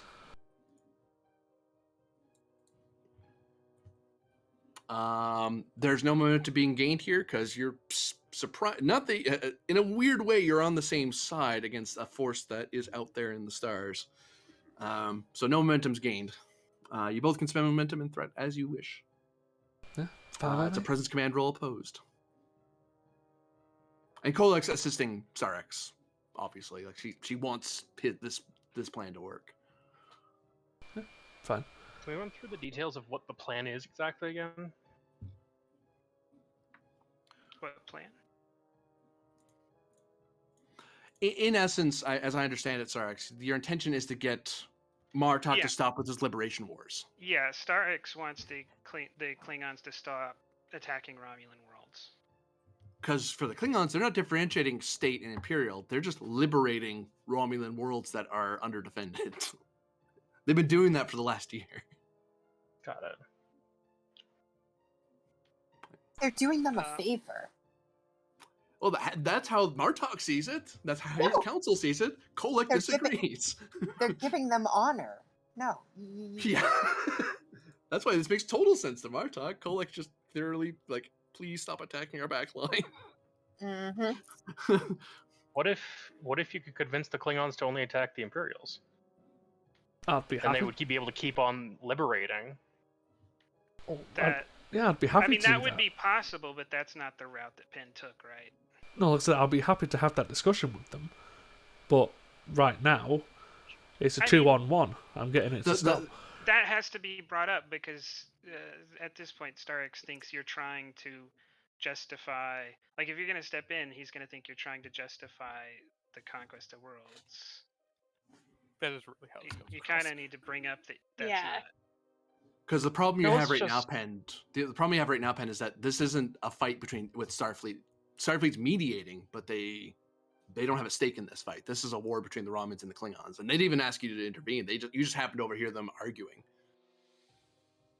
You can get them to stop and hopefully talk with everyone else and maybe continue the conflict, and people choose sides there. That's kind of where I'm taking this in my end, is that you're trying to get them to pause the fight for now and take the fight in the conference room with the other people, whoever else you want in the room. Yeah, that's basically what I'm doing. Instead of just shouting in the corridor, let's actually have a meeting so we can discuss it and how to deal with it. Because at the moment, it's just one Klingon shouting at two people, and no one's going to win. And Martok's not backing down because right now, as far as he's concerned, he's in the middle of a fight, even if it's a social fight, especially since he's used to Kronos. Yeah, I think Wherever he gets into an argument politically, that's where the fight is. That's where the battle is. So he's not convinced he needs to move it. If you convince Stars to move it, then Martok might go like, "Fine, if he wants to move it, I'll move it. Whatever. I want to keep talking about this." Yeah, me and Martok are under the same issue: is that relenting, retreating, or surrendering is a negative influence. Because Starks has his own reputation problems to worry about. Yeah, so I'm also being contacted by the KT Bowman game about allowing them to access logs. We can handle it later. Just have to say, Ven, do you want to deal with that while I deal with this? What do you need me to do? So over here. No, I mean like if he deals with the KT Bowman while I deal with the role. Oh. Get them log access, so they can post logs and stuff. Because I thought they had that already. Apparently not. Yeah. But yes, this is a post roll between me and Starek. Yep, presence command.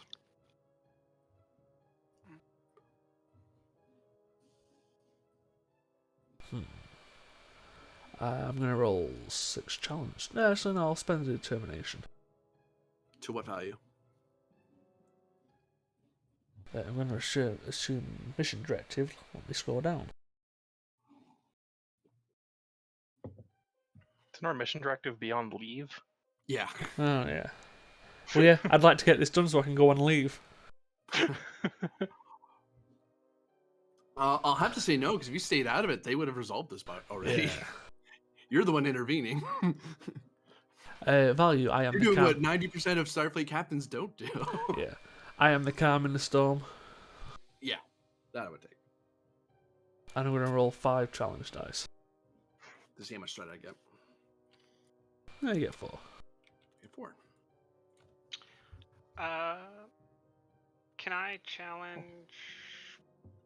preparation is the key to any plan? Because Starfleet taking his side on this is not something I foresaw. You could stretch that out, yeah. Your preparations kind of got spoiled. And spend it towards directive secure any available aid for the Romulan state. Yep.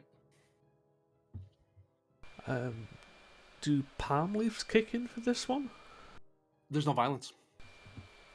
It would Okay. cancel out anyways because I have the same thing. Well, I've got 3 of them. Or to prevent violence. Again, there's no Yeah. violence here. Yeah, Starks is not going to start shooting. Because if it was violence, you would have walked into a combat scene, combat rather than a social conflict.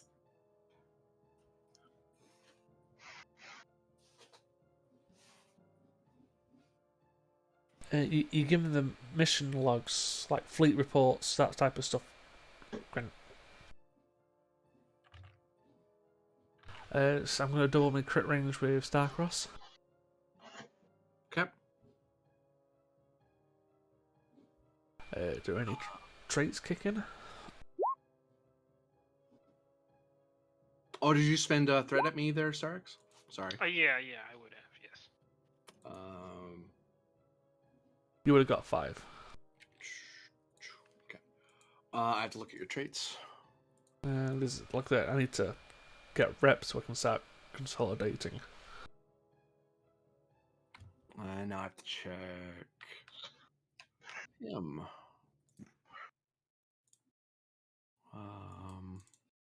Tick tick.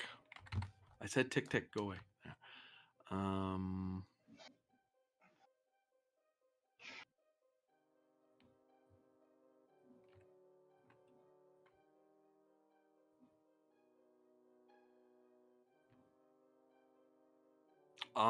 Trident test is cancelled out by his current rank. Commanding presence doesn't work, given your relation to each other. He doesn't carry the head of the clan. I will give you one free hit for Tiger of Narendra, though. Okay. Because you have a reputation of being rather fierce, and that can lend your words a bit more weight than normal. Because it was usually used for your reputation with dealing with the various powers in the Shackleton, which they are both powers in the Shackleton, effectively. So here's my roll. Oh, the senator. I should roll for her. Senator does not help. Sorry. Oh, Rawls Cham assists here, assisting the captain, obviously. Martok is not assisting. He doesn't want this fight to stop. He's not assisting either side, though, because if you back off, if you relent, then he's not relenting. Yeah. Actually, here. No, wait, never mind. I'm just assisting. Never mind. Coordination focus, then? Yes. Okay. There's one more hit. I've got a reroll. 2, 3, 4, 5. Versus 1, 2, 3, 4, 5. Tied so far. It's not technically the last two for me. Crits. Oh shit, you're right. So I'll still reroll the 0. Yeah. And a complication, which I'll squash. The medal. Oh shit! I could have squashed one of my complications with a medal earlier. Oh well. 1, 2, 3, 4, 5, 6, 7 because of the tiger. Versus 3, 4, 5. +2 from determination. Yes, I've got 2. We both spent determination. Yeah. Yeah, I'm ignoring that because you both spent, so because they cancel each other out effectively. So if I'm not mistaken, Pend won that roll. Yeah. Pend, give me 7 challenge dice, please.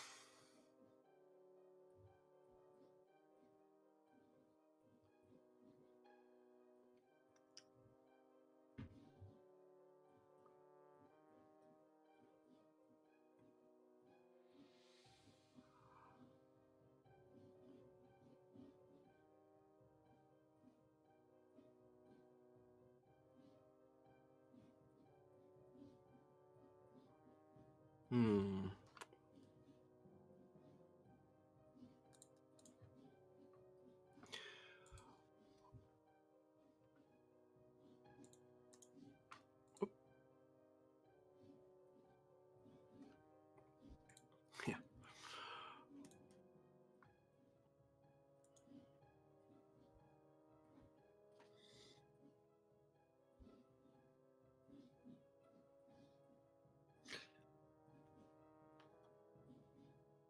Lord Starex, perhaps this discussion can be had at another time without Federation interference.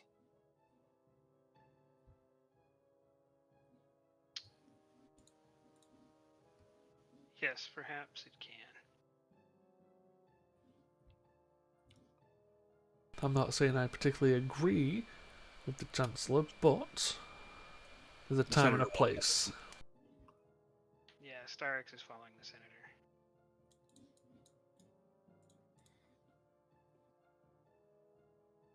Chancellor? Captain, I did not need your help. Well, I wasn't helping you.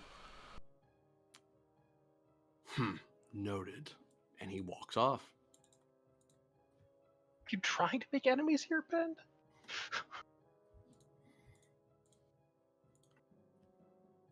It's not that hard. Meanwhile, while that was going on, Grenner, you're back with us. Yeah, I'm here. Okay. So you have the Sacred Stellar Strain Vinditrix and Captain Puasin of the Alcarn and Aldemona forces, respectively. Very good.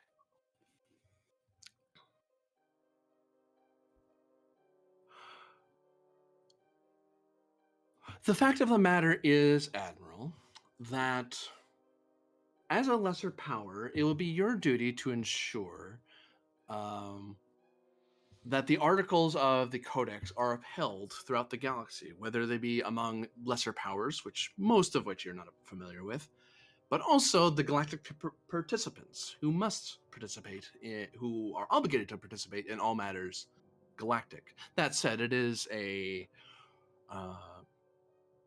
only in matters on a galactic scale that we generally concern ourselves. The most important of which is the Iconian technological bases that are secreted within the Shackleton. There are many forces within the Beta and Alpha quadrants, as we understand, that are attempting to gain knowledge that they are neither ready for nor prepared to fully take the responsibility of. Iconian technology is, as you know, incredibly powerful. And in the hands of tyrants, could change the balance of power throughout the galaxy.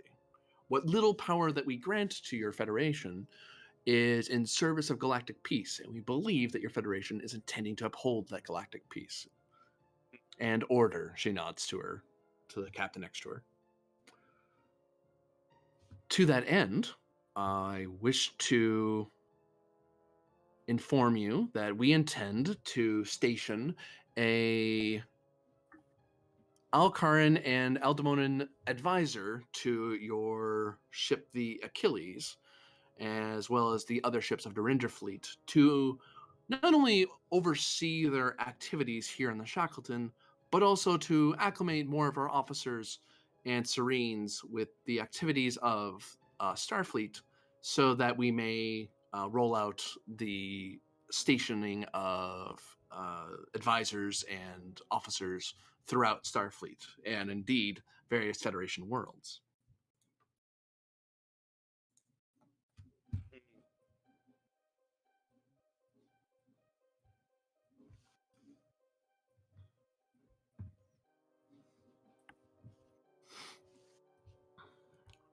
I'm assuming. Do you find this Admiral. agreeable, Admiral? Well, it's a rather complicated issue. Enlighten me. There are multiple legal frameworks that have to be collated and weighed against each other in order to reach a proper diplomatic consensus. Trying to find a way to make multiple legal systems across multiple different powers play nice with each other is a extremely difficult task if we wish for this to come to a peaceful resolution. Are we at war, Admiral? I did not say that. Did not one of your officers agree that you wish to be designated as a lesser power and benefit from our knowledge and technological gifts? We would indeed like to learn as much as we can from you.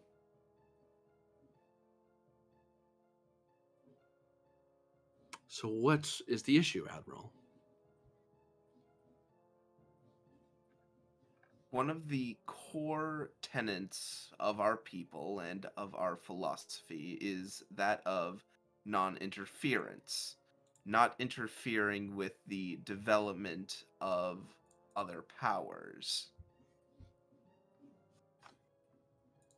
and interfering in their affairs, unless explicitly asked, which, admittedly, is what this is all about.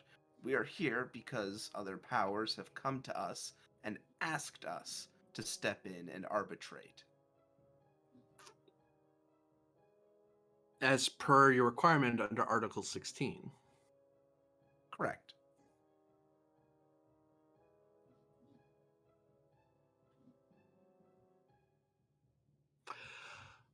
Admiral, I do understand your Federation's attachment to your Prime Directive, and under that auspice, I believe that it can fit within the confines of Article 40, since we do allow local matters to be adjudicated from local powers.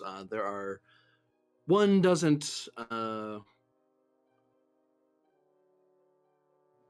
doesn't argue with one's neighbor where they put their couch, but one does argue with their neighbor if their house is setting everyone else's house on fire. So at some point, the Federation will be obligated under galactic law as a lesser power to intervene. Indeed. And that's why our hope is that with this arbitration here, that intervention will not be necessary. I believe I may be misunderstanding you. What are you arbitrating? I thought you were speaking on arbitrating on behalf of Starfleet to the service of the Federation. Are you speaking of arbitrating for someone else? Grennan's on We're like an not- entirely different topic in his head right now. Oh, do I have a completely different topic in my head right now? We haven't even passed step 1 with these guys yet, and you're on step 3. I'm sorry. I am really tired. That's why you have assistants. I really tired. I'm dead.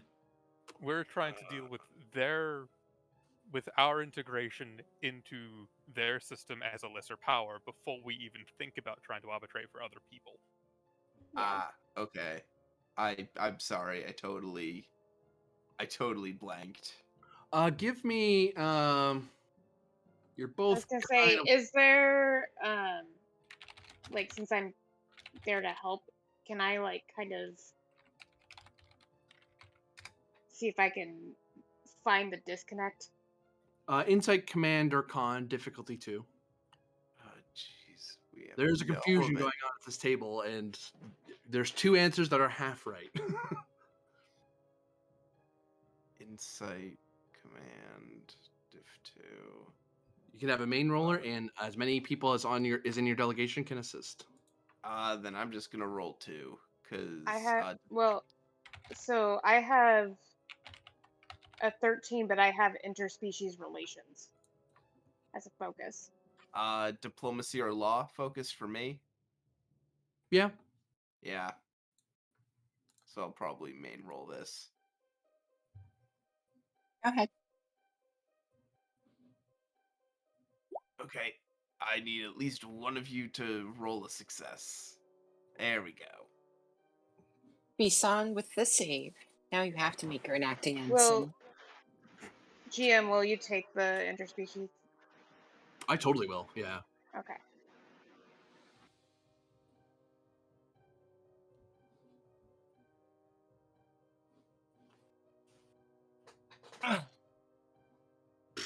Well, lots of momentum. Yeah, Yeah, good. Because I'm gonna need it to actually make some of everyone these knowing rolls. as much or more than Grennan. We're like, wait, Captain. Or, oops. Admiral. Sir, consider Admiral. this. No, Twink. but could you consider this? Oh, but Admiral, there's this as well. Yeah. Admirals aren't scary on their own necessarily. They're scary because of the people they have under their employ. Yep. Mm-hmm. So Vendatrex here, I mean, Rylev has a part of it, is that they are trying to integrate into you, but as far as they're concerned, you already are a lesser power. They're just waiting for you to catch up and realize that you are. And they're here to kind of do a pilot program to put people on your ships in the Ranger fleet so they can, because the only people in the among the Alcarans Aldemonet that know anything about the Federation in a personal capacity is Trailblazer. Because you were just a participant. They didn't need anyone anyone more than just one person to know. But now they're like, well, if we want to have further diplomatic relations and integrate into your government, we need to train some of our officers and Serene to kind of get used to how the Federation works. That said, and this is kind of why the captain's here, and that's kind of the unspoken part of it, is that they expect you, so long as you recognize that you're a lesser power, to uphold galactic law. Whether the Federation sees it that way or not, they see it that way. To them, whether or not the Federation Council has ratified this treaty is immaterial. A representative of your government said, recognize me as a lesser power, so they did. And from that point on, they see you that way. That's where they're disconnecting on their end. For them, they don't, because to them, the vote just happened. They've had their highest members of government agree to this. Yeah, they see it like some Roman officer with Imperium. Like, he can just make decisions on behalf of the state. What do you mean Captain Pin can't, decide matters for the Federation? It's like, he's just the captain. I mean, yes, he's a captain. It's like, yeah, but he isn't the Federation Council. This is a democracy, damn it. We vote on these sort of things. Oh, okay. Yes. I think I might see where the messages are getting a bit muddled here. I have to ask the two of you, how familiar are you with the Federation as a concept, as a It is similar political to our body? system. It is similar to our system. You have a collection of powers that coalesce into a common federated government system to cooperate in common cause towards mutual threats and scientific and diplomatic enrichment. Right, okay. And in communicating with other powers that operate, in working with powers and bringing ourselves in closer with those other powers, um, it's not a quick process, and it often requires the go ahead of people far above, heck, even my own station. The captain speaks up and says, an admiral is dictated by others? I don't think that's Indeed. quite what he's saying. Although, correct me if I'm wrong, Admiral. Oh, I certainly have a good amount of sway in this region of space. I have a lot of mobility, as you could say it were, in what I'm able to say and do. However, I'm still beholden to the Federation Council.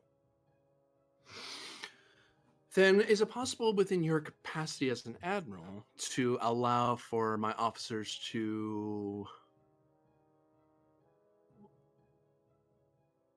be, I believe the phrase, correct me if I'm wrong, I might have this mistaken, as liaisons of a sort, not quite an officer, although we could do an officer exchange program. The captain glares at the Stellar Serene, and there's an obvious moment of, she wants to say something, but for some reason she's not allowed to. Within this region of space, I can absolutely approve any such program of that sort, as suggested, larger, more wide sweeping programs that would allow members of your peoples to operate in other theaters across the Alpha and Beta quadrants would require a much larger program that I do not have the authority to approve. How But I about can. we just focus on ships here in the Shackleton, the ones under your direct control, and then when at some point, when our mutual diplomats can find some sort of accord, we can move forward and possibly advance this through your superiors. That I can do. Okay. The one we want to have people on most urgently is the Achilles, since it is the first ship to be implementing our technology. We do want someone to supervise the security and maintenance of the technology, not solely for secrecy's sake, but also by virtue of the fact that your engineers are, although very intelligent and very quick learners, have not been trained in this technology as much as we have. No, that's reasonable. That kind of thing happens more or less whenever we try to integrate new technologies from new peoples. And We in usually end up having to defer to them quite a bit. Ryloff, were you going to say something? Any other peoples? Closest technology I believe the Federation has encountered in the regards of this drive is the Romulan-styled singularity drive, in terms of the complications it can cause. Very That similar. being gravimetric distortions. Very similar technology. I was quite surprised the Romulans took that route. Pleasantly surprised, don't get me wrong. Yeah, most races in the Alpha and Beta Quadrant are, as far as we can tell, they're the only ones who've developed that sort of drive. Well, every so often someone is ahead in the class. It's nothing to be ashamed of. Ha, if he wasn't inscrutable, he would be smug. Smug. I mean, can you really say that though? We left. He's still a Romulan. He's still Yeah. a Romulan, and he still has a decent engineering score, which means he probably has a pretty good grasp on the singularity drive itself. Yeah. So the other thing argument is more in terms of dealing with that complication. We do have someone around who has reasonable expertise. Yeah. Comparatively. The Bias. Oh, that happened again. The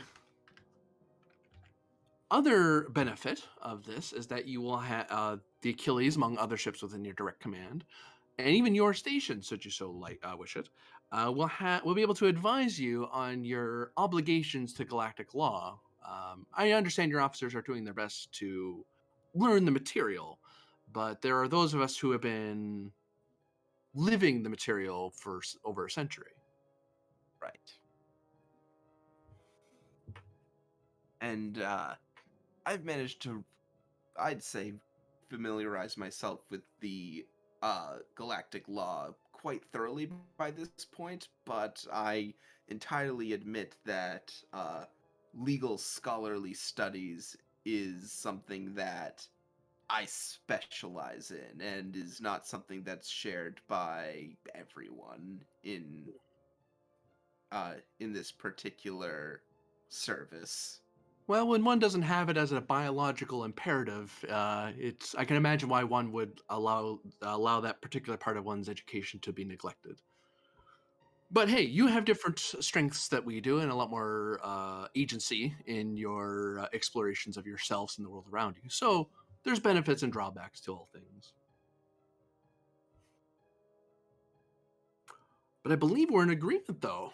So far, we'll wait for your superiors to make up their minds about integration, and we can sort of prove to them by example through your fleet precisely how our partnership and your acknowledgement of your responsibilities to as a lesser power to be a benefit not only to the Aldemona, the Alcarans, the various member species of the Federation of Planets, but indeed the entirety of the galaxy. For at the end of the day, that's what we're talking about. Right. Are we agreed then, Admiral, for the time being? I believe then we are agreed. Captain, I don't think your services of enforcement are required at this time. Would you agree? The captain just glares at all of you. You can almost see that in her golden eyes, she wishes one of you would do something criminal, something she could get you for.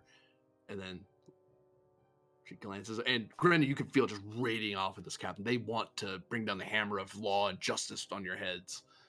To the point of pleasure, like they enjoy it. They enjoy doing that. Sort of like how Klingons enjoy bloodlust, she enjoys punishing evildoers, that sort of thing. Yeah, not gonna say it out loud, but lady, I duked it out in a Klingon court of law. Yeah. Like you ain't rattling me. She then glares at Vinditrex. Vinditrex just looks at her calmly, her eyes sparkling with amusement. No, it seems they are adherent to the law. We can return back to Alcara, sacred, stellar, serene.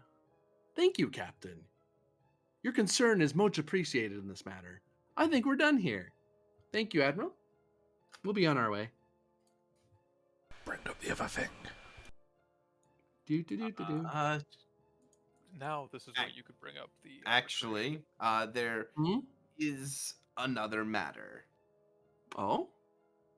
The Federation, as you heard me mention earlier, the Federation has been requested to act as a third-party arbitrator. Oh, in yes. a- That was the confusion. So it's not the in a- Federation you were talking about. Okay. Yes, we have been requested to act as third-party arbitration in a matter that concerns you, but also a number of other local powers, namely the Klingon Empire and the Tripolity. All right. How does this require our arbitration? Seems like a local matter. Hang on. I gave him the pad with the arguments, GM. If you want to share that. Yeah, I have it. Yeah, It actually I have- has nothing to do with Klingons, right? No, it has nothing Oh, to do with yeah, Klingons. I'm It's sorry, I Tripolity haven't- being assaulted by the Eldamona. Okay, yeah. Sorry. Again, super fucking tired. Yep. Grenan's actor forgot his lines. Yeah, someone send me that so I can actually properly. I thought you had those this whole time. No one sent me this. Had what? The articles that you gave me and that you have. Oh no, wait. I would let you take care of that. Oh, Even I thought you I don't even know if you- those are acceptable. So yeah. That's why I sent them to you. And if Yeah. if it works, yeah, they are fine. Yeah. Hmm.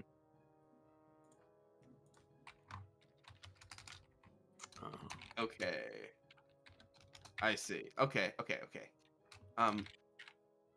Currently, the Tripolity is looking to, I suppose you could say, sue for peace with the Alcarans and Aldemona. They have a few, shall we say, notes that they wish to bring to your attention. And as mentioned, they have requested that the Federation act as a third-party arbitrator. Oh, so you're arbitrating for them as a lesser power under Article 33, then? Would that be correct, GM?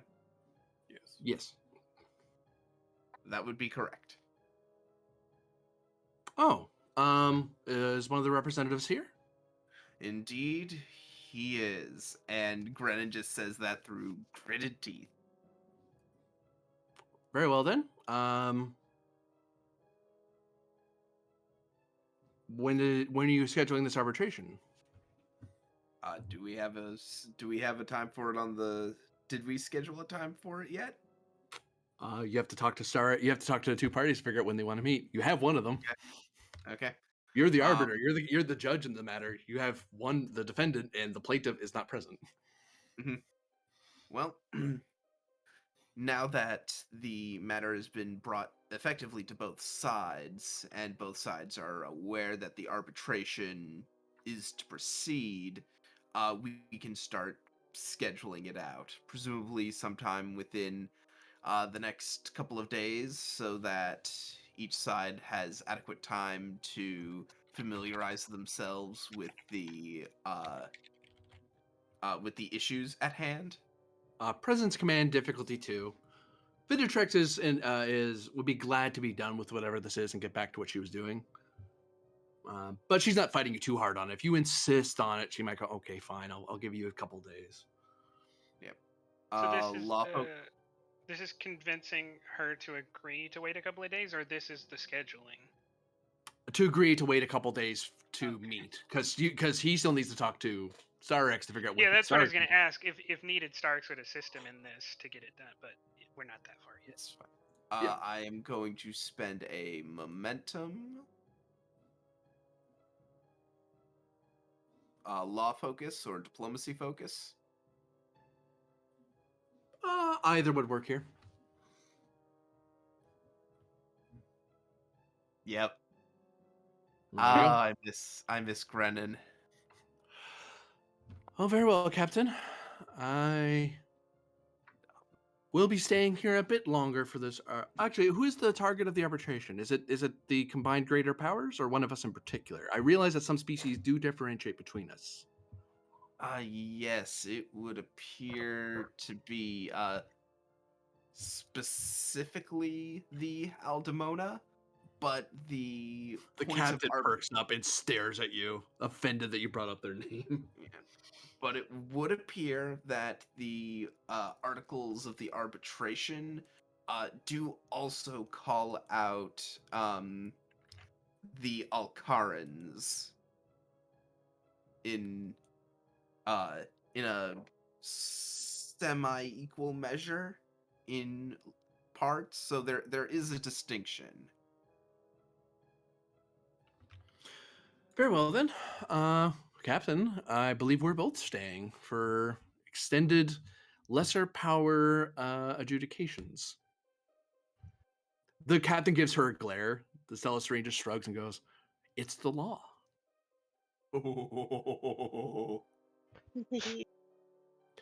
Will, and then the captain just glares.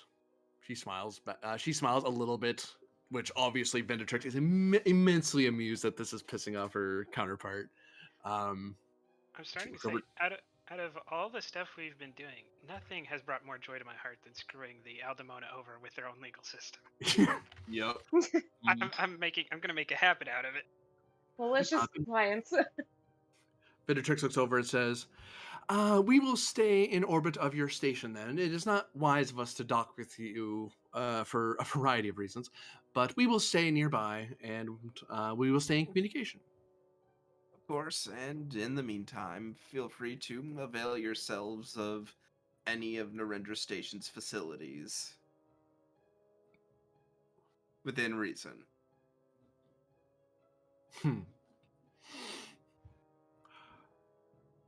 Your hospitality and courtesy are noted, Admiral. Is there anything else you have for us? I do not believe so. Captain? And she just strides out of the room.